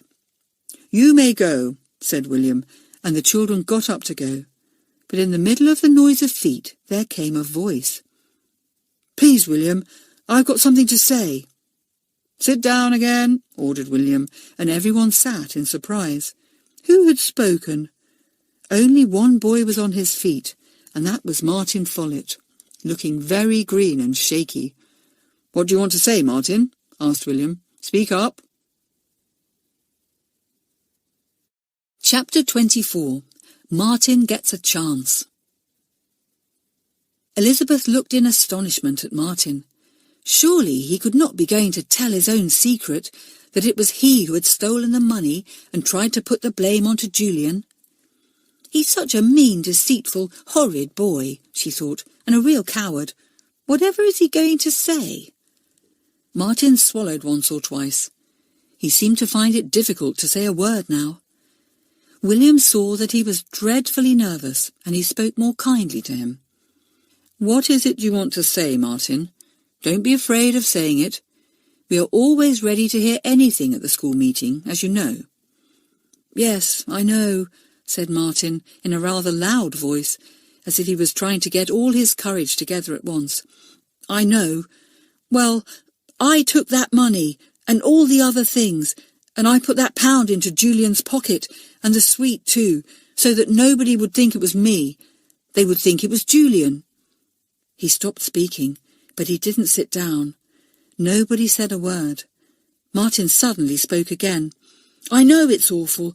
I dare say I'd never have owned up except for 2 things. I couldn't bear it when Julian's mother was ill. I mean, it was awful to think that I'd done a mean trick to someone who was miserable. And the other thing that made me speak was, someone said I was a coward, and I'm not." "You certainly are not," said Rita. "It is a courageous thing to do, to stand up and confess to something mean. But why did you steal, Martin?" "I don't really know," said Martin. "I know there's no excuse." Elizabeth had sat and listened to all this in the greatest surprise. Fancy Martin being brave enough to say all that in front of everyone. Now Julian was completely cleared of any blame. She looked at Martin and felt suddenly sorry for him. He so badly wanted people to like him, and they don't, she thought. And now he has had to own up to something that will make them dislike him all the more. Well, that was a brave thing to do. William and Rita were talking to one another. So were the monitors. What was to be done with Martin? How was this to be tackled? Elizabeth suddenly remembered what she had read in the big book the night before. She stood up. "William, Rita, I understand about Martin. He hasn't got any excuse for what he did, but there's a real reason. It wasn't just badness. It wasn't the usual sort of stealing." "What do you mean, Elizabeth?" asked William in surprise. "Stealing is always stealing." "Yes, I know," said Elizabeth, "but Martin's sort was strange. He only took things from other people so that he might give them away. He never kept them himself." "Yes, that's quite true," said Rosemary, most surprisingly forgetting her timidity and standing up beside Elizabeth.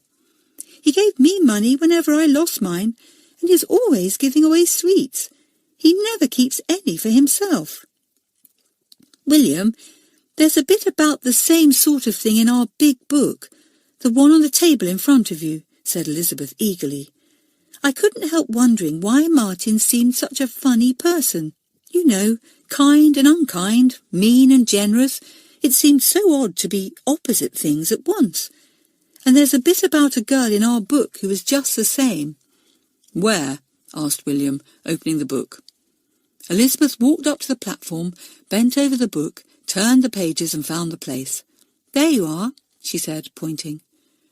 "How did you know it was here?" asked Rita. "Well, Martin told me all he'd done, and I was disgusted," said Elizabeth. "But all the same I was puzzled about him, and I wondered if there was anything about that kind of thing in our book. So I looked, and there was." William read the piece and passed it to Rita. They spoke together. Elizabeth went back to her place. Martin was looking very miserable, wishing heartily that he had never said a word now. He felt that everyone's eyes were on him, and it was not at all a nice feeling. William spoke again, and everyone listened intently. "Stealing is always wrong," said William in his clear, pleasant voice.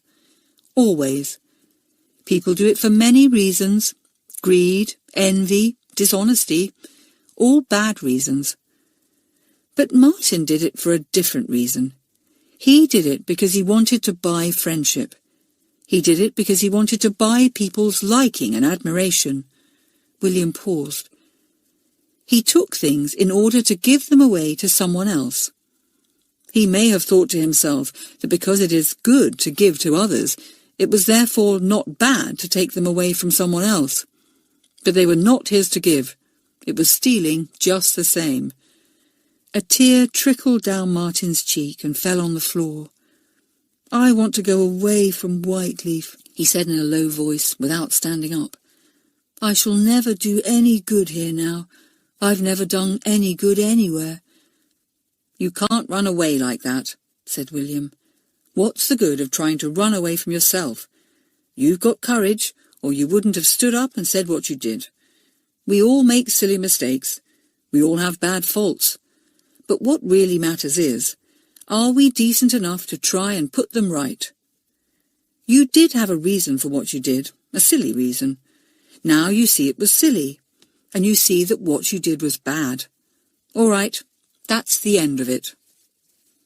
"What do you mean, that's the end of it?" said Martin in surprise. "The end of your silly habit of taking what doesn't belong to you in order to buy friendship," said William. "You know quite well you can't buy it. People like you for what you are, not for what you give them. Well, if the reason for that bad habit is gone, the habit goes too, doesn't it? You'll never steal any more." "Well, I don't think I shall," said Martin, and he sat up a little straighter. "I felt so guilty and so ashamed.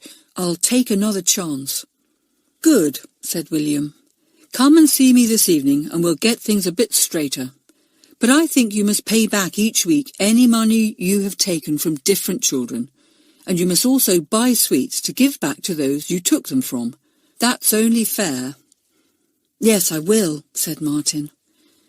"And we'll give him a chance and be friendly," suddenly said Elizabeth, eager to do her bit to help. How she had disliked Martin. Now she wanted to help him. What was there about Whyteleafe School that made you see things so differently all of a sudden? It was odd. "It seems to me," said Rita, in her slow, distinct voice, "it seems to me as if Elizabeth is a much better monitor when she isn't one than when she is." The children laughed loudly at this. Elizabeth smiled too. "Rita is right," she thought, surprised. "I do seem to be wiser when I'm not a monitor than when I am. Oh, how topsy-turvy I am." The meeting broke up at last. Martin went to Julian. "I'm sorry, Julian," he muttered, not looking at the boy at all. "Look at me," commanded Julian. "Don't get into the habit of not looking at people when you speak to them, Martin. Look at me and say you're sorry properly." Martin raised his eyes and looked rather fearfully into Julian's green ones, expecting to see scorn and anger. But he saw only friendliness there, and he said he was sorry properly. "I am sorry. I was a beast. I've learnt my lesson, and I'll never be two-faced again," he said, looking straight into Julian's eyes. "That's all right," said Julian. "I like you better now than I did before, if that's any comfort to you. Look, William is wanting you." Martin went off with William. What William said to him nobody ever heard, but Rosemary, who saw him coming from the study later, said that Martin looked much happier. "I'm going to be really friendly to him," she said. "He'll want a friend. I never thought he was bad. I always thought he was nice. So I shall go on thinking it." Elizabeth looked in surprise at the timid Rosemary. Good gracious, that was another person changing. Who would have thought that Rosemary, who agreed with everyone, would say straight out that she was going to be friends with someone like Martin? You simply never know about people, thought Elizabeth. You think because they're timid, they'll always be timid, or because they're mean, they'll always be mean. But they can change awfully quickly if they are treated right. Golly, Arabella will be changing and forget to be vain and boastful. No, that could never happen. There was no time to do the jigsaw, only just time to clear away the things left out and have some supper and go to bed. "Things do happen here, don't they?" said Julian with a grin. "Come on down to supper." At supper, Miss Ranger was continually annoyed by the buzzing of a blue bottle. She looked all down the table for it, but could see it nowhere. "Where is that fly?" she said. "It's very early in the year for a blue bottle, surely. Kill it, somebody. We can't have it laying eggs in our meat." The blue bottle buzzed violently, and Mr. Leslie at the next table looked all round for it. It really was becoming a nuisance. Elizabeth looked suddenly at Julian. He grinned at her and nodded. "Oh, it's one of Julian's noises," she thought, and exploded into a giggle. Then everyone knew, and how they laughed, even Miss Ranger. "I thought it was a good time to play a joke," said Julian when he said good night to Elizabeth. "We had all had such a very serious evening. Good night, Elizabeth." Chapter 25. An Adventure for Elizabeth. 3 days went swiftly by, days of work and play, riding and gardening, looking after pets, going for nature rambles. It was extraordinary the way the weeks flew by. "Once the beginning of the term is past, the end seems to appear so quickly," said Elizabeth. "There doesn't seem to be much middle to a term." "Let's go for a nature walk this afternoon," said Julian. "We've got an hour and a half quite free. Don't garden with John. He's got plenty of helpers at the moment with that tribe of youngsters. We'll go over the hills and down to the lake." "All right," said Elizabeth, looking out of the window at the brilliant April sunshine. "It will be lovely on the hills. We might find primroses on our way." So that afternoon the two set off together. They carried nature tins on their backs, for they meant to bring back many things for the nature class. "We'll find frog spawn in the lake," said Julian. "I bet there's plenty there, and tadpoles too." They went over the hills together. "We must be back by tea time," said Elizabeth. "That's the rule, unless we have permission to stay out later. My watch is right. I don't want to get into trouble again for anything just at present. I've not been too bad this last week or two." Julian grinned. He thought that of all the children in the form, Elizabeth probably tried hardest to be good, and yet walked into trouble more often than anyone else. You never knew what was going to happen to Elizabeth. "She seems to make things happen somehow," thought Julian. "She's such a fierce little person, so downright and sincere. Well, we've both had our ups and downs this term. Let's hope we'll have a little peace till the end of term." They went over the hills, picking primroses in the more sheltered corners.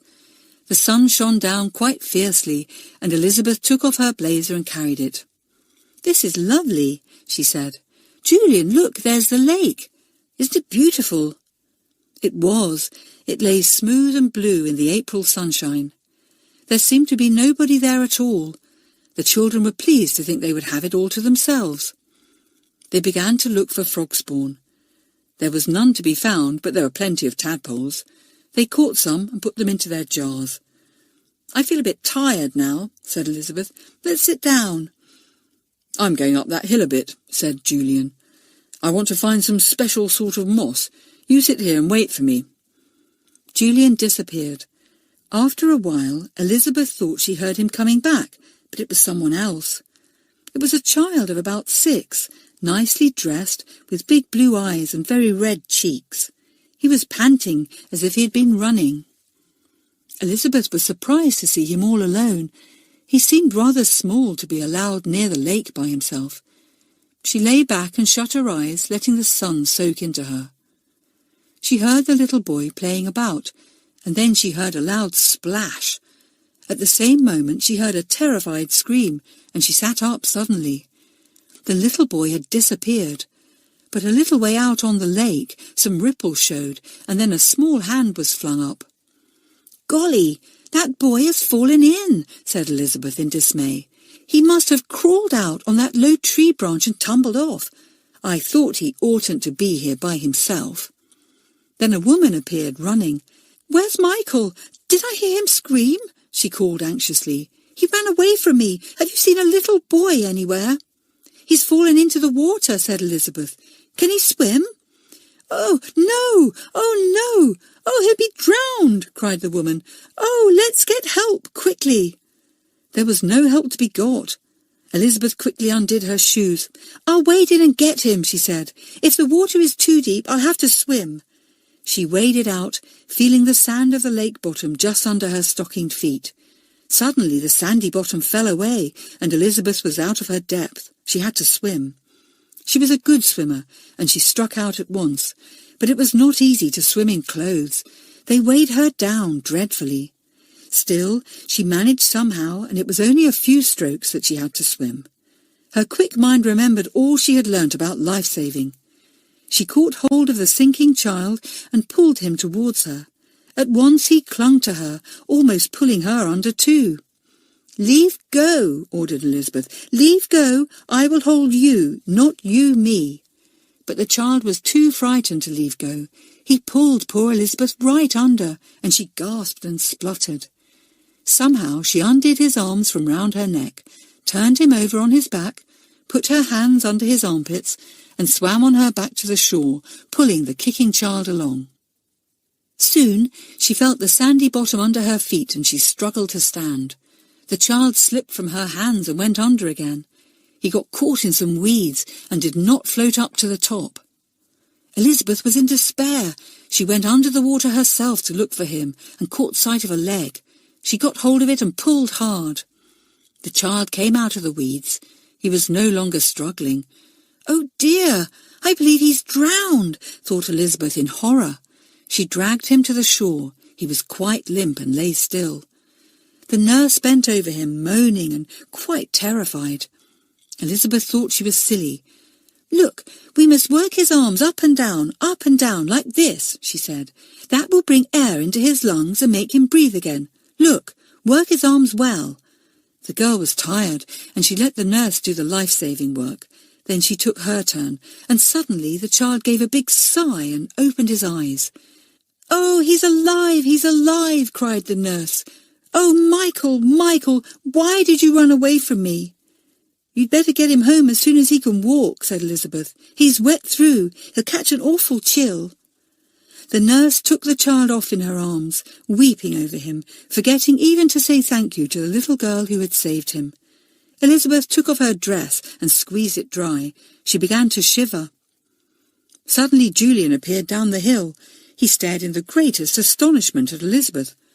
"Whatever have you been doing?" he asked. "You're wet through."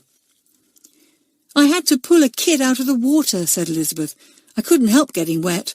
I hope Matron won't be angry with me. Good thing I took my blazer off. I've got one dry thing to put on at any rate." "Come on home, quick," said Julian, helping her on with her blazer. "We're late anyway, and now you'll have to change all your clothes.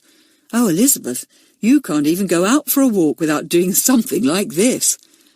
"Well, I couldn't leave the child to drown, could I?" said Elizabeth. "He ran away from his nurse." They went home as quickly as they could. The tea bell went as they reached the school. "I'll slip into tea and say you're coming in a minute," said Julian. "Hurry up."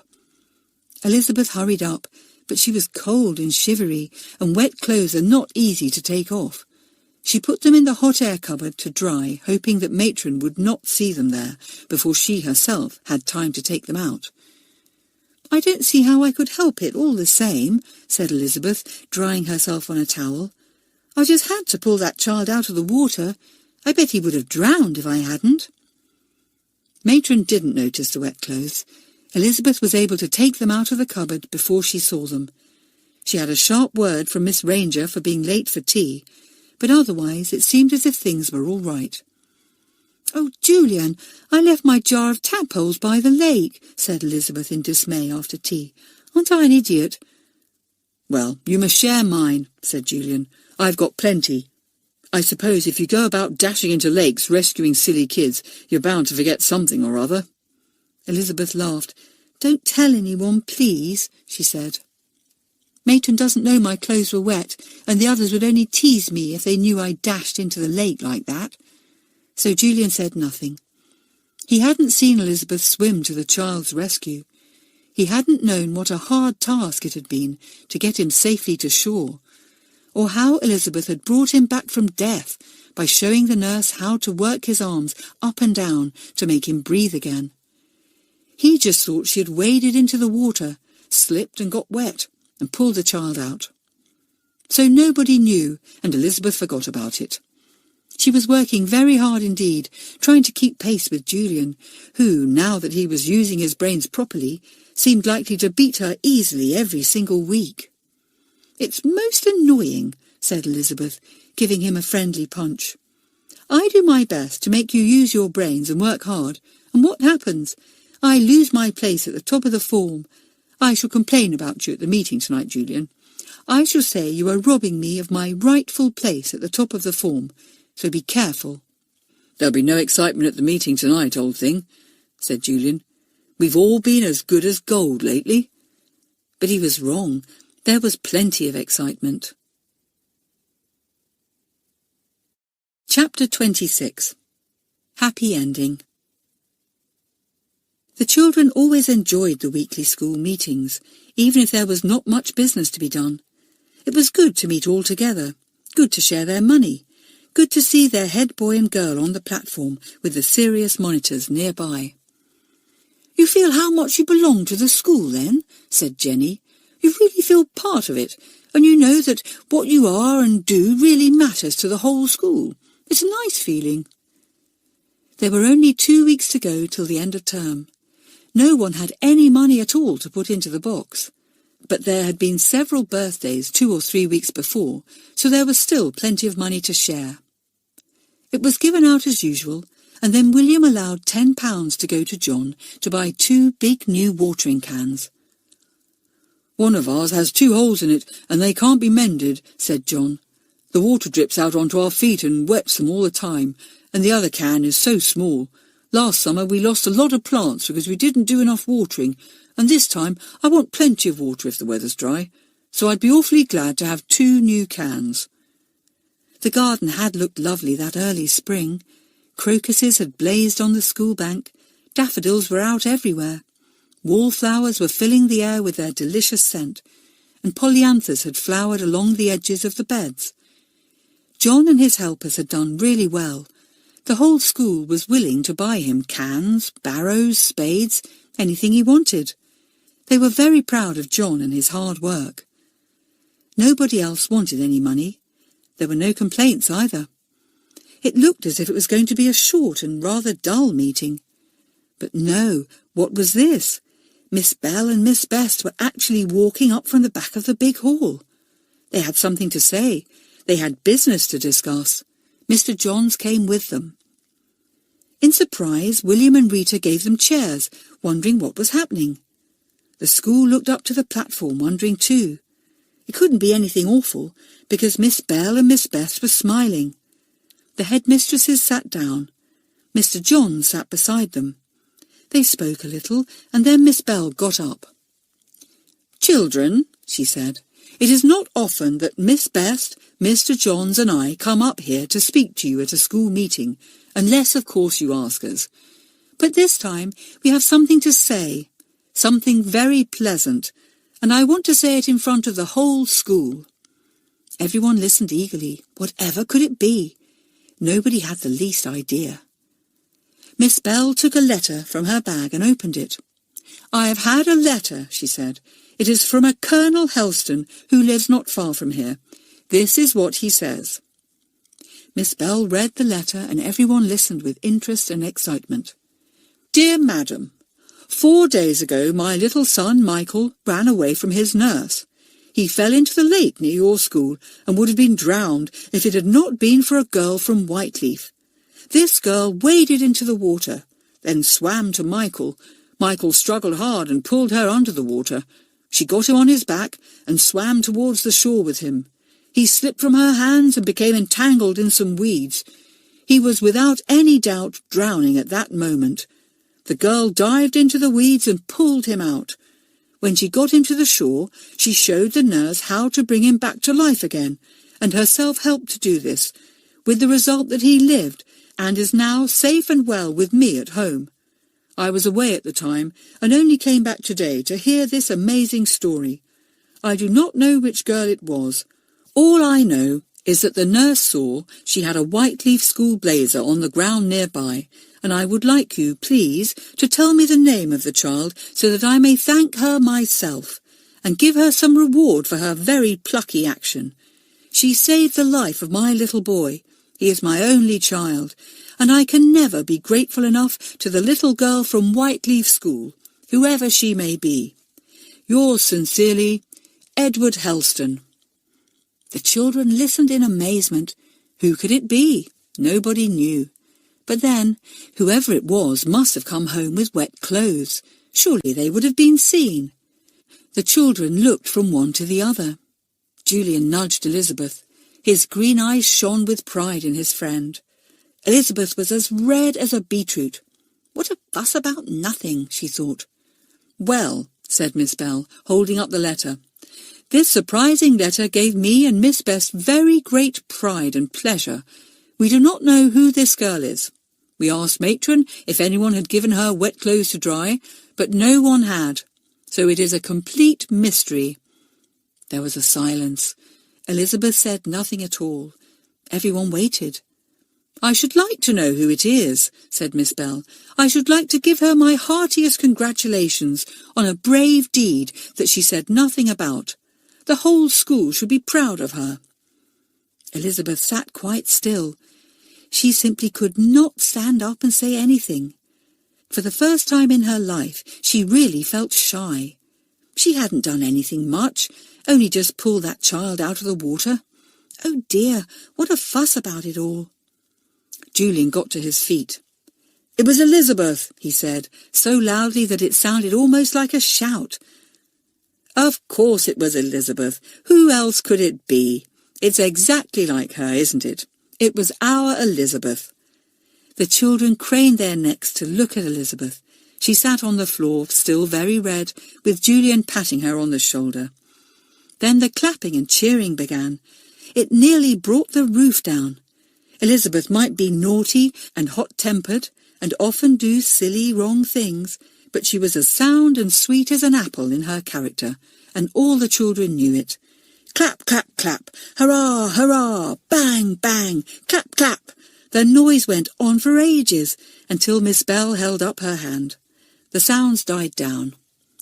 Well, so it was Elizabeth, she said. I might have guessed it.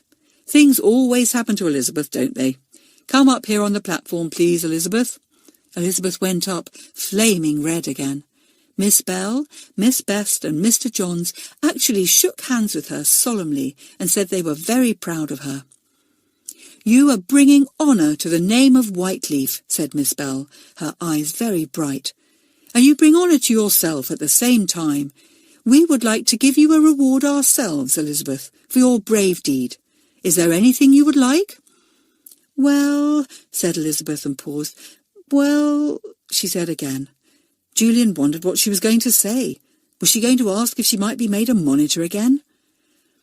I'd like you to give the school a whole holiday, please, said Elizabeth in a rush, thinking that she was asking rather a big thing.